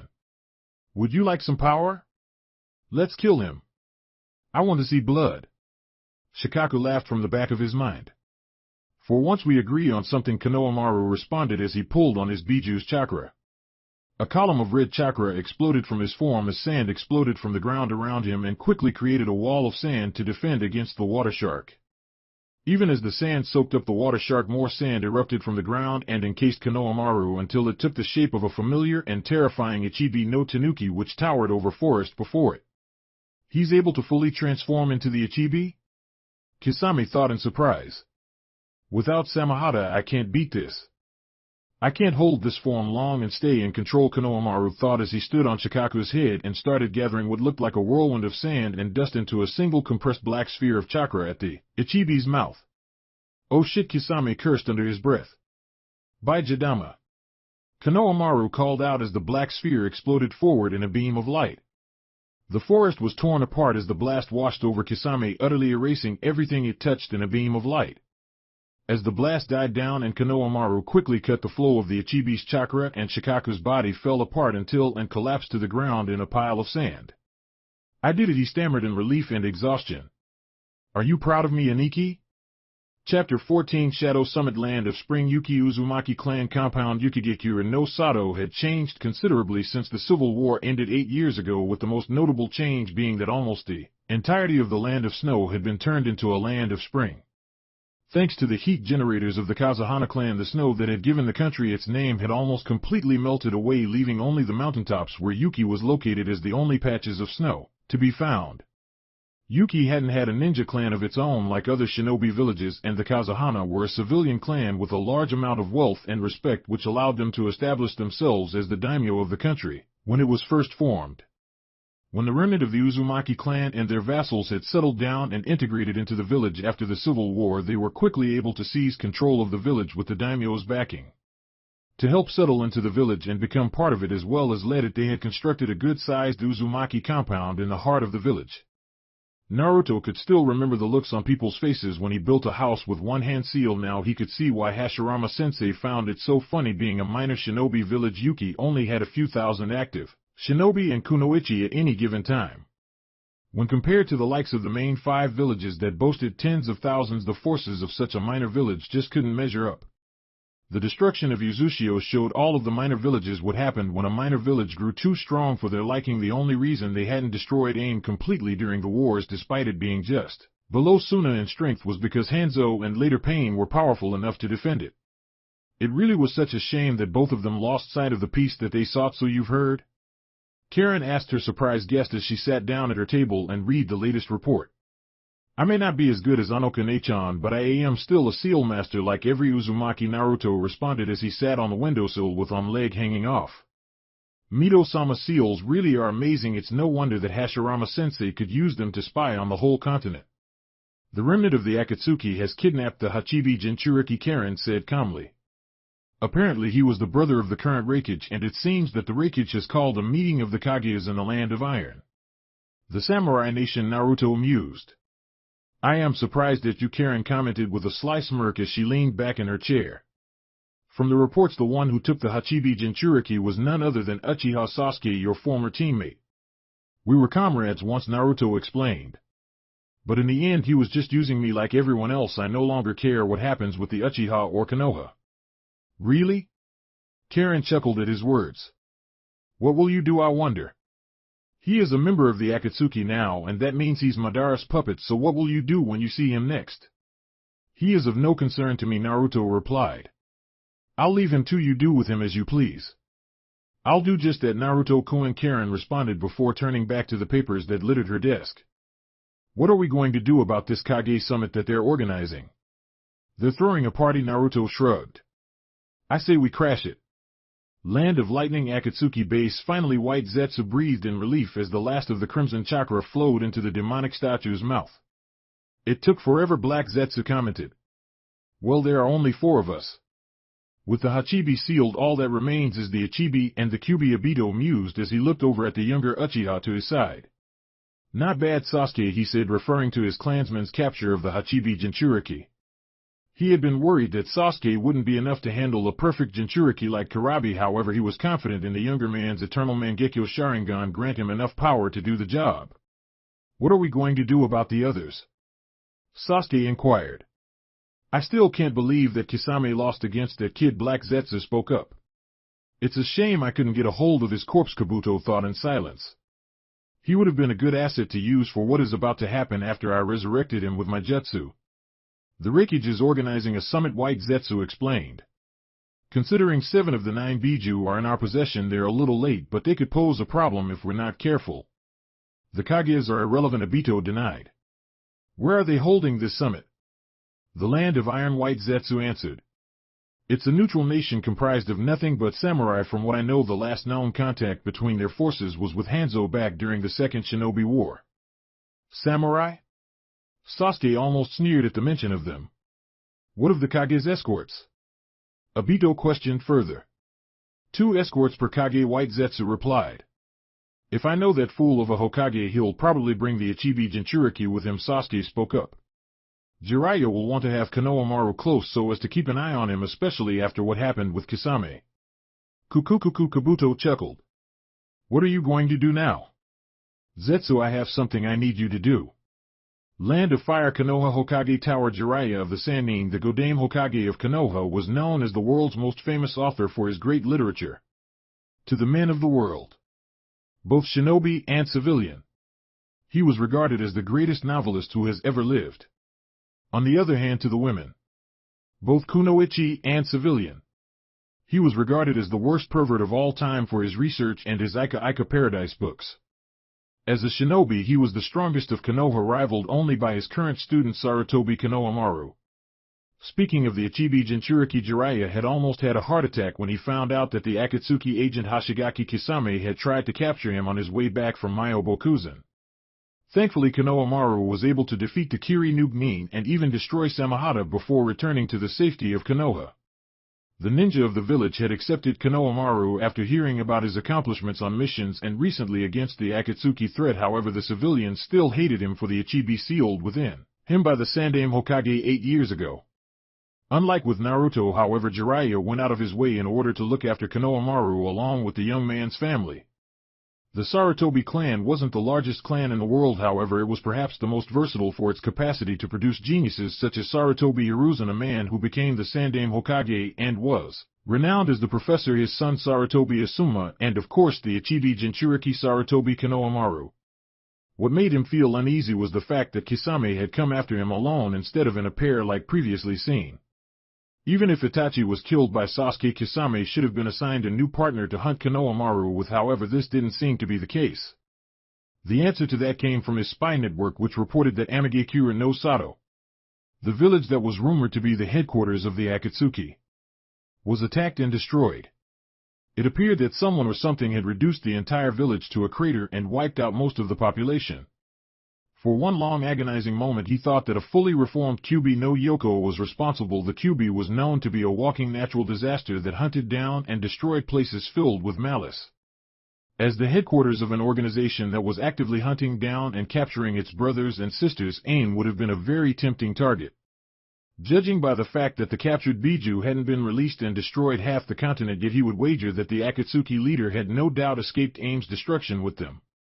If that was the case, then the Kyuubi would continue to hunt him or her down before turning its attention on Konoha in revenge for both its imprisonment inside Naruto and the Ichibi's sealing in Konoamaru. That's when the next report from his spy network came. "And why, you're just joking around, aren't you, Hokage-sama?" asked Haruno Sakura with a rather pale face. "There's no way. That's impossible." "It's the truth," Jiraiya confirmed, for once completely serious. "Uchiha Sasuke survived his battle against his brother and has joined the Akatsuki. He's captured the Hachibi Jinchuriki, and the Raikage is angry that his brother was taken. He's organizing a summit of the 5 Kage and is requesting that we submit all information we have on Sasuke, marking him as a noob nin." "Why would he do this?" Konoamaru asked in surprise. "His brother was in the Akatsuki, so why would he join them?" "I don't know," Jiraiya replied. "If he really has joined the Akatsuki, then he's going to be coming after you to get the Ichibi." "Damn it," Konoamaru cursed as his fists clenched at his side. "I know that fighting and killing your enemies is one thing, but facing someone who was once a comrade is a lot harder. I know that better than anyone," Jiraiya told them.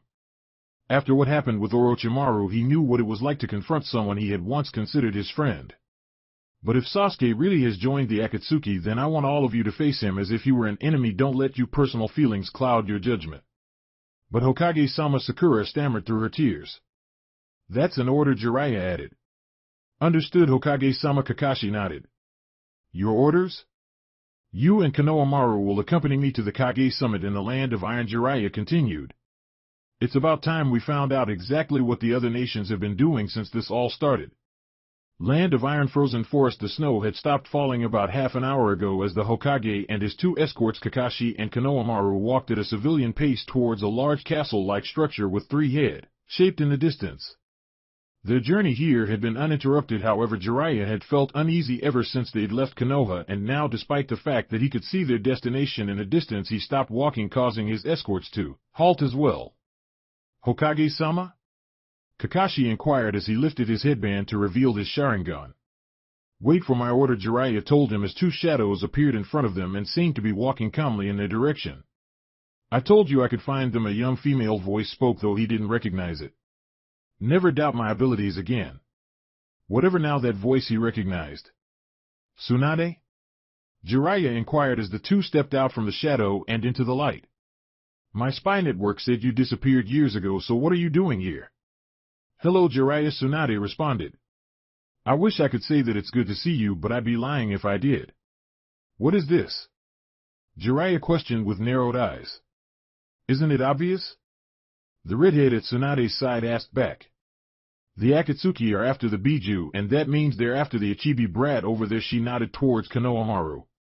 "We're here to kill him to buy more time."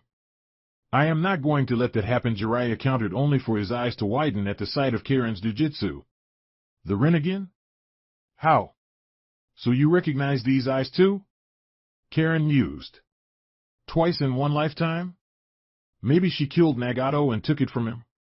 "I'd better take this seriously then," Jiraiya thought as he formed a hand seal. "Rendan Tsunashigure."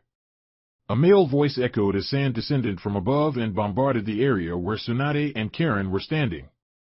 "Kazekage Dano? What are you doing here?"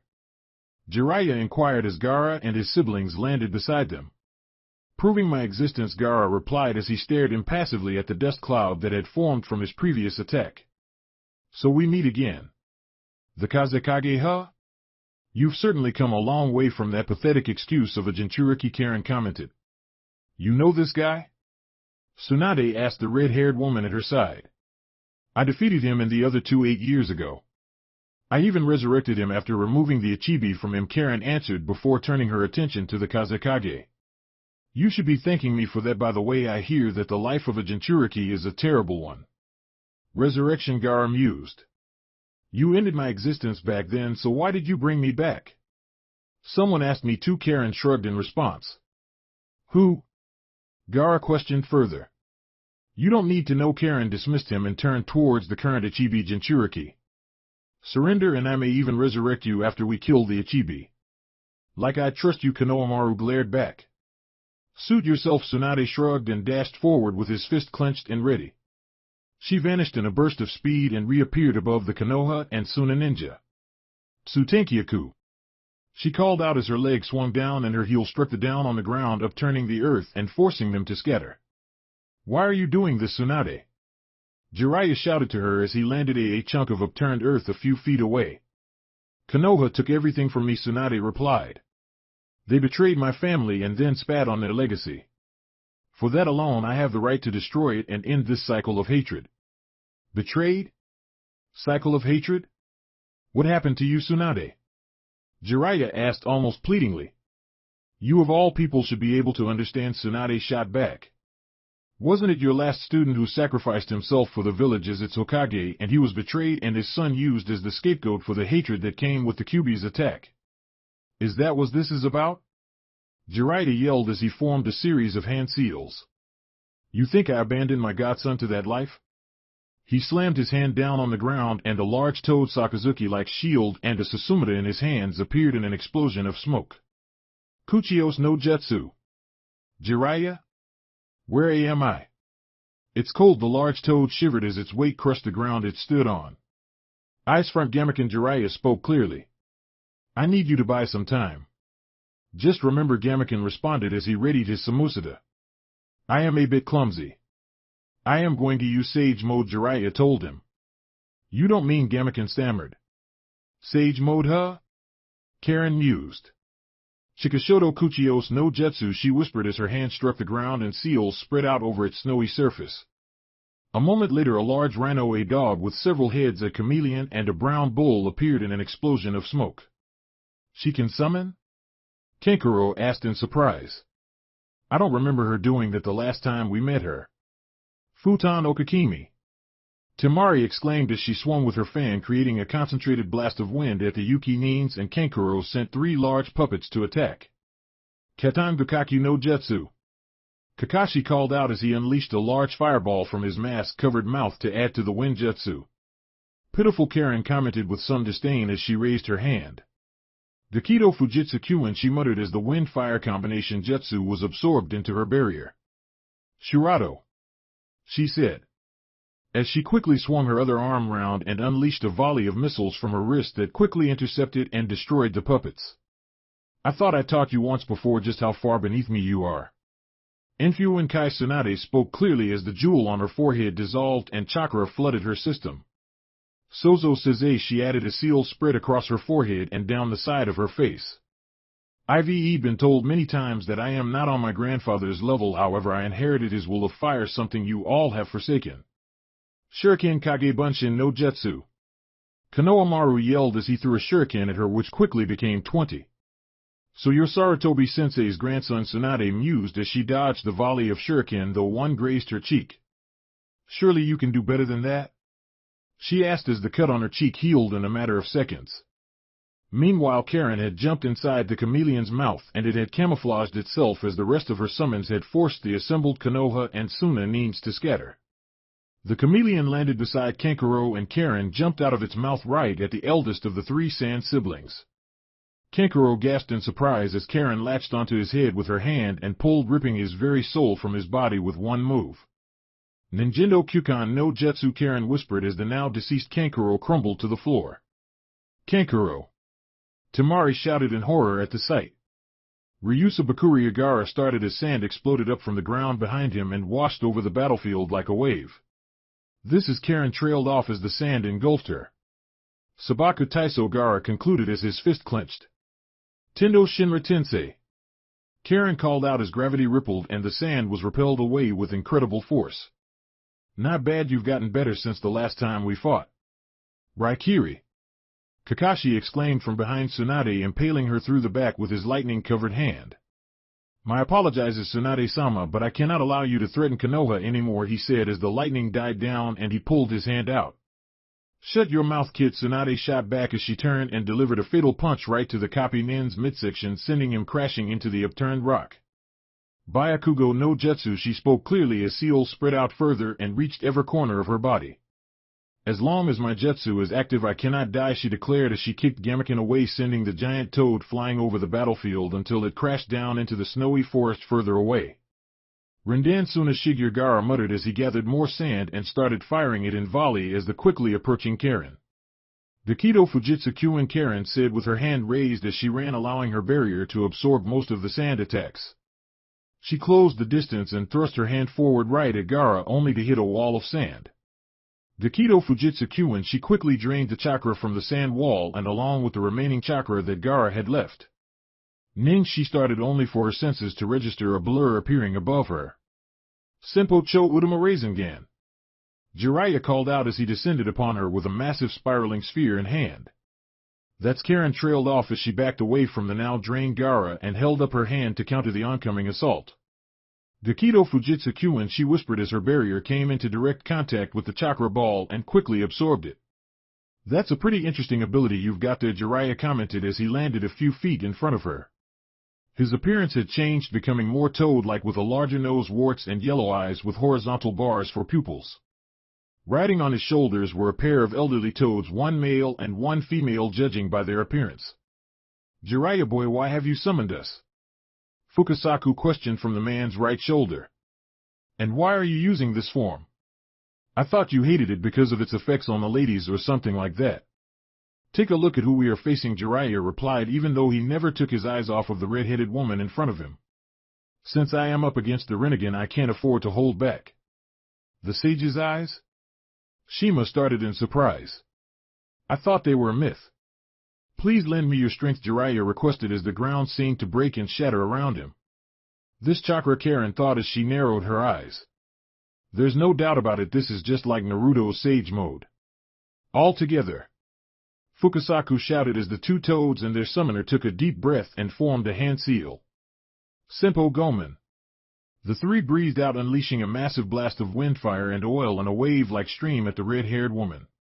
That's too much, Karin muttered as she brought her hands up and absorbed the oncoming attack. Dakido Fujitsu Kyuin, her senses kicked in as Jiraiya appeared behind her. The first attack was just a distraction. Senpo Kibari Senban. Jiraiya called out as he dropped to all fours and unleashed a barrage of needle-like projectiles from his hair. Tendo Shinra Tensei, Karin whispered as she repelled the volley and jumped away from her opponent. She couldn't have seen us, Fukasaku commented. We were in her blind spot the entire time. I think she's a sensor, Shima suggested. I've been trying to keep her chakra pinpointed ever since we arrived, but it keeps disappearing like she's somehow masking it. Not even the best sensors are able to do that, Jiraiya mused. Tendo Chibaku Tensei. Karin called out as her hand formed a triangle seal. A small black gravity orb appeared in the center and she threw it up into the sky where it quickly shone down a ray of light on the world below. What is this? Jiraiya asked as gravity shifted around him and started pulling the very earth itself skyward, rapidly creating a small moon. Your end, Karin answered. Kamui Kakashi rasped out as he channeled the last of his strength into his Mangekyo Sharingan. Space and time distorted in the center of the new moon before it grew too big and sucked in the gravity ball. With nothing acting to hold it up, the gathered chunks of rock fell down and bombarded the land and debris. Sensei Renobito, I am sorry, I'll be there soon, he thought as the last of his strength left him. Damn it, Jiraiya cursed as felt the last of Kakashi's chakra fade away. So you were even able to destroy my Chibaku Tensei, Karin mused. You Konoha ninja really are something, but that won't save you here, she commented as Tsunade landed at her side. This ends now, Jiraiya declared. There has been enough pain and death today. For crimes against Konoha and Suna, I will stop you both here. Megan Gamarencho. Fukasaku and Shima called out as they sang. As the sound echoed across the battlefield, Tsunade and Karin found themselves inside a water-like cube surrounded on all sides by four giant toad samurai. This is a genjutsu, Karin cursed as she tried to break it only to find that she couldn't move. Well played, Jiraiya, Tsunade cursed. Goodbye. Tsunade. Jiraiya spoke softly as a pair of stone swords formed in his hands and walked closer to finish them off. Hiruzen no Jutsu, a voice whispered as Naruto appeared between the two Yuki nins and promptly slapped both of them upside the head, breaking the genjutsu that they were under. That jutsu. Jiraiya trailed off suddenly, very pale. Menma-kun? Karin asked as she shook herself. You're going to pay for that, she added as she rubbed the back of her head. I want both of you to withdraw, Naruto told them. The situation has changed. How? Tsunade asked, confused. The Akatsuki attacked Konoha and killed Danzo. It looks like Tobi was after Shirsue's Mangekyo Sharingan that the old Warhawk took, Naruto replied. The eye was destroyed, so we don't have to worry about it, but he's preparing for something big. Damn, Karin cursed. So what now? This is no longer just some skirmishes between our two groups, Naruto replied. The fourth great shinobi war has begun. Let's get out of here, Karin spoke finally. I won't let you escape. Jiraiya shouted as he lunged at the three. Hiruzen no Jutsu, Naruto said clearly as he grabbed the two women at his side and disappeared in a yellow flash. Damn it, Jiraiya yelled as he struck the earth without enough force to smash it open. That was definitely Minato's jutsu, but who are these people and why is Tsunade with them? I need to find out what happened in Konoha, and I still need to meet with the other Kages. Shit, I need answers, not more questions. Chapter 15. Child of Fireland of Spring Yuki Meeting Room. The 5 major villages have joined together to create some kind of alliance against us and the Akatsuki, though they have no idea where either of us are based, Anoka explained as they all sat around a large round table in the center of the room. I still can't believe that old fence-sitter of a Tsuchikage would agree to something like this, Tsunade commented. The same with that fool of a Raikage.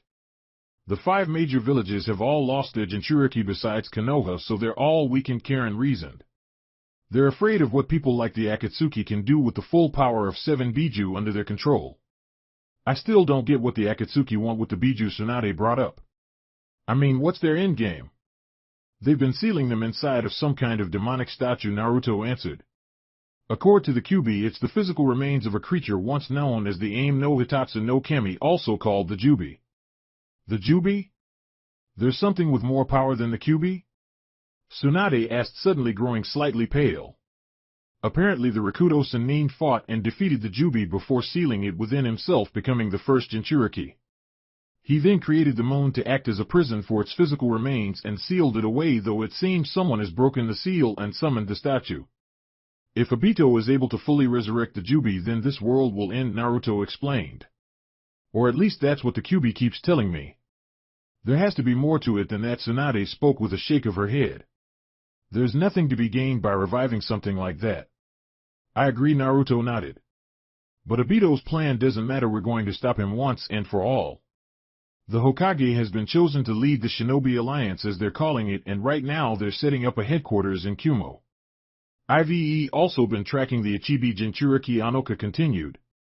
He's being sent to some kind of moving island deep in the land of lightning. Apparently there's some kind of temple there that the former Hachibi Jinchuriki used to gain control of his Biju in a similar manner that you did with the Kyuubi, Naruto-kun. Konoamaru, huh? He's grown a lot over the years, Naruto said with a small smile. I wouldn't mind fighting him now.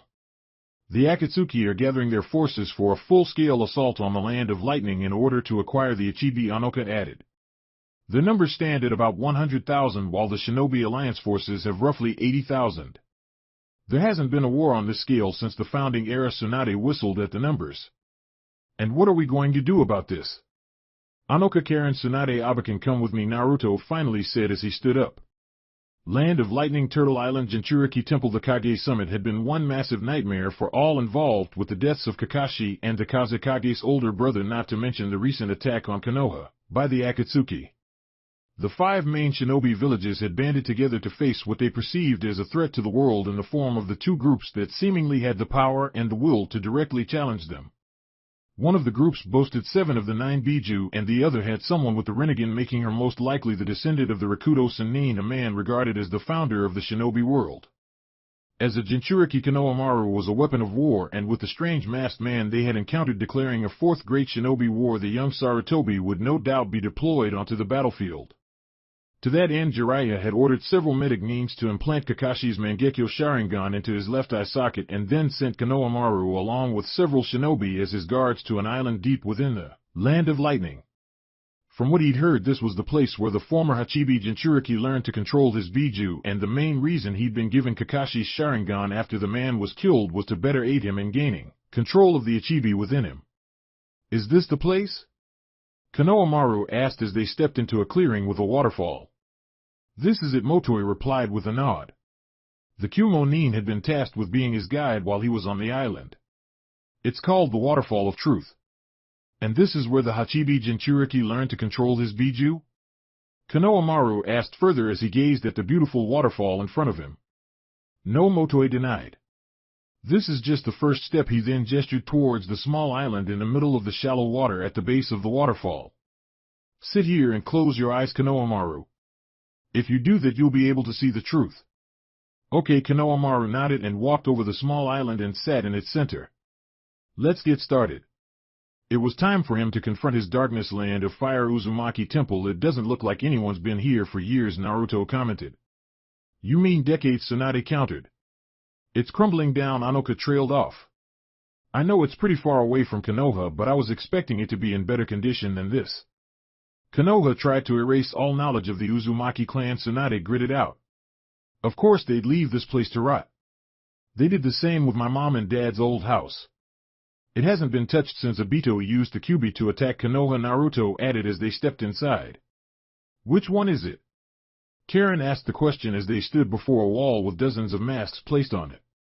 Let's see, somewhere, Anoka mused before holding out her user note Tsurugi. Here it is, she nodded as her sword drew close to one of the masks and started to leak chakra that the mask drew in. It's kinda creepy, Karin commented. I'd better make this quick then, Naruto said as he took the mask and brought it to his face. Stand back, they did as told, and the moment the mask made contact with his face, the familiar and terrifying spiritual pressure of the Shinigami appeared behind him with its arms spread out. Unlike the Shiki Fujin, which requires forming a contract with the Shinigami in order to use its power, Anoka explained. The Shinigami's mask was created by our clan to break those contracts at the cost of the user's life by allowing the Shinigami to possess the user's body. I thought Jinchuriki couldn't summon the Shinigami. Tsunade inquired, intrigued. Jinchuriki can't use the Shiki Fujin because they have two souls in their bodies and can't enter a contract because of that, Anoka continued. Using the mask, on the other hand, doesn't require any sort of contract. Kurama, Naruto thought as the Shinigami brought its knife down and stabbed itself, creating the same wound on Naruto's body. Give me a second, the Kyuubi replied as he flooded his host system with his chakra to heal the damage. My Yin chakra is returning in a few minutes, I'll be back at full power again. You're welcome, Naruto smiled slightly as his wound healed completely. You're lucky you have the Kyuubi to deal with that kind of thing, Tsunade commented. I'd have to resort to my kenjutsu to heal from something like that. Let's grab everything not bolted down and leave before Konoha takes notice of our presence, Naruto as he removed the mask, dispelling the Shinigami. Land of Lightning, Turtle Island, Jinchuriki Temple. Fighting his darkness wasn't the answer he'd been looking for, but in the end he was able to accept that part of him, despite the lingering hatred he felt towards his grandfather in the village that had scorned him for so long. After accepting his darkness at the waterfall, Motoi had led Konoamaru inside the temple and brought him to the same room that Karabi had used to confront and tame the Hachibi back in his youth. Konoamaru sat down in the center of the white room while Motoi closed the door, effectively locking him in just in case he lost the fight and Shikaku was released. It was time to face the Ichibi. So you've finally come here, huh? Ha ha ha ha. Shikaku laughed with an insane glint in its demonic eyes. I am going to kill you. Your blood will go everywhere when I crush you with my sand. You really are insane, aren't you? Konoamaru asked sadly as he stared at the sand demon before him. For what it's worth, I am sorry that you've turned out like this. Just die. Shikaku half snarled, half laughed as it banged on the cage door that separated them. There's no use talking to you, Konoamaru sighed as he walked over to the cage door and removed the paper that covered the actual seal. You lost your grasp on reality a long time ago, he said as he stepped back and brought the key to the seal, turning it and caused the seal to unravel. Ha ha ha ha ha. I want your blood. The Ichibi no Tanuki roared as he slammed the cage doors open and unleashed a wave of sand through the chamber. Shit, Konoamaru cursed as he jumped onto the ceiling and closed his uncovered eye. Senjutsu Sannin Moto. His eye snapped open a few seconds later. His right eye turned yellow as red rings formed around them and the pupils elongated into horizontal bars. Futon Rinkuten. Shikaku bellowed as he unleashed a series of large wind blasts at its Jinchuriki. This guy won't let up, Konoamaru thought as he brought his hand up to uncover his left eye. Here we go. His new Sharingan spun wildly as he tracked the massive wind bullets and jumped high in order to dodge them. Just die already. Shikaku shouted as he started gathering red and blue demonic chakra orbs to his mouth and compressing it into a single black sphere. Damn, Konoamaru cursed as he pushed more chakra into his eye, forcing his Sharingan to shift into its Mangekyo form. By Jadama. Shikaku roared as the sphere exploded forwards in a beam of golden light. Senpo Kamui. Konoamaru exclaimed as space and time started to distort in front of him. Unlike the regular Kamui that Kakashi had used when he was alive, Konoamaru's mastery of the sage arts increased the sheer power and scale of his jutsu beyond that of any normal man. That's why when Kakashi had used this jutsu, it would only create a small vortex the size of the eye itself and could only draw on something the size of a person. However, with his sage mode powering it, the vortex that Konoamaru could create was 10 times bigger and was 3 times more powerful. Because of this, Shikaku's attack slammed into the vortex without exploding and was sucked in until there was nothing left. What? The Ichibi screamed in outrage at the sight of his strongest attack disappear before his eyes. Damn you! Kage Bunshin no Jutsu, Konoamaru whispered as a pair of clones popped into existence at his side and immediately started gathering chakra to his hand, forming a spinning fireball. Katan Goen Rasengan. He called out as he threw the handheld fireball at the sand demon. What is this power? Shikaku yelled as the attack slammed into him and exploded in a column of fire.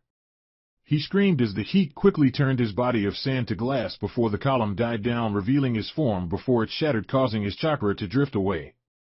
It's over, Konoamaru whispered as he grabbed the loose chakra and pulled it into his own body. The chakra turned from gold to red as it encased his form, taking the shape of a raccoon-like creature of bubbling demonic energy. He sighed as he dispelled the chakra and brought the key seal on his arm to the one on his stomach and turned it.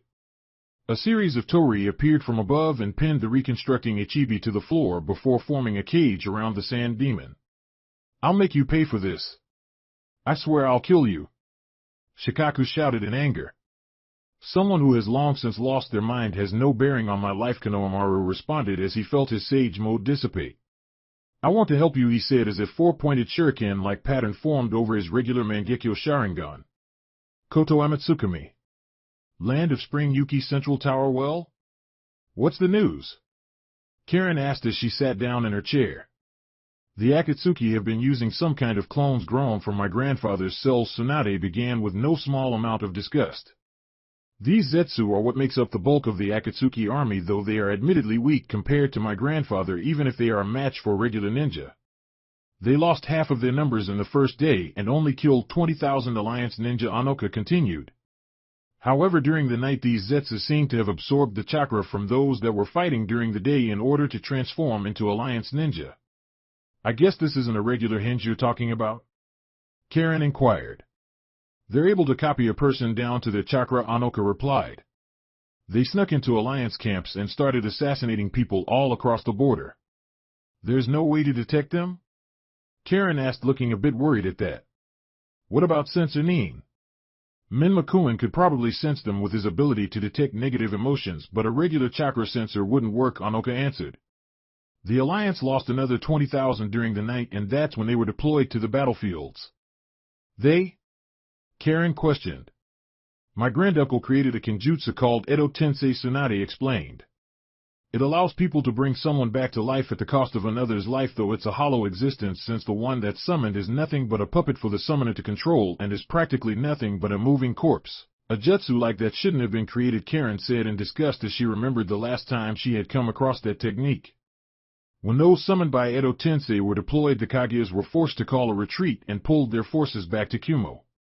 Among those summoned were the 7 shinobi swordsmen of the mist and the former Kages, Anoka continued. Hashirama-sama? Karin asked, now worried. Not yet, though. I think that's because the summoner has been having a bit of trouble controlling the Nidaime Hokage when he was summoned to the battlefield, Anoka replied. Or he's being kept in reserve, Naruto suggested. Or that, Anoka nodded. So what do we do now? Karin asked the question. I am going to Kumo, Naruto finally answered. I'll leave the Edo Tensei to you. Chapter 16 Burden of the Shadowland of Lightning. Kumo Chikashoto Kuchios no Jutsu. Obito spoke with an edge as 7 figures were summoned to his side in explosions of smoke. 6 of these figures were his new 6 paths of pain. 6 of the former Jinchuriki. Courteous of the Rinnegan he had collected from Nagato and transplanted into his left eye socket. The 7th figure was his young apprentice Uchiha Sasuke, whom had recently infiltrated Konoha and killed Danzo along with the village elders for their involvement in the Uchiha clan massacre. Kumo was arguably the most militaristic shinobi village on the continent, with Iwa coming in a close second, and had even gone as far kidnapped attempts and blackmail to increase its own power. Despite that, Kumo alone could never hope to fight against the force that was launching a direct attack on the village without support from the other nations. Thousands of white Zetsu clones were swarming into the village, killing and destroying everything and everyone in their path, with dozens of Edo Tensei ninja right behind them, including their former Sandaime Reikage, whom was considered to be the strongest Reikage ever. This will all end today, Obito commented as he gazed out over the burning village. HN Sasuke sneered as 5 figures landed in front of them. The 5 Kage, Obito mused as he looked down at them. Do you see now how hopeless and useless this world really is? Do you know despair? Shut up! He shouted in anger. You'll pay for this and for what you did to my brother and Yujito. Uchiha Madara Inoki said with a glare. Long ago I lost myself because of you, but from here on I'll pick myself up and stop making excuses. We're going to stop you here, Terumi declared. You've caused a lot of pain to a lot of people, Jiraiya said clearly. All that matters now is not one more. Your end is here, Gaara proclaimed calmly. To think I'd see the day that the 5 Kage would stand together as one. Inoki smirked at the sight. 5 Kage or not, you are no match for the Uchiha. Sasuke spoke as he stepped forward. Sasuke? Jiraiya asked in surprise. And I know the truth about what Konoha did to my clan, Sasuke responded. Danzo and the elders confirmed everything before I killed them. You, Jiraiya trailed off with narrowed eyes. Let's go, Mizukage Dano. He yelled as his Raiton no Yoroi exploded to life. All right, Mei nodded and took a deep breath. Yotan Shakageryugen no Jutsu. She exclaimed as a large stream of lava shot from her mouth at the 2 Uchiha. Yotan Yokai no Jutsu. Bellowed the Yanbi Jinchuriki as several large lava spheres shot from his mouth and slammed into Mei's lava stream. That's Inoki trailed off as his eyes widened. I recognize them, that's Rashi and Han. Yujito gritted his teeth upon recognizing his former subordinate. They're all Jinchuriki, Mei said, trying to remain calm. Even Yagura is here. Kamui. A yell was heard as space and time started to twist and distort around Obito's head. This, as Obito thought, as his own space-time technique canceled out its effects. Jakuken Ito, he whispered as he saw Konoamaru land beside the Kage. Sarutobi Konoamaru, the Ichibi Jinchuriki, so you've actually taken that eye for yourself, huh? Konoamaru. Sasuke appeared angry at this development. You dare desecrate my clan like this? First Kakashi, then Danzo, and now you? Sasuke, Konoamaru said with an almost sad tone. You really didn't learn anything from Naruto in this, and did you? Never mention that shinobi's name in my presence. Sasuke glared hatefully at his former teammate. Since it's the 5 Kage and a Jinchuriki, I think it's best if I don't hold back, Obito mused as 6 columns of black and red chakra exploded at his side. What? Jiraiya stammered as he was blown back. That's Mei trailed off at the sight, having remembered the last time she saw something like this from Yagura years ago. They've entered their version 2 forms, he gritted out in anger. The 6 Jinchuriki were now encased in dense red and black chakra that blocked out their bodies from view. Each had a different numbers of tails ranging from 2 to 7, and all of them had disguisable features such as Han's hat or Fu's beetle-like chakra horn. However, all of them had the same black chakra masks covering their faces and white eyes like a deep void of emptiness that sent chills down the Kage's spine. Kill them, Obito gave the order, and the 6 Jinchuriki launched themselves at the assembled Kage and Ichibi Jinchuriki. Doton Gorimu no Jutsu. Inoki called out as he created a large stone golem between them, and a second later Gaara added his sand, augmenting the stone golem. Kirigakure no Jutsu. Mei yelled as she blanketed the area in mist. Go! They're trying to reduce our sight, Sasuke mused. It looks like they learned a few things from Kakashi. Do it now, Tsuchikage. He yelled as he grabbed the eldest Kage and like a bolt of lightning shot them high into the air. Jinten Genkai Hakuri no Jutsu. Inoki exclaimed as a glowing cube of chakra appeared in his hands and he shot it right at the two Uchiha. It's useless, Obito commented as he raised his hand towards the oncoming attack. Dakido Fujitsu Kyuin, he said quietly as the beam-like attack was quickly absorbed. What? Inoki shouted in surprise. No one had ever outright blocked his Jinten before. Sure, Hiruzen had always used misdirection to evade it, and that blasted Yondaime Hokage just teleported away, but no one had done that to his jutsu before. Enough of this. Konoamaru yelled as he exploded with crimson chakra. Konoamaru. Jiraiya yelled in worry. He's releasing the Ichibi's chakra? That Sasuke trailed off as a fully formed Ichibi no Tanuki stood where Konoamaru had once been, with the young Sarutobi standing atop its head. He actually gained full control of that beast. Impressive, Obito commented. But it's not enough. Yotan Kakazen. The demonic Rashi called out as a large flower of lava exploded from under the Ichibi. Senjutsu Sannin Moto, Konoamaru muttered as his right eye changed, signifying his transition into Sage mode. Senpo Kamui. He exclaimed as a vortex formed and sucked in a large amount of lava. Senjutsu really is frightening, Obito thought at the sight. To increase the power of my jutsu to such a degree, no wonder Madara said that it put Hashirama on another level. Watch it, it's the Gobi. Mei yelled as Han suddenly fully transformed into the much larger five-tailed demon. IVE had enough of you. Shikaku yelled with his own mouth, much to everyone's surprise, as he grabbed the Gobi's horns before he was impaled. Is that the Ichibi? Inoki asked in wonder. Yes, it is, Gaara nodded. But it didn't sound like the one I used to know. You dare use us like we're your pets? I am going to kill you. Shikaku roared as he shifted his weight and threw the Gobi to the side. I'll deal with this, Sasuke spoke up as he landed in front of the sand demon. Susanoo, he said clearly as the massive skeletal construct encased his form and grew to a height that rivaled the Ichibi. Very well, Obito nodded. I'll deal with the Kage first. The Gobi then charged forward before it turned and tried to attack him. Damn it, he cursed as he felt his control slip for a second and was forced to throw out a chakra chain that embedded itself in a small chakra rod on the beast's body.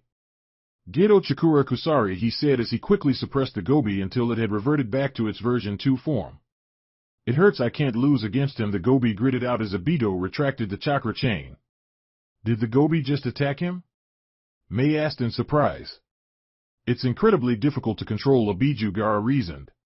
And the Biju themselves hate being considered pets.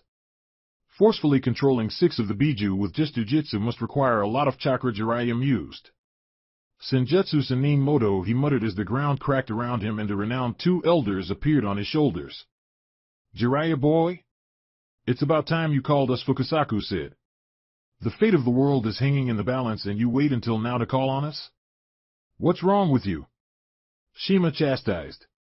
I'll apologize later, Jiraiya responded. Let's do this, he said as he launched himself right at the 6th Jinchuriki and Obito. Senpo Cho Udama Rasengan. I told you it's useless, Obito said again as he stood his ground even though he had his 6th Jinchuriki pulled back. He simply phased through the attack even after it exploded in a torrent of chakra which leveled a good chunk of the surrounding village. This will take years to rebuild, he gritted out at seeing his ally destroy a part of his village. I am done playing this little game, and unharmed Obito spoke up after the dust had cleared. This time it's 2, he said as both the Yanbi and Rokubi Jinchuriki fully transformed into their Biju. 2 of them at once now? Mei thought with growing worry. My father once fought the Hachibi by himself, he reassured. We can beat him. Sanson. The Rokubi bellowed as a large stream of acid shot out of its mouth. Again Kazekage. Inoki yelled as he created another stone golem to defend against the acid stream. Doton Gorimu no Jutsu. It's not enough. Gaara called back as against his sand augmented the golem against the Rokubi's attack. I won't let you destroy my village. He yelled as he punched the Yanbi in the face, knocking it back.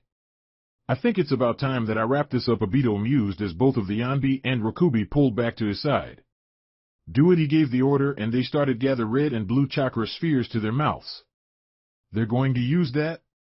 Here? Jiraiya's eyes widened at the sight of the now black chakra spheres held in the two beasts' mouths. Shit! Inoki cursed. By Jidama. Obito called out as the two chakra spheres fired at the Kage. And two domes of light sprang up in the center of the village. Amaterasu. Sasuke whispered as black flames shot from his eyes at the Ichibi Jinchuriki standing atop his Biju's head. What happened to you, Sasuke? Konoamaru questioned as sand rose up and intercepted the black fire. Why did you become a traitor and abandon everyone that cared about you? You live in ignorance of your clan's crimes against mine, so I will tell you before I take your life. Sasuke sneered at him. Your grandfather and his old teammates, the elders of the village, ordered my brother to slaughter my clan. What? Konoamaru asked in surprise. You've got to be lying. There's no way that my grandfather would give such an order. This is the same man that allowed Naruto to be treated like a pariah, and he is the same man that sealed the Ichibi in you. For the good of the village, Sasuke said the last part mockingly. How many atrocities have been committed for the good of the village, I wonder? I admit that there are things that Konoha has done that I don't agree with. Konoamaru paused for a moment before continuing. But I don't think what you're doing is the answer. Sasuke scoffed.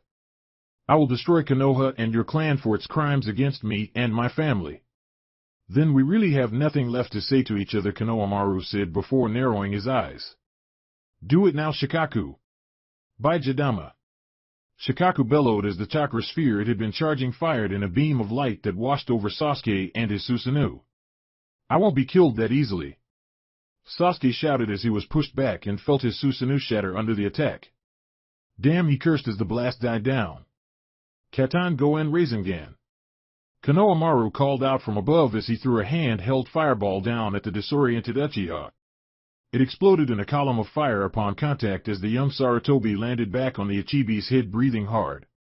He'd been pushing the Ichibi's chakra for a while now, as well as his Sage mode, and was finally feeling the strain from overusing both powers. Did we get him? He asked as he tried to slowly recharge his Sage chakra. I think we wasted him. Shikaku laughed. Not quite. Obito's voice sounded from the smoke as it cleared to reveal him standing beside a battered but still very much alive Uchiha Sasuke. You? But Konoamaru asked with mounting horror. Where are the Kage? Them? They're dead, Obito replied. He killed them. This masked guy had killed those that were considered the 5 strongest ninja in the world. What the hell could he do against that kind of power? Damn you, Konoamaru growled out. Do you know despair now? Obito asked. It no longer matters. This world will end soon, and when it does I'll create another one of my design where there will be no more anger, hatred, or envy. Amidst the debris that made up the battlefield that was Kumo laid a mortally wounded Jiraiya with the other 4 Kages all around him, who was bleeding a lot from his stomach. Jiraiya boy? Fukasaku gasped the elder Toad as he crawled over to the man. Are you all right, Pa? Jiraiya rasped out. Yes, Fukasaku nodded. I sent Shima home before the last attack hit us. He shakily stood. I dare say that if we weren't in Sage mode at the time we would be dead. And the others? Jiraiya asked. They didn't make it. Fukasaku shook his head. I want you to go to Konoamaru, tell him to run, don't let the Akatsuki get the itchy. By Jiraiya gasped out before closing his eyes and falling into his eternal sleep. And so ends the Shinobi Alliance. It's over, Obito declared as all 6 of his Jinchuriki paths landed beside him in their version 2 forms. Surrender the Ichibi to me or I will take it from you by force. Why would you even protect it? It's caused you nothing but suffering since it was first sealed within you. Because it's a part of me, Konoamaru replied honestly. That's all the reason I need. So be it, Obito said and slammed his hand down on the ground. Kuchios Geto Mazo. He exclaimed as a giant demonic statue exploded from the ground and lifted both him and Sasuke up onto its head. Not that thing again, Konoamaru cursed at the sight of the statue that had took the chakra from his shadow clone back when he had it captured by Kisame months ago. Let me show you my precious pets. Obito spoke clearly, and a second later the 6 Jinchuriki fully transformed into their respective Biju. We're outnumbered 8-1, Konoamaru gritted out. That's a bit much even for me. This isn't fair, damn it, Shikaku yelled at the sight of his brothers and sisters. Honestly, Konoamaru, a familiar voice spoke up. Is this really all it takes to scare you? Huh? Konoamaru asked as a figure landed in front of him on Shikaku's head. You! Shikaku shouted in surprise. What are you doing here? He was clearly still pissed about the whole attack on Konoha thing. I am here to help you guys out, the newcomer, as he looked back at them over his shoulder. A mask? Konoamaru muttered and narrowed his eyes. You're the one we encountered in the Land of Iron and the one who summoned Shikaku to attack Konoha, aren't you? Yes, the masked man nodded. I originally wanted Konoha to gain a Biju so that they and the Akatsuki would hopefully end up destroying each other. But I never wanted the Biju to used as pets like this, so I am going to set them all free when we're finished here. Uabito trailed off as he narrowed his eyes into a glare. I should have expected that you would show up here. Hey, Konoamaru, the newcomer said as he took off his mask and grinned back at the Ichibi Jinchuriki. Try to keep up because from here on out I am on point. Naruto-Nissen? Konoamaru asked in surprise. Naruto? Sasuke asked, equally surprised. How? I wouldn't worry about the how if I were you, Naruto said with a grin. You ready, Kurama? He asked in his mind. I've been waiting for this moment for years, Kurama responded. Let's do this. Here we go. Naruto yelled as he leaped off of Shikaku's head and exploded in golden chakra. Let's go, Kurama. 9 golden tails sprang out, a seal etched into its back as the massive form of the full-power Kyuubi no Yoko, the strongest of the Biju, landed, appeared on the battlefield and towered over the other Biju. And with that it roared. Chapter 17 Modern Legends Land of Lightning Kumo Battlefield Kurama. You damned show off! Shikaku yelled at the much larger demon fox. I'll deal with you later, Shikaku, Kurama shot back as he kept his attention locked on the rest of his siblings. So this is you at full power, huh? Naruto asked with a grin. Damn, Kurama, you're like frickin' huge. It's the reason I am known as the strongest of the Biju, Kurama responded. Even with half my chakra sealed away by the Shinigami, I was still a match for this manipulative bastard. That's the Kyuubi? Sasuke asked with a rather large amount of fear. No wonder everyone in Konoha was so afraid of Naruto back when he was still in the village. This thing was practically the size of a mountain and several times bigger than the other Biju. Damn you, Naruto, Obito cursed in thought. I have to kill him now or he'll undo everything I've accomplished. He mentally ordered his 6 paths to start charging a series of chakra spheres to use against the demon fox and Isan. They're charging up. Konoamaru shouted out when he saw the 6 begin gather red and blue chakra orbs. We've got them, Naruto responded calmly and started charging a number of black chakra spheres around him inside the demon fox's mouth. Kurama lunged forward, his tails tearing up the landscape, leveling nearby mountains, and essentially flung the 6 Jinchuriki paths away with a series of flicks. By Jidama! Shikaku bellowed from behind him as he shot a black chakra sphere directly at the demonic statue. Shidabito cursed as he raised his hands to defend the statue. Tendo Shinra Tensei! He exclaimed as gravity shifted and tried to deflect the wave of demonic energy that washed over them. Amaterasu! Sasuke called out as he unleashed another blast of black flames at Konoamaru. Kamui! Konoamaru countered as he quickly created a vortex to absorb the flames. Renzoku by Jidama! Kurama roared as he unleashed a barrage of black chakra spheres at the 6 Jinchuriki paths. Renzoku by Jidama! The 6 Biju roared back as they fired off a number of the chakra balls themselves. The village was completely wiped out in the ensuing series of dome-like explosions, some going off course and being flung towards nearby mountains, making them disappear. Eventually, with a deafening explosion, the dust cleared as Kurama slid to a stop beside the much smaller Shikaku with a grin on his face. Why wouldn't he? He hadn't had this much fun in decades, nor had he actually fought against his siblings in centuries, so for once he was actually enjoying himself.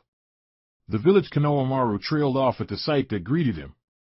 It was all gone. Kumo was already lost before I arrived, Naruto told him. There was nothing you could have done. It doesn't mean I have to like it, Konoamaru gritted out. Front and center!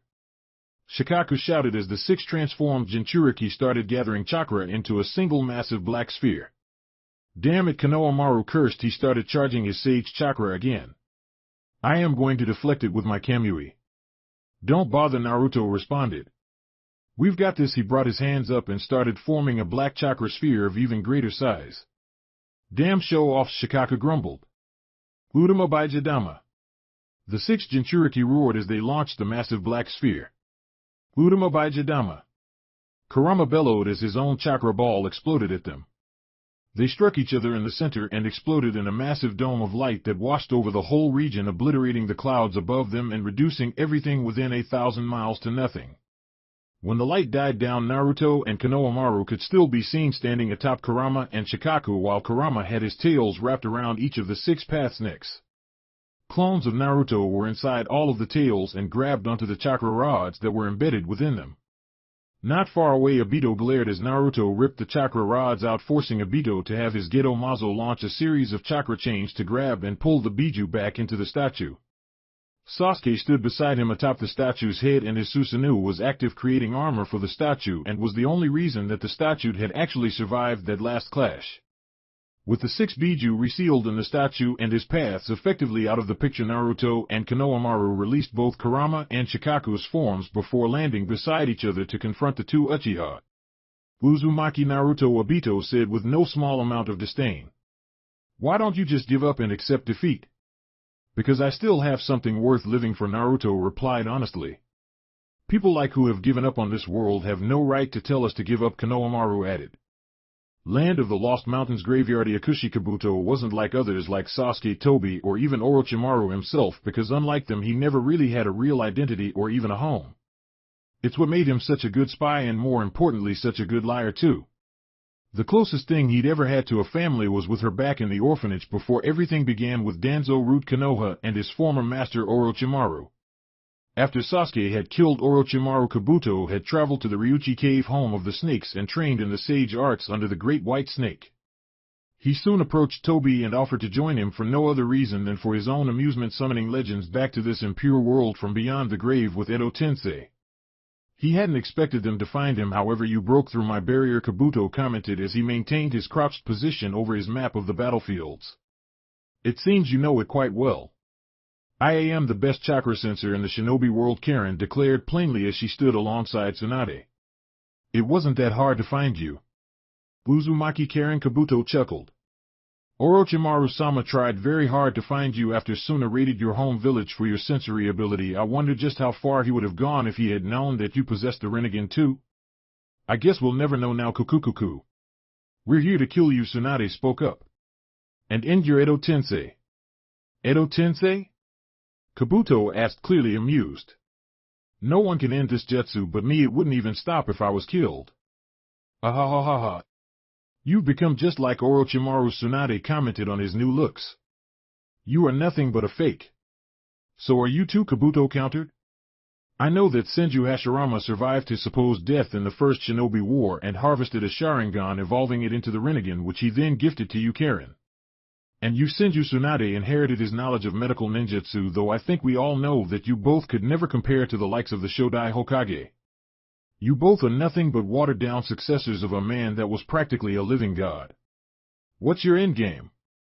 Karin asked the question. I can understand that Tobi wants the Biju to resurrect the Jubi, but what do you want exactly? Me? I thought that was obvious, Kabuto chuckled. I want the power of those legends that were recognized as the strongest in history. All of this has been nothing but a test, and I am pleased to say that it's a complete success. I am going to kill you, Karin declared simply. I'll deal with those you've summoned after you're dead. I am sure my Ninjendo can remove the souls of the people you've resurrected and enslaved. Her Rinnegan could be a problem if I don't handle this carefully, Kabuto thought as he stood up and formed a hand seal. Snake slithered out from behind him and started to enlarge, causing the two Yuki Nins to tense. This is my field and nature is on my side, he said as the snakes lunged right at them.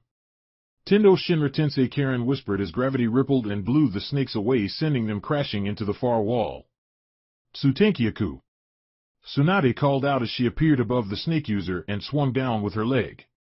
The floor cratered as Kabuto's body seemed to disappear as the snake scattered and wrapped around various spikes through the chamber. Hiding won't save you, Karin said as she tried to sense him. His chakra is scattered everywhere. This is an ability of mine to transform myself into liquid form, Kabuto's voice echoed through the chamber.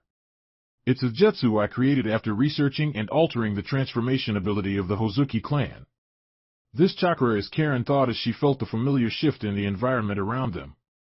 No way. That's not possible. There's no way this guy could have learned that. Orochimaru-sama's curse seal was originally created after studying a young man named Yugo Kabuto continued. His clan had a rather unusual ability to passively absorb natural energy into their bodies. This is Karin trailed off with narrowed eyes. Karin? Tsunade asked the redhead.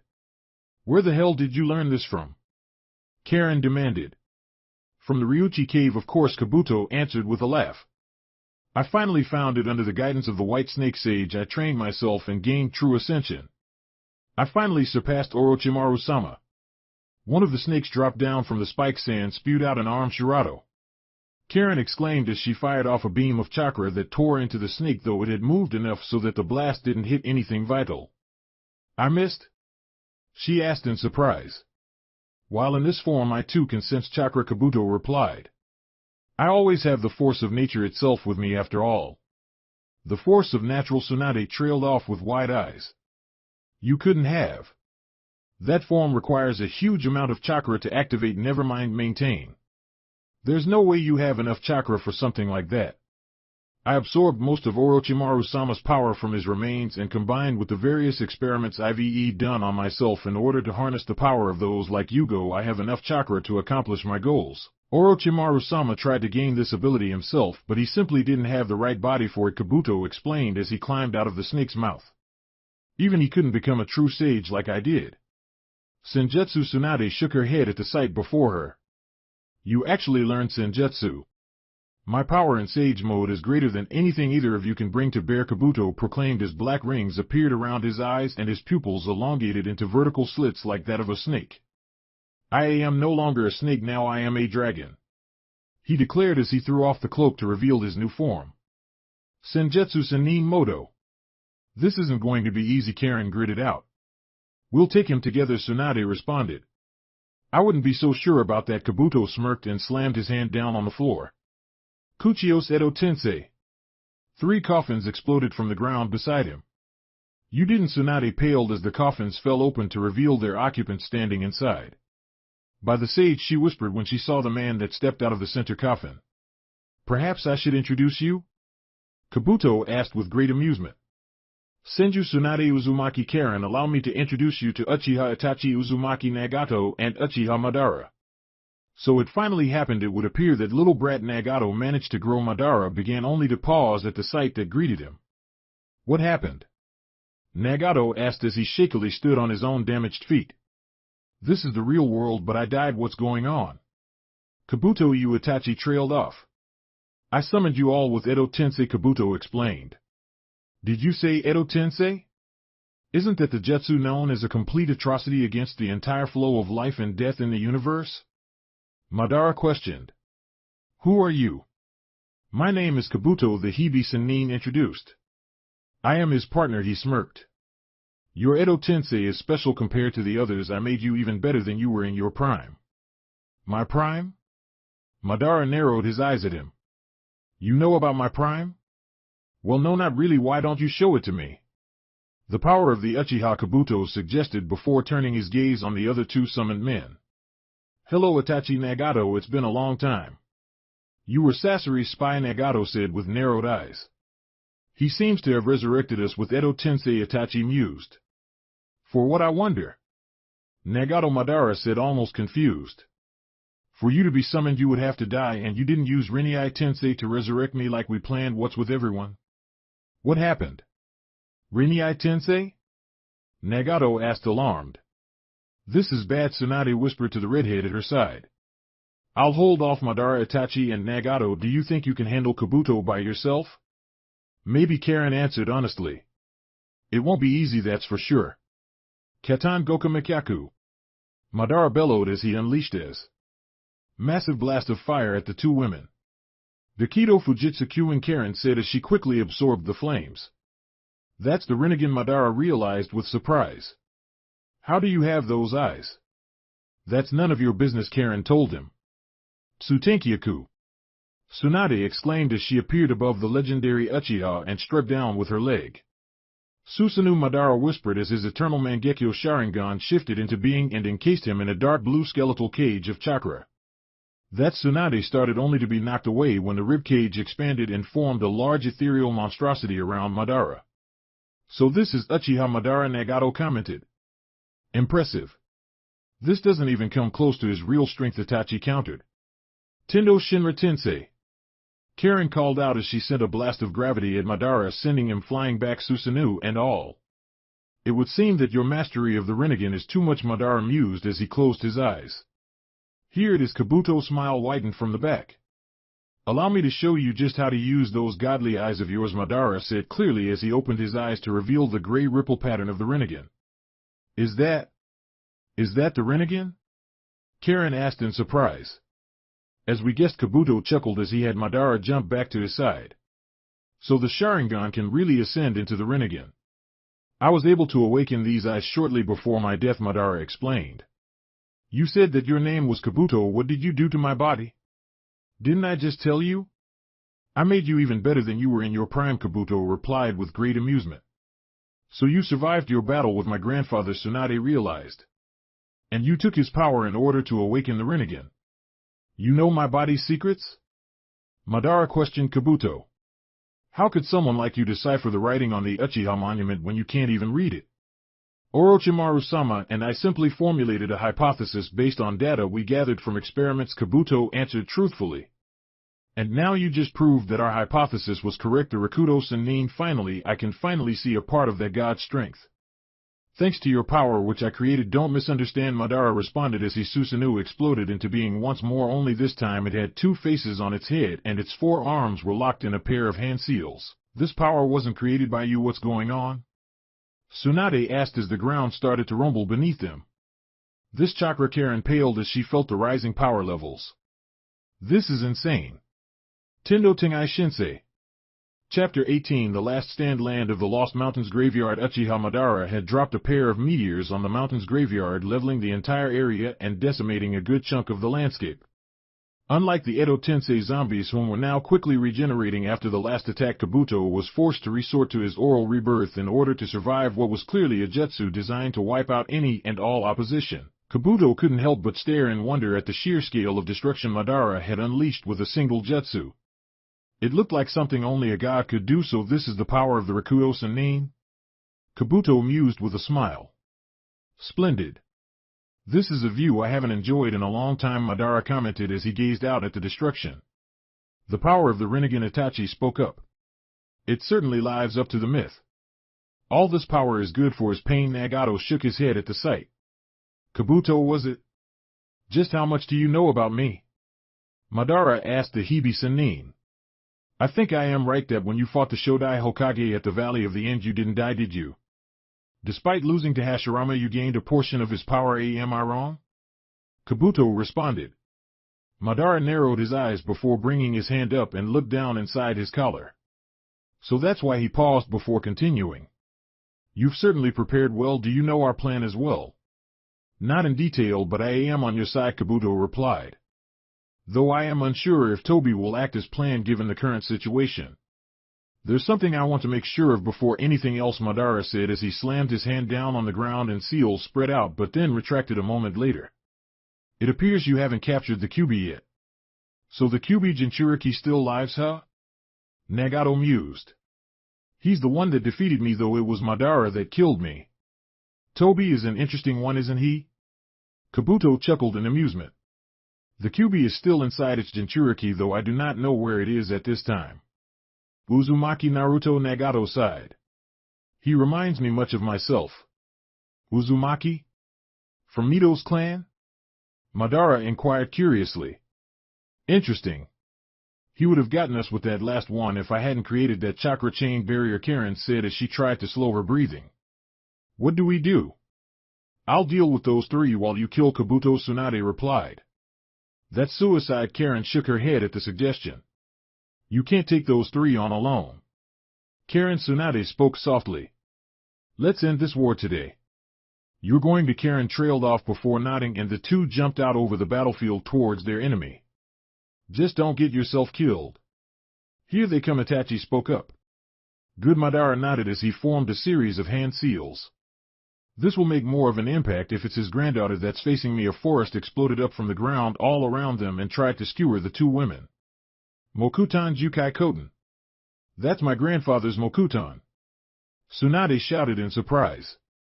Tendo Shinra Tensei. Karin exclaimed as gravity rippled and repelled the massive forest away from them.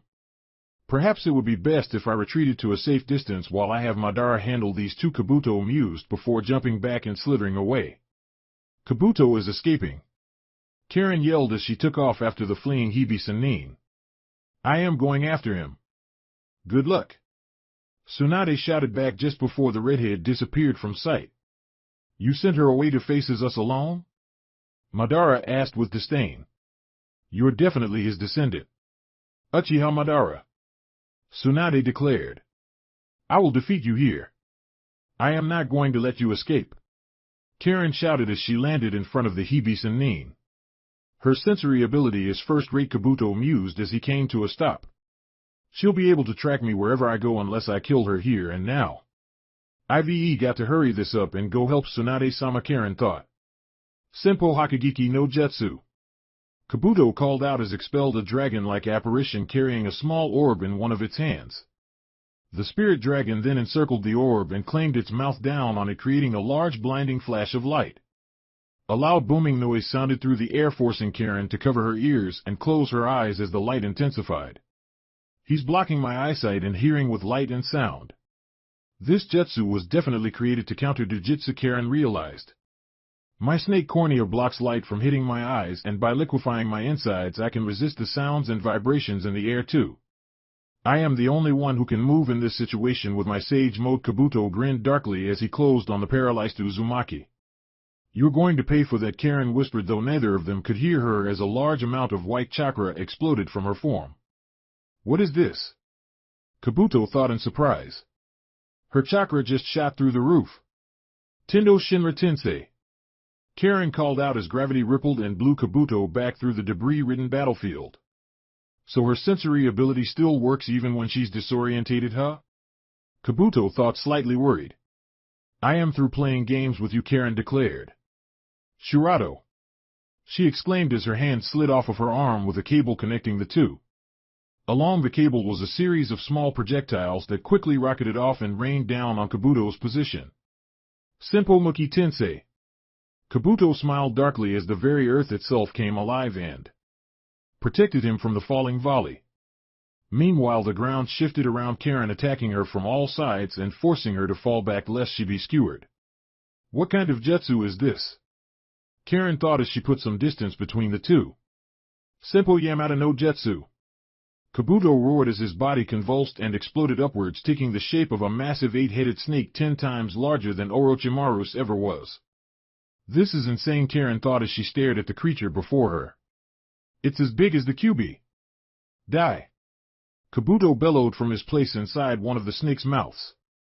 Purple orbs of chakra formed in their mouths and fired a beam-like blast of chakra, tearing up the landscape in a torrent of fire. Gakido Fujitsu Kyuin. Karin exclaimed as she quickly formed her absorption barrier around her to survive the onslaught. Do you see how useless it is now? Even if you have the Rinnegan, you are no match for me now.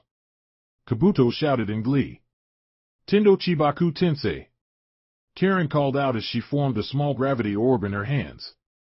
She then threw it up into the sky as the ground shook, the very earth itself shifting as it was pulled upwards. I didn't think he'd be this strong, she thought as she strained to maintain her most powerful jutsu. At this point she could honestly say she had never fought anyone that could push her to her limits other than Naruto, and even then they usually stopped before they ended up killing each other. This Sannin was stronger than she had anticipated, and she knew if this didn't finish it then she would lose. No! Kabuto yelled as his massive body was lifted off the ground and fell towards the newly formed miniature moon. I won't die. He was cut off when a couple of mountains was pulled up and dropped on top of him, burying him inside the small moon. It was over. Damn, Karin gritted out as she fell to her knees with blood leaking from her mouth. That last jutsu had always put an immense strain on her body, and this time wasn't any different. If I wasn't an Uzumaki, that would have killed me. Now she had to help Tsunade Mokuton Kajikai Korin. Madara called out as a massive flower-shaped wooden plant exploded from the ground and spread a wave of gas across the battlefield. That's my grandfather's jutsu too, Tsunade commented in surprise as she pulled back to escape it. You're too distracted, Madara commented as he exploded from the ground behind her, a familiar chakra construct encasing his form. Susanoo. He doesn't even need the Itachi and pain to help him, Tsunade thought as she tried to put some distance between them. His strength is almost inhuman. Katan Goku Mikaku. Madara bellowed as he unleashed a large blast of flames at the fleeing Senju Kunoichi. I can't afford to hold anything back against this monster, Tsunade thought as she quickly released her forehead seal. Infiltration Kai as the flames engulfed her form, seals started to spread across her body. Byakugo no Jutsu. You dance well, Madara mused as he landed not too far away from her. But your steps are too slow. It will take more than that to stop me, Tsunade declared as she jumped out of the flames, the burns on her skin healing a few seconds later. From what I've seen so far, your power pales in comparison to that of Senju Hashirama, even if you are his descendant, Madara commented. Even if you are able to use medical ninjutsu without hand seals, you aren't even in the same league as the likes of us. I am not my grandfather, Tsunade said with a glare. I fought a real fight to the death against Hashirama, Madara continued. This is nothing compared to that. His face twisted into a sneer. What can you possibly do? You can't use Mokuton, and you're a weak woman, especially compared to the likes of Uzumaki Mito. Weakness revolts me, weak Senju even more so.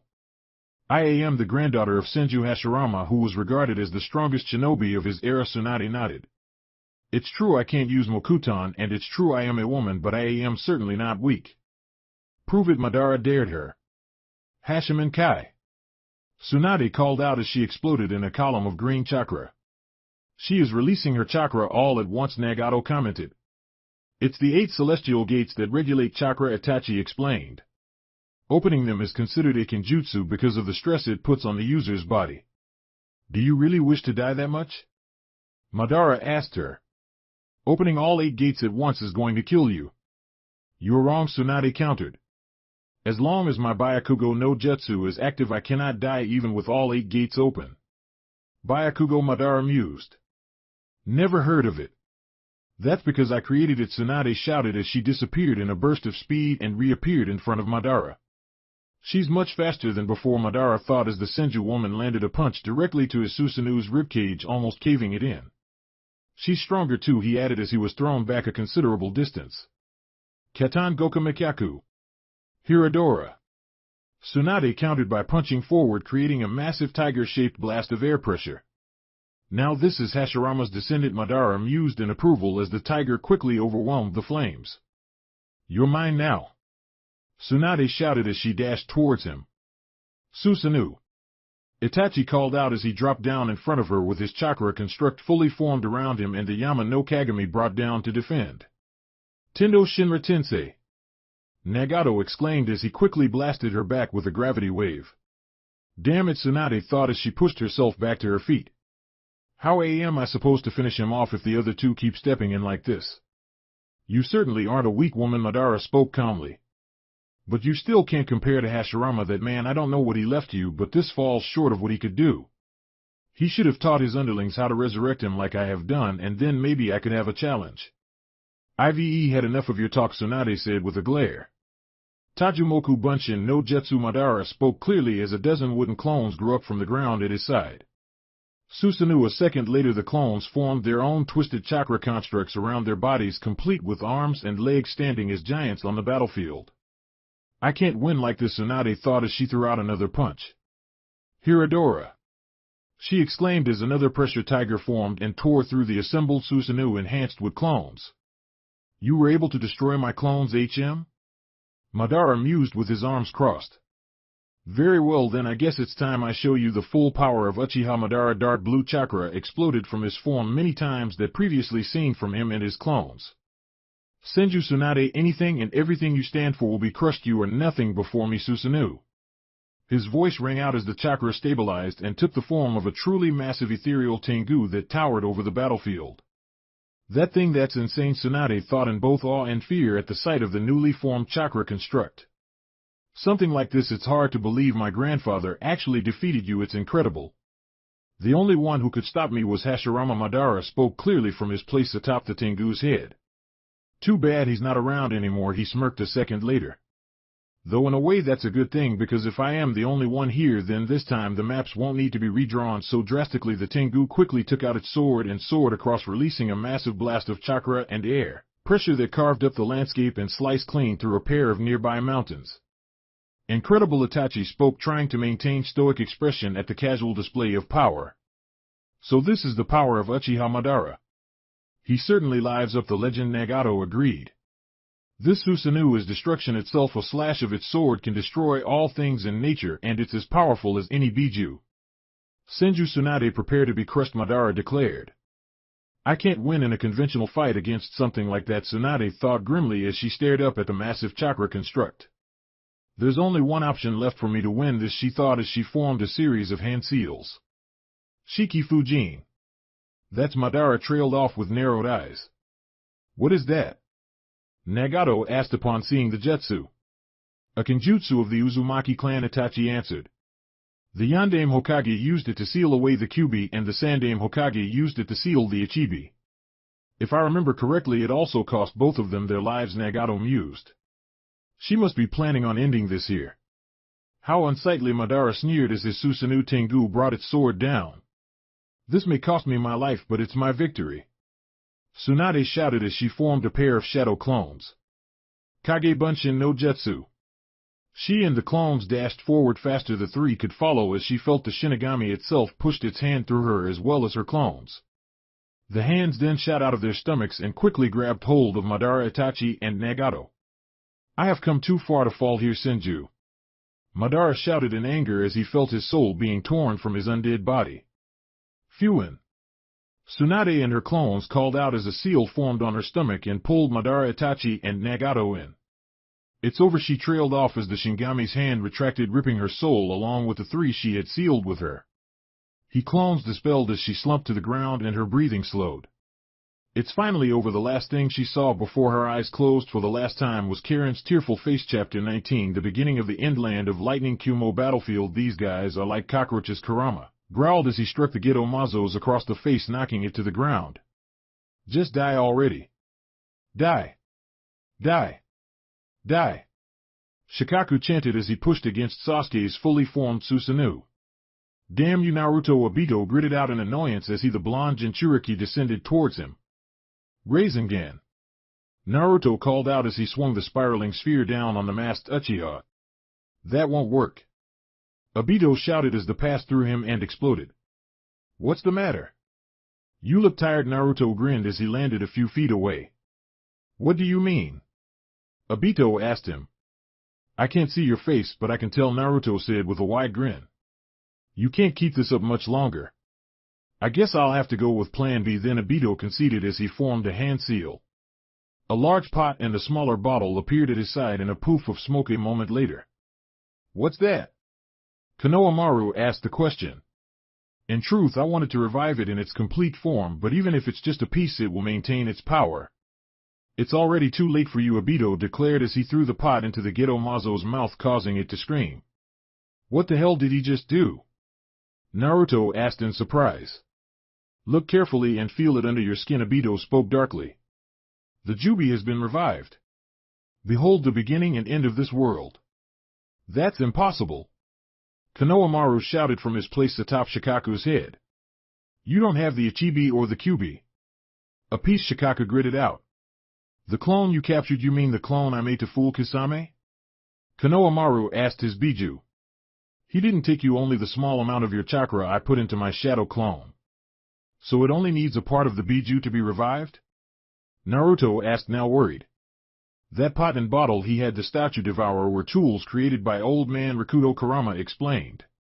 They have the power to seal away almost anything, whatever goes and never comes out, no matter what happens. Earlier I felt the presence of those that had absorbed a bit of my power, but they suddenly vanished from my senses earlier. The Shinobi Alliance must have used the pot and bottle to seal them. If that's true, then the statue now has your chakra in it too, Naruto said grimly. But it's only a piece, Kurama continued. I don't know what kind of form the Jubi will be revived in.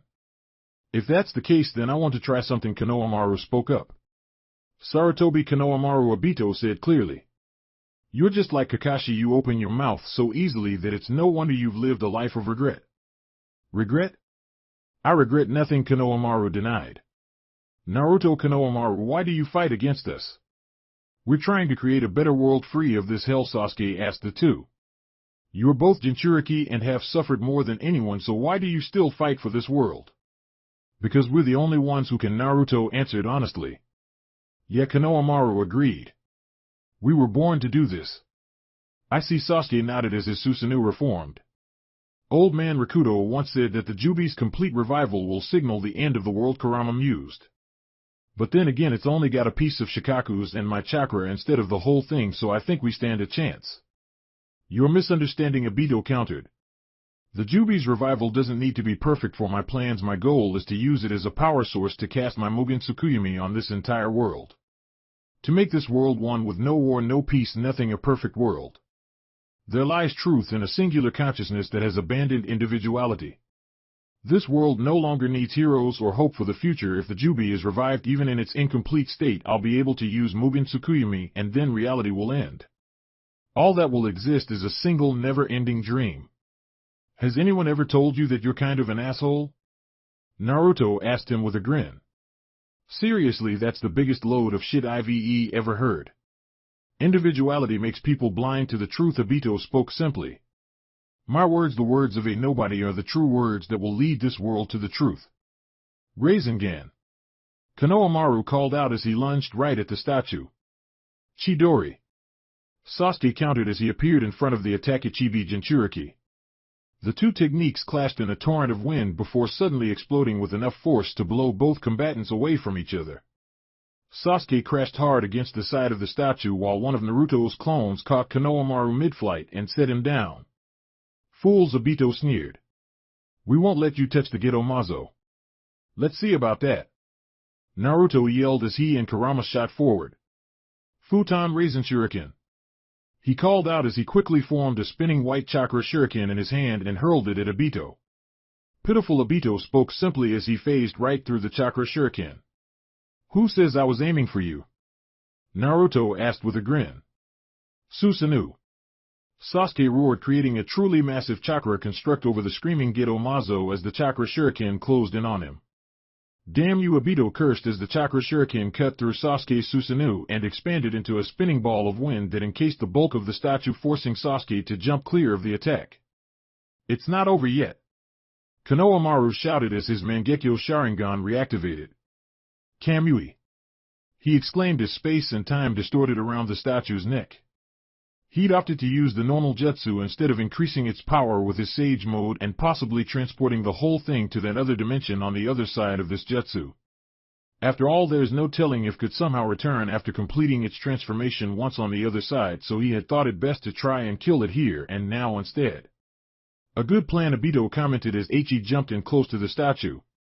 Jakuken Ito, he whispered as space and time suddenly rippled before settling back to normal. But not good enough, he added as he quickly formed a series of hand seals. How did he? Konoamaru asked in surprise at seeing his jutsu nullified. You're too optimistic, Obito said clearly as he slammed his hand down on the ground. Uchiha Kenjin. He called out as a large wall of fire rose up from the ground around the screaming statue. Don't underestimate me. Who is this guy? How the hell can he counter Kamui like this? Kakashi-sensei never said that it couldn't be stopped like that, so how did this guy do that? Konoamaru thought worriedly as he eyed the masked Uchiha. Konoamaru. Cover me. Naruto shouted as he jumped out of Kurama's chakra body and charged right at Obito.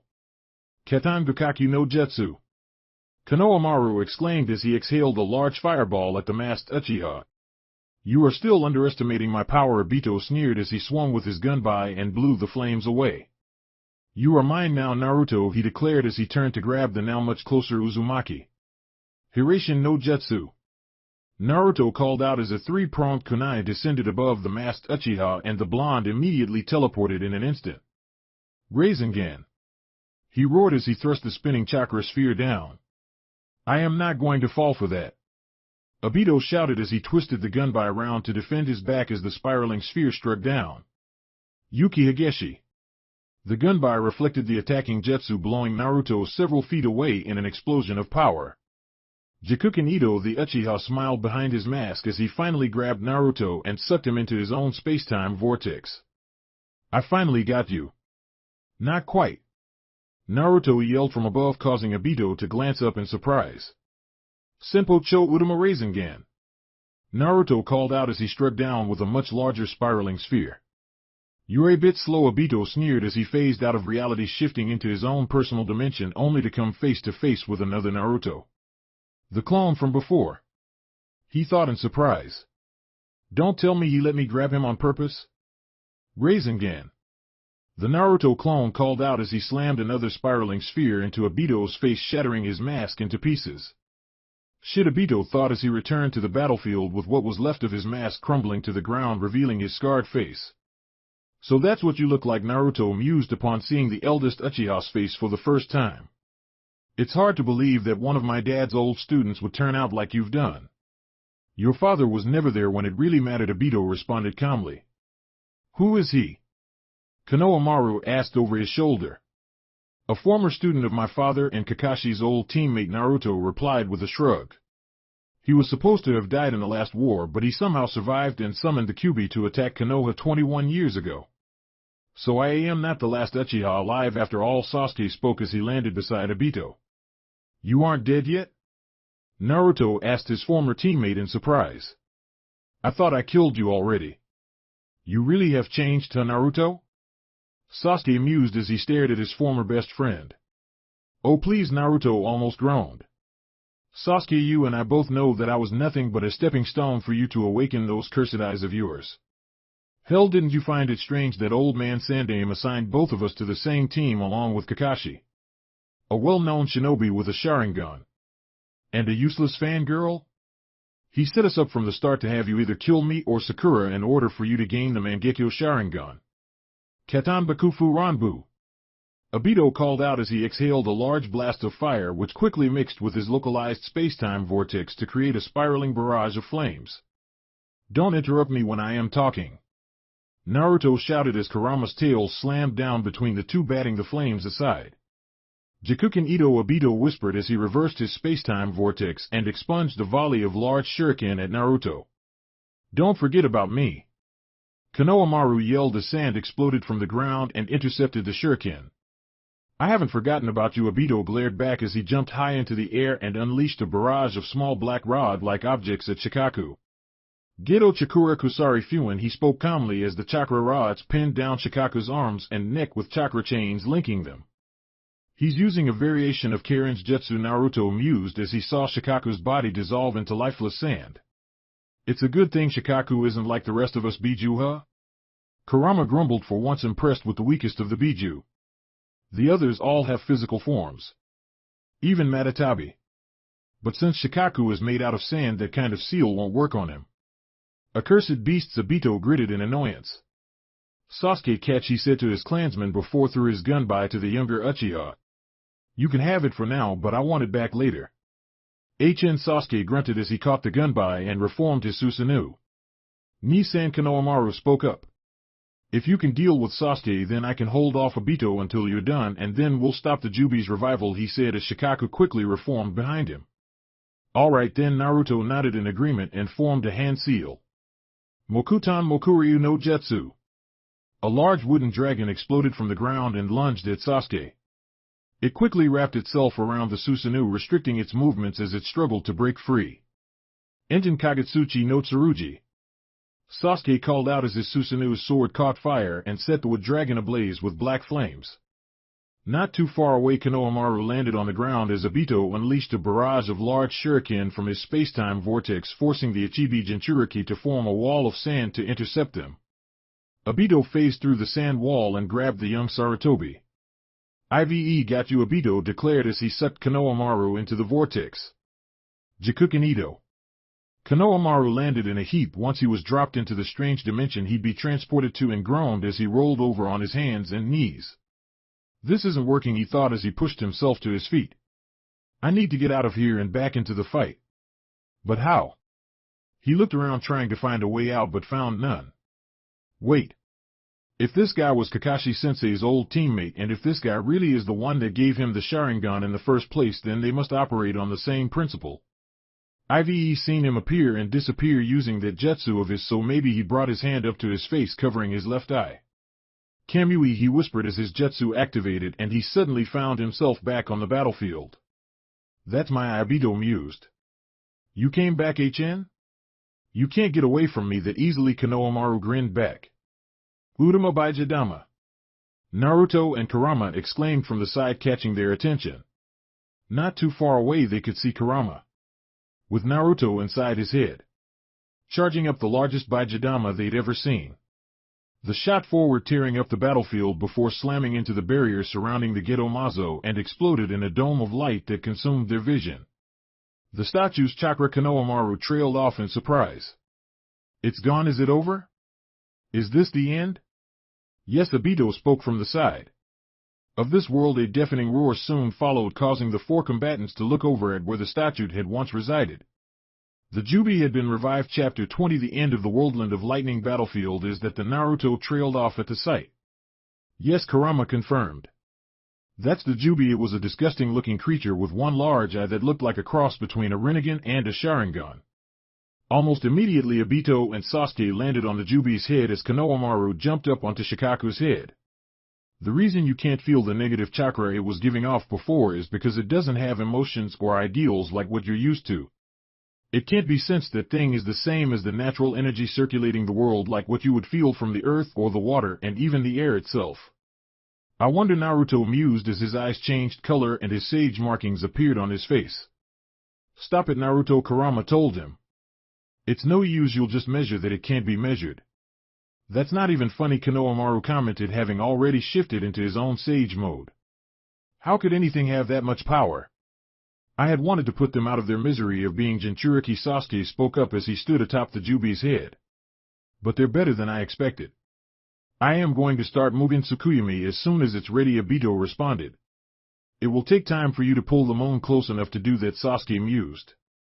They will get in the way. The safest thing to do is to kill them with the power of the Jubi.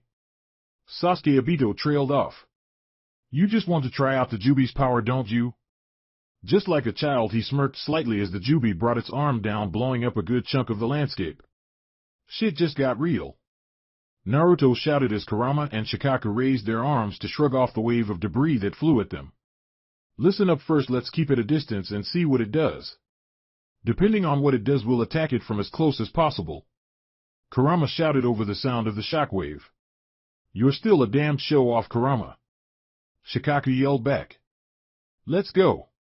Kurama roared as he lunged forward, only to be struck by the Jubi's large fist, which had moved far faster than a creature its size was supposed to move. Damn bastard! The chakra fox growled as he righted himself and charged up a barrage of black chakra spheres. Damn you! Shikaku shouted, only to be batted away, his body smashed with a single smack from the Jubi's demon claw. Renzoku Baijidama! Kurama called out as he unleashed the explosive volley at the Jubi. Sho Udama Baijidama! Ibito's voice echoed from atop the Jubi's head as it unleashed a large beam-like blast of concentrated chakra. Shit, Kurama cursed as he wrapped himself in his tails. Mokuton Hobi no Jutsu! Naruto called out as he quickly flung himself out of Kurama's body and formed a face-shaped wooden construct around himself. The beam washed over the two, obliterating 8 of Kurama's 9 tails in an instant and forcing his body to break apart. You okay, Kurama? Naruto asked in thought as they crawled out from the now destroyed wooden construct. Give me a few minutes to recharge, Kurama told him. Konoamaru, you okay? Naruto yelled out. Yeah, was Konoamaru's stammered reply. He was currently pushing himself out of the ditch he'd ended up in when the Jubi had destroyed Shikaku's body and sent him tumbling down to ground zero. He was bleeding from a head wound and the sand armor he was encased in was cracked all over. Do you think you can buy me a little time? Naruto asked him. How long do you need? Konoamaru asked back. 15 seconds, Naruto replied as he formed a hand seal. I hope this works. Alright, Konoamaru nodded and looked over at the Jubi as it started to gather chakra at its mouth again. Vanish from this world, Ibito spoke clearly. Sho Udama Baijidama! The black chakra sphere exploded forwards in a beam of light. Senpo Kamui! Konoamaru exclaimed as space and time distorted, pulling the beam into the vortex he created. I am at my limit, he thought as he felt the last of his Sage mode disappear. Bro. Whatever you're going to, you'd better do it now. Senpo Mokuton Senju. Naruto called out as a massive wooden statue exploded from the ground under him in the shape of a Buddha with several thousand hands fanning out in rows from its back. It was roughly twice the size of the Jubi, towering over dozens of mountains as its arms turned, and it took a step forward, leveling a good chunk of the landscape as it moved. By the sage, Konoamaru whispered in awe at the sight. So this is what Madara talked about, Obito thought with gritted teeth. The sage arts are truly frightening. Naruto, this is Sasuke, trailed off as he stared up with widened eyes. Senpo Chojo Kabutsu. Naruto exclaimed as the wooden statue's hands descended upon the Jubi in a massive barrage of fists. The Jubi tried to pull away as several of the wooden fists struck its eye, causing its tails to flail wildly, striking the wooden statue with enough force to rip half the number of hands apart. This was soon followed by a mighty explosion of smoke and dust as the last of the statue's hands slammed into the one-eyed god, knocking it back with an echoing wail. That is impressive, Obito mused as he eyed the Jubi's form starting to change. But the hope they're clinging to doesn't exist, and soon they'll cease to exist too. The Jubi is about to reach its next stage in maturity. A moment later, the Jubi took on a more humanoid form with long legs and equally long right arm, while the left was missing, and a twisted neck. It had an ear on the right side of its head, while the left side had its mouth, and its eye remained on its face. It will soon be difficult to control the Jubi, he thought as the Jubi roared. I'll need to use Hashirama's cells to strengthen the bond, he added as what grew out from his right side and penetrated the Jubi's skin. So this is the Jubi, Sasuke commented. Not yet, Obito denied. It's not complete yet. You can't completely control the Jubi unless you become its Jinchuriki, Sasuke mused. So why haven't you? Because I was never supposed to be the one to become its Jinchuriki, Obito replied. Originally, Nagato was supposed to sacrifice himself in order to resurrect the real Madara, but since he's dead and I have the Rinnegan now, I will need to resurrect him myself. Sacrificing your life in the process, Sasuke added knowingly. So that's the reason you haven't had the Jubi annihilate them with a Baijidama yet, because it would kill you too. For now we will teach them despair, Obito declared as he raised his hand. Mokuton Sashiki no Jutsu. He called out as the Jubi's tails turned into long arms and unleashed a massive volley of wooden spears down upon the two Jinchuriki. That's Mokuton, Naruto commented as Konoamaru created a wall of sand around the two to deflect the barrage of wooden spears. He probably got that from Hashirama-sensei somehow. Do you see how hopeless this world really is? Do you know despair now? Obito questioned. Perhaps I should show you the difference in power, he added as the Jubi started charging up another black sphere of chakra at its mouth, only this one was being aimed at them. Shit, Naruto cursed when he saw the head turn and roar. Cho Udama Baijidama. Obito bellowed as the Jubi lobbed the black chakra ball skyward, sending it high over the mountains surrounding them. That direction, Konoamaru trailed off with wide eyes. Konoha. And so ends the will of fire, Obito declared as a column of light appeared on the horizon.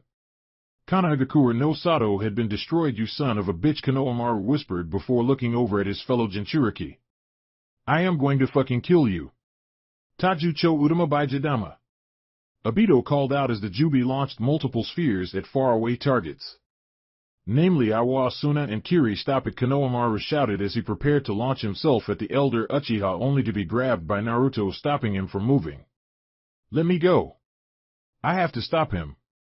You can't fight without a plan. So shut up and let me think, damn it, Naruto growled at him before calming himself. Alright, I got it, he said darkly and glared at the elder Uchiha. He must be using Mokuton cells he collected from Hashirama-sama to control the Jubi, so all we have to do is cut the connection between them. The bastard can turn intangible, Konoamaru spoke up. He'll have to remain solid to remain connected to the Jubi, Naruto countered. We need to get him close. Already on it, Konoamaru yelled as they show forward with Naruto not far behind. Kage Bunshin no Jutsu. Moku Bunshin no Jutsu. Naruto called out as two shadow clones and two wood clones appeared at their sides and started channeling chakra to their hands. Futon Raisin Shuriken. He shouted as he hurled the familiar spinning chakra shuriken right at Obito. Katan Goen Raisingan.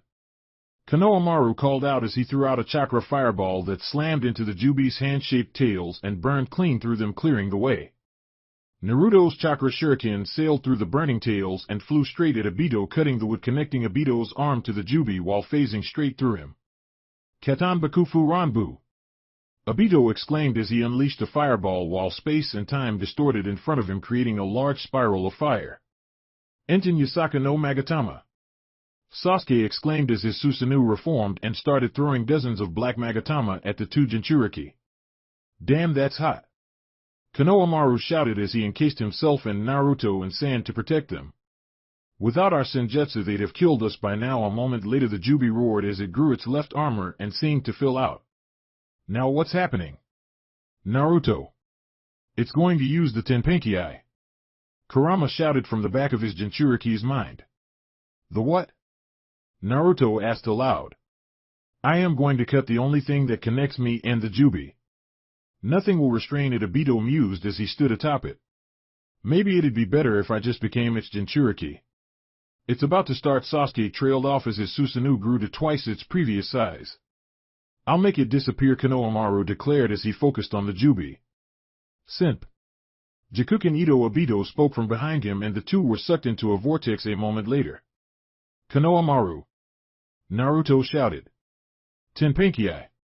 The Jubi bellowed as it released a massive shockwave that obliterated the landscape, creating tornadoes, earthquakes, floods, and thunderstorms around it, ending with a massive explosion forming a mushroom cloud hundreds of feet high. So this is the Jubi, Sasuke thought as the dust cleared and revealed his opponent. Naruto, this isn't working, Naruto gritted out as he threw off his battered armor. The Jubi looked down at the blonde and roared as he stood up and glared back. What are you looking at? He asked as it formed a hand seal. Konoamaru and Obito dropped out of the spacetime vortex and collapsed to the rectangular-shaped floor. Konoamaru recovered first and launched himself at the Uchiha with a spiraling sphere in hand. Rasengan! He exclaimed as he struck down and the Churka ball slammed through Obito's chest, cracking the ground with a might explosion. I take it back, you're not like Kakashi, Obito rasped out. He would have tried to turn me. I am not Kakashi-sensei, Konoamaru reasoned as he stepped back and the Uchiha collapsed to the floor. That was for Konoha, you bastard. This is not the end. Someone will come along and complete my moons. I plan, Obito gasped as the last of his life left him. Rin Kamui, Konoamaru whispered as space and time distorted, pulling him in and leaving the other dimension. The Jubi roared before opening its mouth and revealing a Rafflesia-like attachment which expanded outwards. It's transforming again, Naruto thought with narrowed eyes. No, it's just going back to its original shape that was just to attack. It's one step before its last transformation. If we let it finish its transformation, then it's all over. My chakra is fully regenerated, so let's synchronize while we have the chance, Kurama spoke up. Not yet, Naruto responded as he saw the Jubi start gathering chakra into a massive black sphere.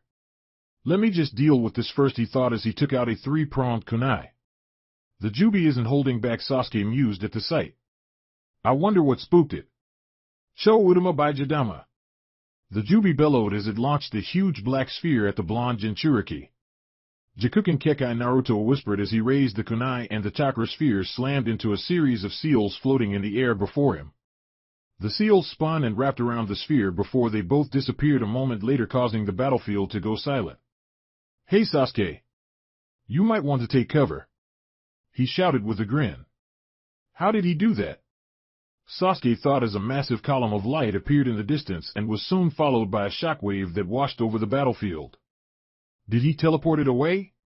Let's go, Kurama, Naruto thought as he formed a hand seal and drew on Kurama's chakra, creating his version 2 yellow chakra coat. Kage Bunshin no Jutsu 4 shadow clones appeared at his side and they threw their own kunai around the Jubi. Hirashin no Jutsu, the clones quickly teleported to the kunai and turned towards the Jubi. Shisekyojin. The clones called out as a huge chakra barrier formed between the clones around the Jubi. Senpo Myojinman. The real Naruto exclaimed as 10 large torii gates descended from the top of the barrier and pinned down the Jubi's tails. Cho Udama by Jidama. The Jubi bellowed again, only this time the black sphere it formed struck the barrier and exploded upwards out of the top. Now what will you do, Naruto?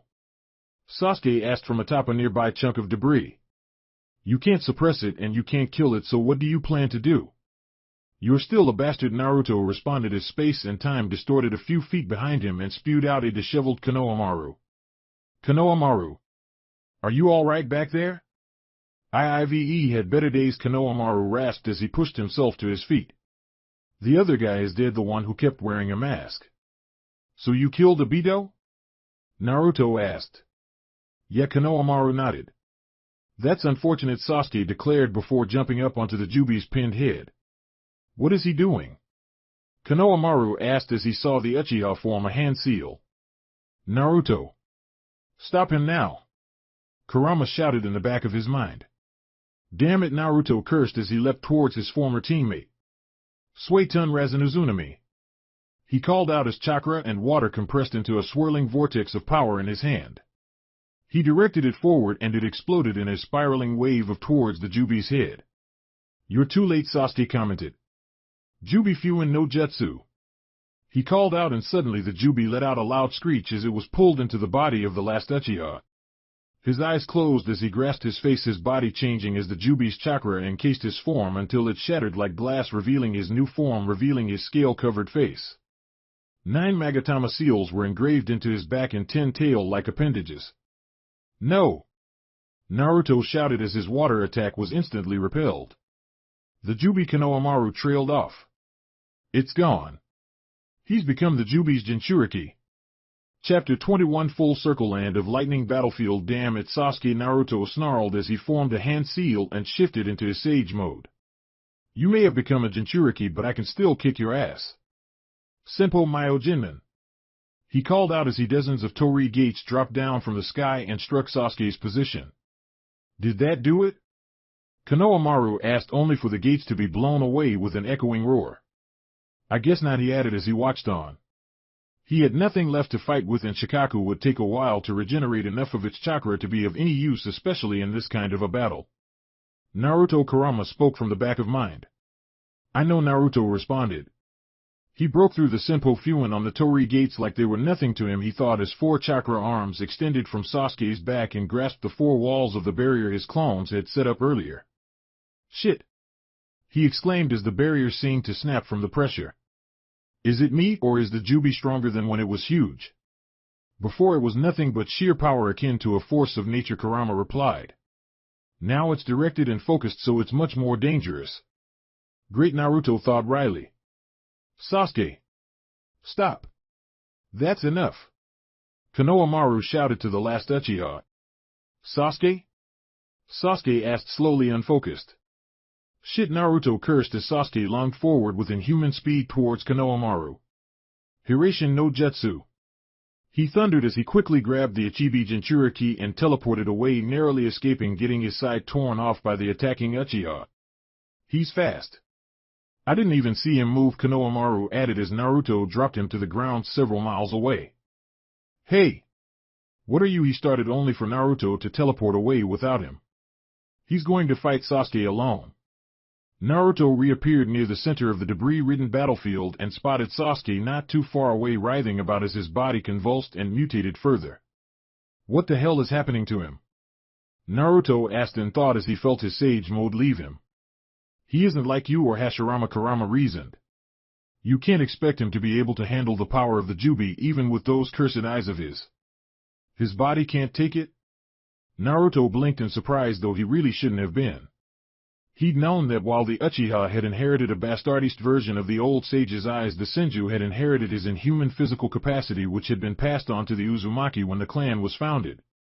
It was the reason why Konoha had brought in his mother to become Kurama's second Jinchuriki, because even if the Uchiha had a better chance of controlling the Kyuubi's power, only an Uzumaki or a Senju could possibly survive having such a creature sealed within them.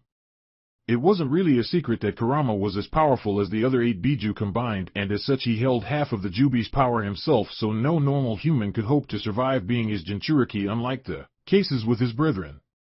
Judging by how Obito had used Mokuton earlier and had acquired Nagato's Rinnegan, it seemed even he knew that the Sharingan alone could never hope to completely control the Jubi.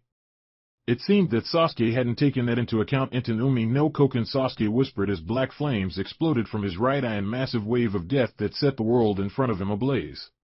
Jikuken Kekai, Naruto countered as he held up a kunai and quickly drew in the black flames, teleporting them away. Sasuke? Can you understand me? He asked as he quickly drew on Kurama's chakra. I will delete the past. Sasuke spoke slowly as his Eternal Mangekyo Sharingan spun wildly and the Jubi's chakra encased his form, creating a black shroud forming three tails. He shot forward at Naruto and encased his hand in lightning. Raitun Habataki Chidori. The echoing sound of 1,000 flapping birds echoed across the battlefield as he drove the now black lightning-covered fist at the blonde sage before him. Futon Rasengan.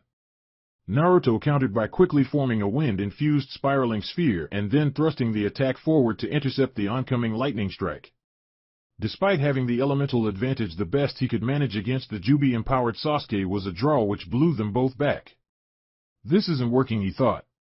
The whole world's against me, Naruto muttered as he looked over at his opponent, whom had again undergone a transformation. Sasuke was now covered in a black haze reminiscent of a demonic version 2 transformation, sporting 4 tails and a pair of Eternal Mangekyo Sharingan. He's already adapted to 4 tails, he thought at the sight of his former comrade.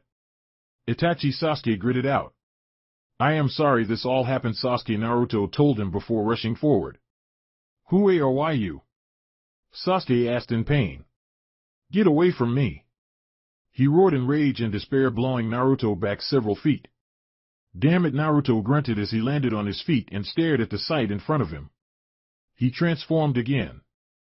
Finally, Naruto. Sasuke sneered as white humanoid bones grew across his body like some kind of exoskeleton, and another 2 tails grew from the shroud, bringing the total number up to 6. I suppose this is fitting. It started with us, it should end with us. His voice was cold as he started gathering red and blue chakra sphere into a single black orb at his mouth. That's Naruto trailed off as a 3-pronged kunai slipped into his hand. By Jidama! Sasuke bellowed as he launched the black sphere at the blonde. Jikuken Kekai. Naruto countered as his spacetime barrier stretched out from the kunai and stopped the oncoming projectile before teleporting it away. A nearby mountain exploded in a dome of light a moment later before dying down to reveal there was nothing left but a massive crater devoid of life. Damn it, Kurama! I need some help here! He yelled in thought as he felt Kurama chakra shroud dissolve. I need more time. Kurama shot back. You cannot keep this up forever, Naruto. Sasuke spoke clearly. I learned a lot from your death that day in the land of Wave. Itachi taught me just how ugly this world is, and you taught me that it doesn't get any better no matter how hard you try. You wanted to become Hokage, and look at where you are now, just another Nukenin in a world of hatred. You're not the only one that Konoha has wronged, Naruto responded. They betrayed my family and hated me despite my father's wishes for something beyond my control. But you know what? Having a Biju sealed in me isn't as bad as people seem to think it is. Sasuke grunted. Whatever. He narrowed his eyes and his tail started tearing up the ground behind him. It's about time to begin preparations for the moons I planned. This world no longer has any value in it. This world died with my brother. Listen up, Sasuke, Naruto shot back. This world isn't going to end because I am still standing. Even now you still won't give up, Sasuke sneered as his chakra body started to expand. Oh shit, Naruto cursed under his breath as Sasuke's form changed into that of a monstrous beast with 8 tails lacking only skin and fur. He has 8 tails now. By Jidama! Sasuke bellowed as he quickly created a now familiar black chakra orb in his mouth and launched it at the blonde. Naruto watched it approach with a grim look, knowing that he had already used up his various Eurasian kunai and various markers that were far away from civilian towns and villages. If he teleported this attack away from here, then it would probably kill a lot of people wherever it ended up, so that left only one option. He would have to do this the old-fashioned way. Kuchiyosgoju Rashomen! Naruto called out as he slammed his hand down the ground. A large seal spread out across the landscape and 5 large demonic gates appeared in front of him, rising up from the ground as the black orb closed in. Come on! He thought as the orb struck the first gate, blasting through it like it was nothing before blowing through the second gate a moment later. It continued on, smashing through the third and fourth gates before its angle was shifted as it tore through the fifth and final gate, veering off slightly to the side and passing Naruto. He changed its course? Sasuke thought as he watched the orb exploded in a dome of light behind his intended target. Mokuton Mokuryu no Jutsu! Naruto exclaimed as a large wooden dragon exploded from the ground and wrapped around the massive 8-tailed Sasuke. You're still in my way! Sasuke snarled as his tails flared and pinned the wooden dragon. By Jidama! He roared as he fired off another black chakra sphere at the blonde. Mokuton Makijin no Jutsu!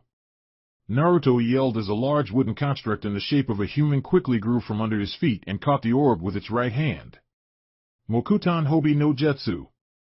He added as the construct's face opened, allowing him to quickly slip inside. The sphere exploded in a dome of light which engulfed the two battling shinobi. Konoamaru was racing back to the battlefield only to stop as a giant dome of light illuminated the dark horizon. What's going on over there? He thought as the light died down, and he took off towards where the battle was raging. He wasn't sure what he should be feeling right now. Sasuke was the enemy trying to destroy the world. Naruto Niken was the man responsible for the Uchibi attack on Konoha, and Konoha had been destroyed along with his family and everyone he'd ever cared about. He was alone now with nothing left other than to keep moving forward and get back into the fight. At that point nothing else mattered to him but seeing this through to the end. Before he could continue that thought, a flicker of movement caught his attention from the side, causing him to turn sharply and grip a pair of shuriken tightly between his fingers. The Uchibi Jinchuriki, the figure spoke as she stepped into the moonlight. It was the red-haired woman he had fought at the Kage summit. You are Konoamaru trailed off as he stared at her. My name doesn't matter, Karin responded simply before casting a look towards the battlefield. It seems that the situation has taken a turn for the worse, she commented as she sensed the inhuman chakra levels of the two battling shinobi. Those two aren't human anymore. No, Konoamaru whispered in the night. Their strength is inhuman. So the Jubi was awakened and was sealed within a Jinchuriki, Karin mused. Is it Obito? No, it's not, Konoamaru answered honestly. It's Sasuke, he confirmed. Naruto is fighting him now. Then why are you over here? Karin questioned. Naruto teleported me here and left me. He went to fight alone, Konoamaru replied. Damn it, Karin cursed. Reinforcements are on the way, but they're still mopping up what's left of the Zetsu clones and the remaining pockets of Alliance ninja. Even if they did get here soon, they'd probably just get in the way. That's probably why he sent this kid away from the battlefield, she sighed as chakra chains shot out from her back and pinned the exhausted Konoamaru. Gato Chikura Kusari. Hey! What are you doing? Konoamaru gasped as he felt both his and Shikaku's chakra being suppressed. Sorry, Karin smiled down at him. But Naruto wants to free all the Biju, and that includes the Uchibi, so I am going to have to release it from your body. Don't worry though, I'll resurrect you once it's out of you. A large smooth smoking crater sat silently where there was once a thriving forest, with the only sign of life being the two walking giants in the center of the destruction. One was a massive wolf with 9 tails, and the other was an equally large humanoid wooden construct standing not too far away from it. The face of the wooden human opened and Naruto stepped out with a glare towards the beast in front of him as Sasuke emerged from the wolf's forehead. Susanoo, Sasuke spoke clearly as the Jubi's chakra flooded his system and he encased the 9-tailed wolf in purple armor. He's having that thing wearing his Susanoo like some kind of armor, Naruto thought at the sight. I can't suppress it as long as he's wearing that thing, he added grimly. It's hard to believe that Hashirama-sensei fought something like this. Focus, Kurama grunted from the back of his mind. Get ready, he said as he flooded Naruto with his chakra. It's about time, Naruto said aloud as golden chakra exploded from his form, taking the form of Kurama. Let's do this. You could never beat me, Naruto. Sasuke shouted as a much larger black chakra orb formed in the wolf's mouth. Udama Baijidama. Udama Baijidama. Kurama countered as he fired off his own enlarged black chakra ball. The two spheres collided in midair and exploded, blowing both of them away from each to opposite sides of the now much larger crater. This is the end, Sasuke declared confidently as the 10th and final tail formed, causing the wolf to grow to twice its previous size. I am already at the top, Naruto. We used to be friends, Naruto whispered at the sight of what his former friend had become. It can't be helped, he sighed and closed his eyes as he concentrated both natural energy and Kurama's own chakra into his hand. Here I come, Sasuke! He shouted as Kurama leapt forward with a roar. Face me, Naruto! Sasuke yelled back as the Jubi roared. Sho Udama Baijidama! He called out as a beam of chakra exploded from the wolf's mouth and washed over Kurama, leaving nothing but a 10-mile-wide trench in its wake. Did I get him? He thought, only to hear an unnerving screech echoing across the battlefield. Above. He must have teleported at the last second. Futon Raisin Kamikaze! Naruto exclaimed as he descended upon the Jubi, encased his golden chakra shroud and his sage markings on his face. In his hand was a golden chakra shuriken with 4 white wind blades spinning around it. He hurled the chakra shuriken down towards the Jubi, which tried to evade the attack. In the end, the attack struck the wolf in the back, expanding into a mountain-sized sphere of wind and chakra that shredded everything it touched, including Sasuke's Susanoo armor. Damn it, dope! Sasuke thought angrily as the wind sphere exploded with enough forward to knocking the Jubi to the ground with him still on top of its head. Mokuton Kakwan Nitten Shueishu. Naruto called out as he landed, slammed his hand down on the Jubi's bare skin with a familiar green necklace in his palm. The Jubi roared as it was quickly pulled back into Sasuke's body, and its power suppressed, leaving only a battered and bleeding Uchiha Sasuke behind. Sasuke gritted out as he rose to his feet once more. This is where it ends. Sasuke Naruto breathed out as he felt Kurama's chakra and his sage mode fade. They were both at their limits. One final clash, that's all they had left, and just as the dawn approached, dope, Sasuke spoke quietly as he formed a series of hand seals. You know, they say that when 2 first-class shinobi fight that they no longer need words to understand each other. A lot of things could have been done differently, Naruto responded. But it's useless thinking about what might have been. Sasuke grunted and shot forward with his hand encased in lighting. Goodbye, old friend, Naruto whispered as he moved to intercept with his own chakra ball in hand. Rasengan. Chidori. Chapter 22. Dawn of Peaceland of Lightning Battlefield. Karin felt the chakra spike one last time before it quickly faded, causing her to pale slightly and increase her speed. Please be in time. She thought as she dropped down and landed at the edge of a tall cliff overlooking a massive canyon. Is this the battlefield? It looked like someone or something had taken a shovel and started carving out whole chunks of the mountain range. There. She felt the chakra pulse from the center of one of the nearby craters and took off towards it. Naruto. He was standing in the center with a black-haired man lying face down at his feet. Karin. Naruto's form wavered for a second before he fell backwards. Naruto. Karin called out again as she quickly rushed over and caught him as he fell. Are you okay? She asked worriedly as she quickly scanned his body for injuries. I am just tired. Naruto smiled up at her. More importantly, you need to use your yin-yang release on Sasuke to separate the Jubi back into the 7 Biju inside him before it breaks free of his body and returns to its original state. Okay, Karin nodded in understanding and set him down. On Mayatan Banbutsu Sozo. She exclaimed as red and blue spheres of chakra gathered in her hands. She pushed the 2 orbs together and light consumed the world for an instant before it faded. When the light died down, the 7 imprisoned Biju and the Geto Mazo stood around them as Karin collapsed to her knees next to Naruto. It's done, she said as she tried to steady her breathing. Not yet. Naruto grinned up at her as he brought his hand branded with the key seal to the seal on his stomach. Naruto? Karin asked in alarm. I love you, Karin, Naruto whispered before turning the key and opening his seal. A fully formed flesh and bone Kurama emerged from the seal and landed on the cratered ground next to his siblings. No, Karin gritted out as tears started to streak down her face. Not like this, she said as she formed a hand seal and gathered what chakra she had left. She then pushed her very life force into the blonde, but having already used it to resurrect a certain Sarutobi earlier, coupled with her battle against Kabuto, had already pushed her reserves past their limit. Damn it, it's not enough. Take some of my chakra if it will help, Kurama offered. Kurama? The Yanbi. Son Goku? Asked him. To a Biju, words mean nothing, Kurama explained as he held his paw down over his former Jinchuriki. His actions were enough for me. We were watching the Nibi. Madatabi nodded at his words. He was fighting so desperately. Is he the one? The Nanabai. Chome asked the question. You the one that the old man spoke about at the end? The Gobi. Kokuo asked back. Probably. You don't think he's the old man's the Hachibi? Yuki trailed off. Yeah, Kurama nodded. It's about damn time. So that's how it is, huh? The Sanbai.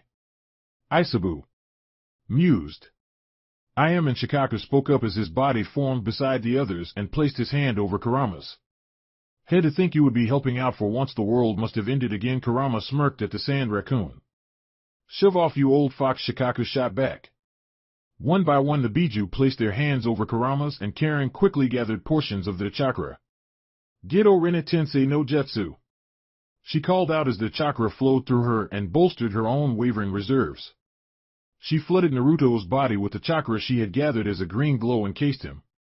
He wasn't going to die. She wasn't going to let him just die here. Not when the dream was so close. Wake up!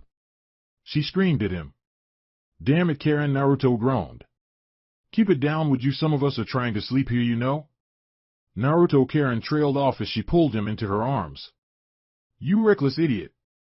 Don't ever do something that stupid again. Sorry, Naruto winced.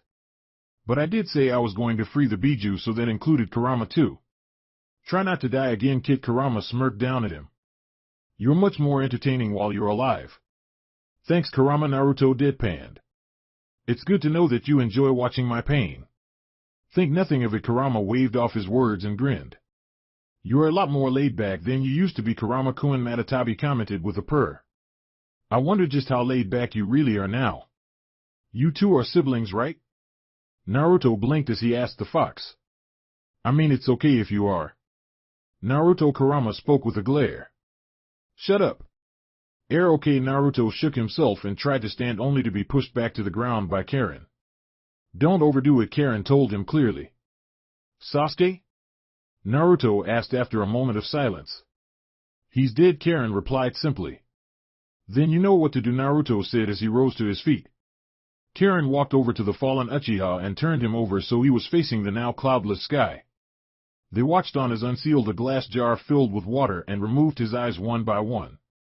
She stored them in the jar before backing away from the Uchiha and setting his body on fire. They all stood and watched as the man once known as Uchiha Sasuke was burned away into ash and dust, the final mark on a man who was cursed by hatred. Goodbye, Sasuke. Naruto smiled sadly as his old friend finally found his peace. Let go home, Karin whispered as the flames cackled in the morning light. It had been a long night. Land of Spring Yuki Tsunade Hospital. Following the Battle of the Ten Tails and the end of the Fourth Great Shinobi War, the remaining Alliance ninja and Zetsu forces were hunted down and killed by various Yuki ninja. With the 5 great shinobi villages destroyed by the Jubi, Obito, and Sasuke, various smaller villages tried to rise up and take their place. During this time, Karin had transplanted Sasuke's Eternal Mangekyo Sharingan into Naruto and with Kurama's help evolved it into the Rinnegan. It wasn't long before a fully healed Naruto led Yuki in an invasion of the mainland, resulting in the conquest of the smaller warring nations. Those that surrendered joined under Yukigekure no Sato's banner. However, those that opposed them were quickly crushed by either Naruto or Karin. The Biju went their separate ways after being released and scattered all over the continent. Shikaku had gone back to the desert in the land of wind, while Son Goku, Kokuo, Saiken, and Chome all disappeared somewhere in the land of earth. Isabu went back to his lake in the land of water, and Kyuki had returned to the Jinchuriki temple on Turtle Island. As for Matatabi and Kurama, they chose to stay in the land of spring and had taken up residence along the southern coast. Konoamaru had taken a ship away from the shinobi continent, saying that there were just too many painful memories for him there and so wanted to start a new life. He left after forgiving Naruto for the Ichibi attack on Konoha, having understood why the blonde Uzumaki did it, and disappeared into the vast uncharted ocean.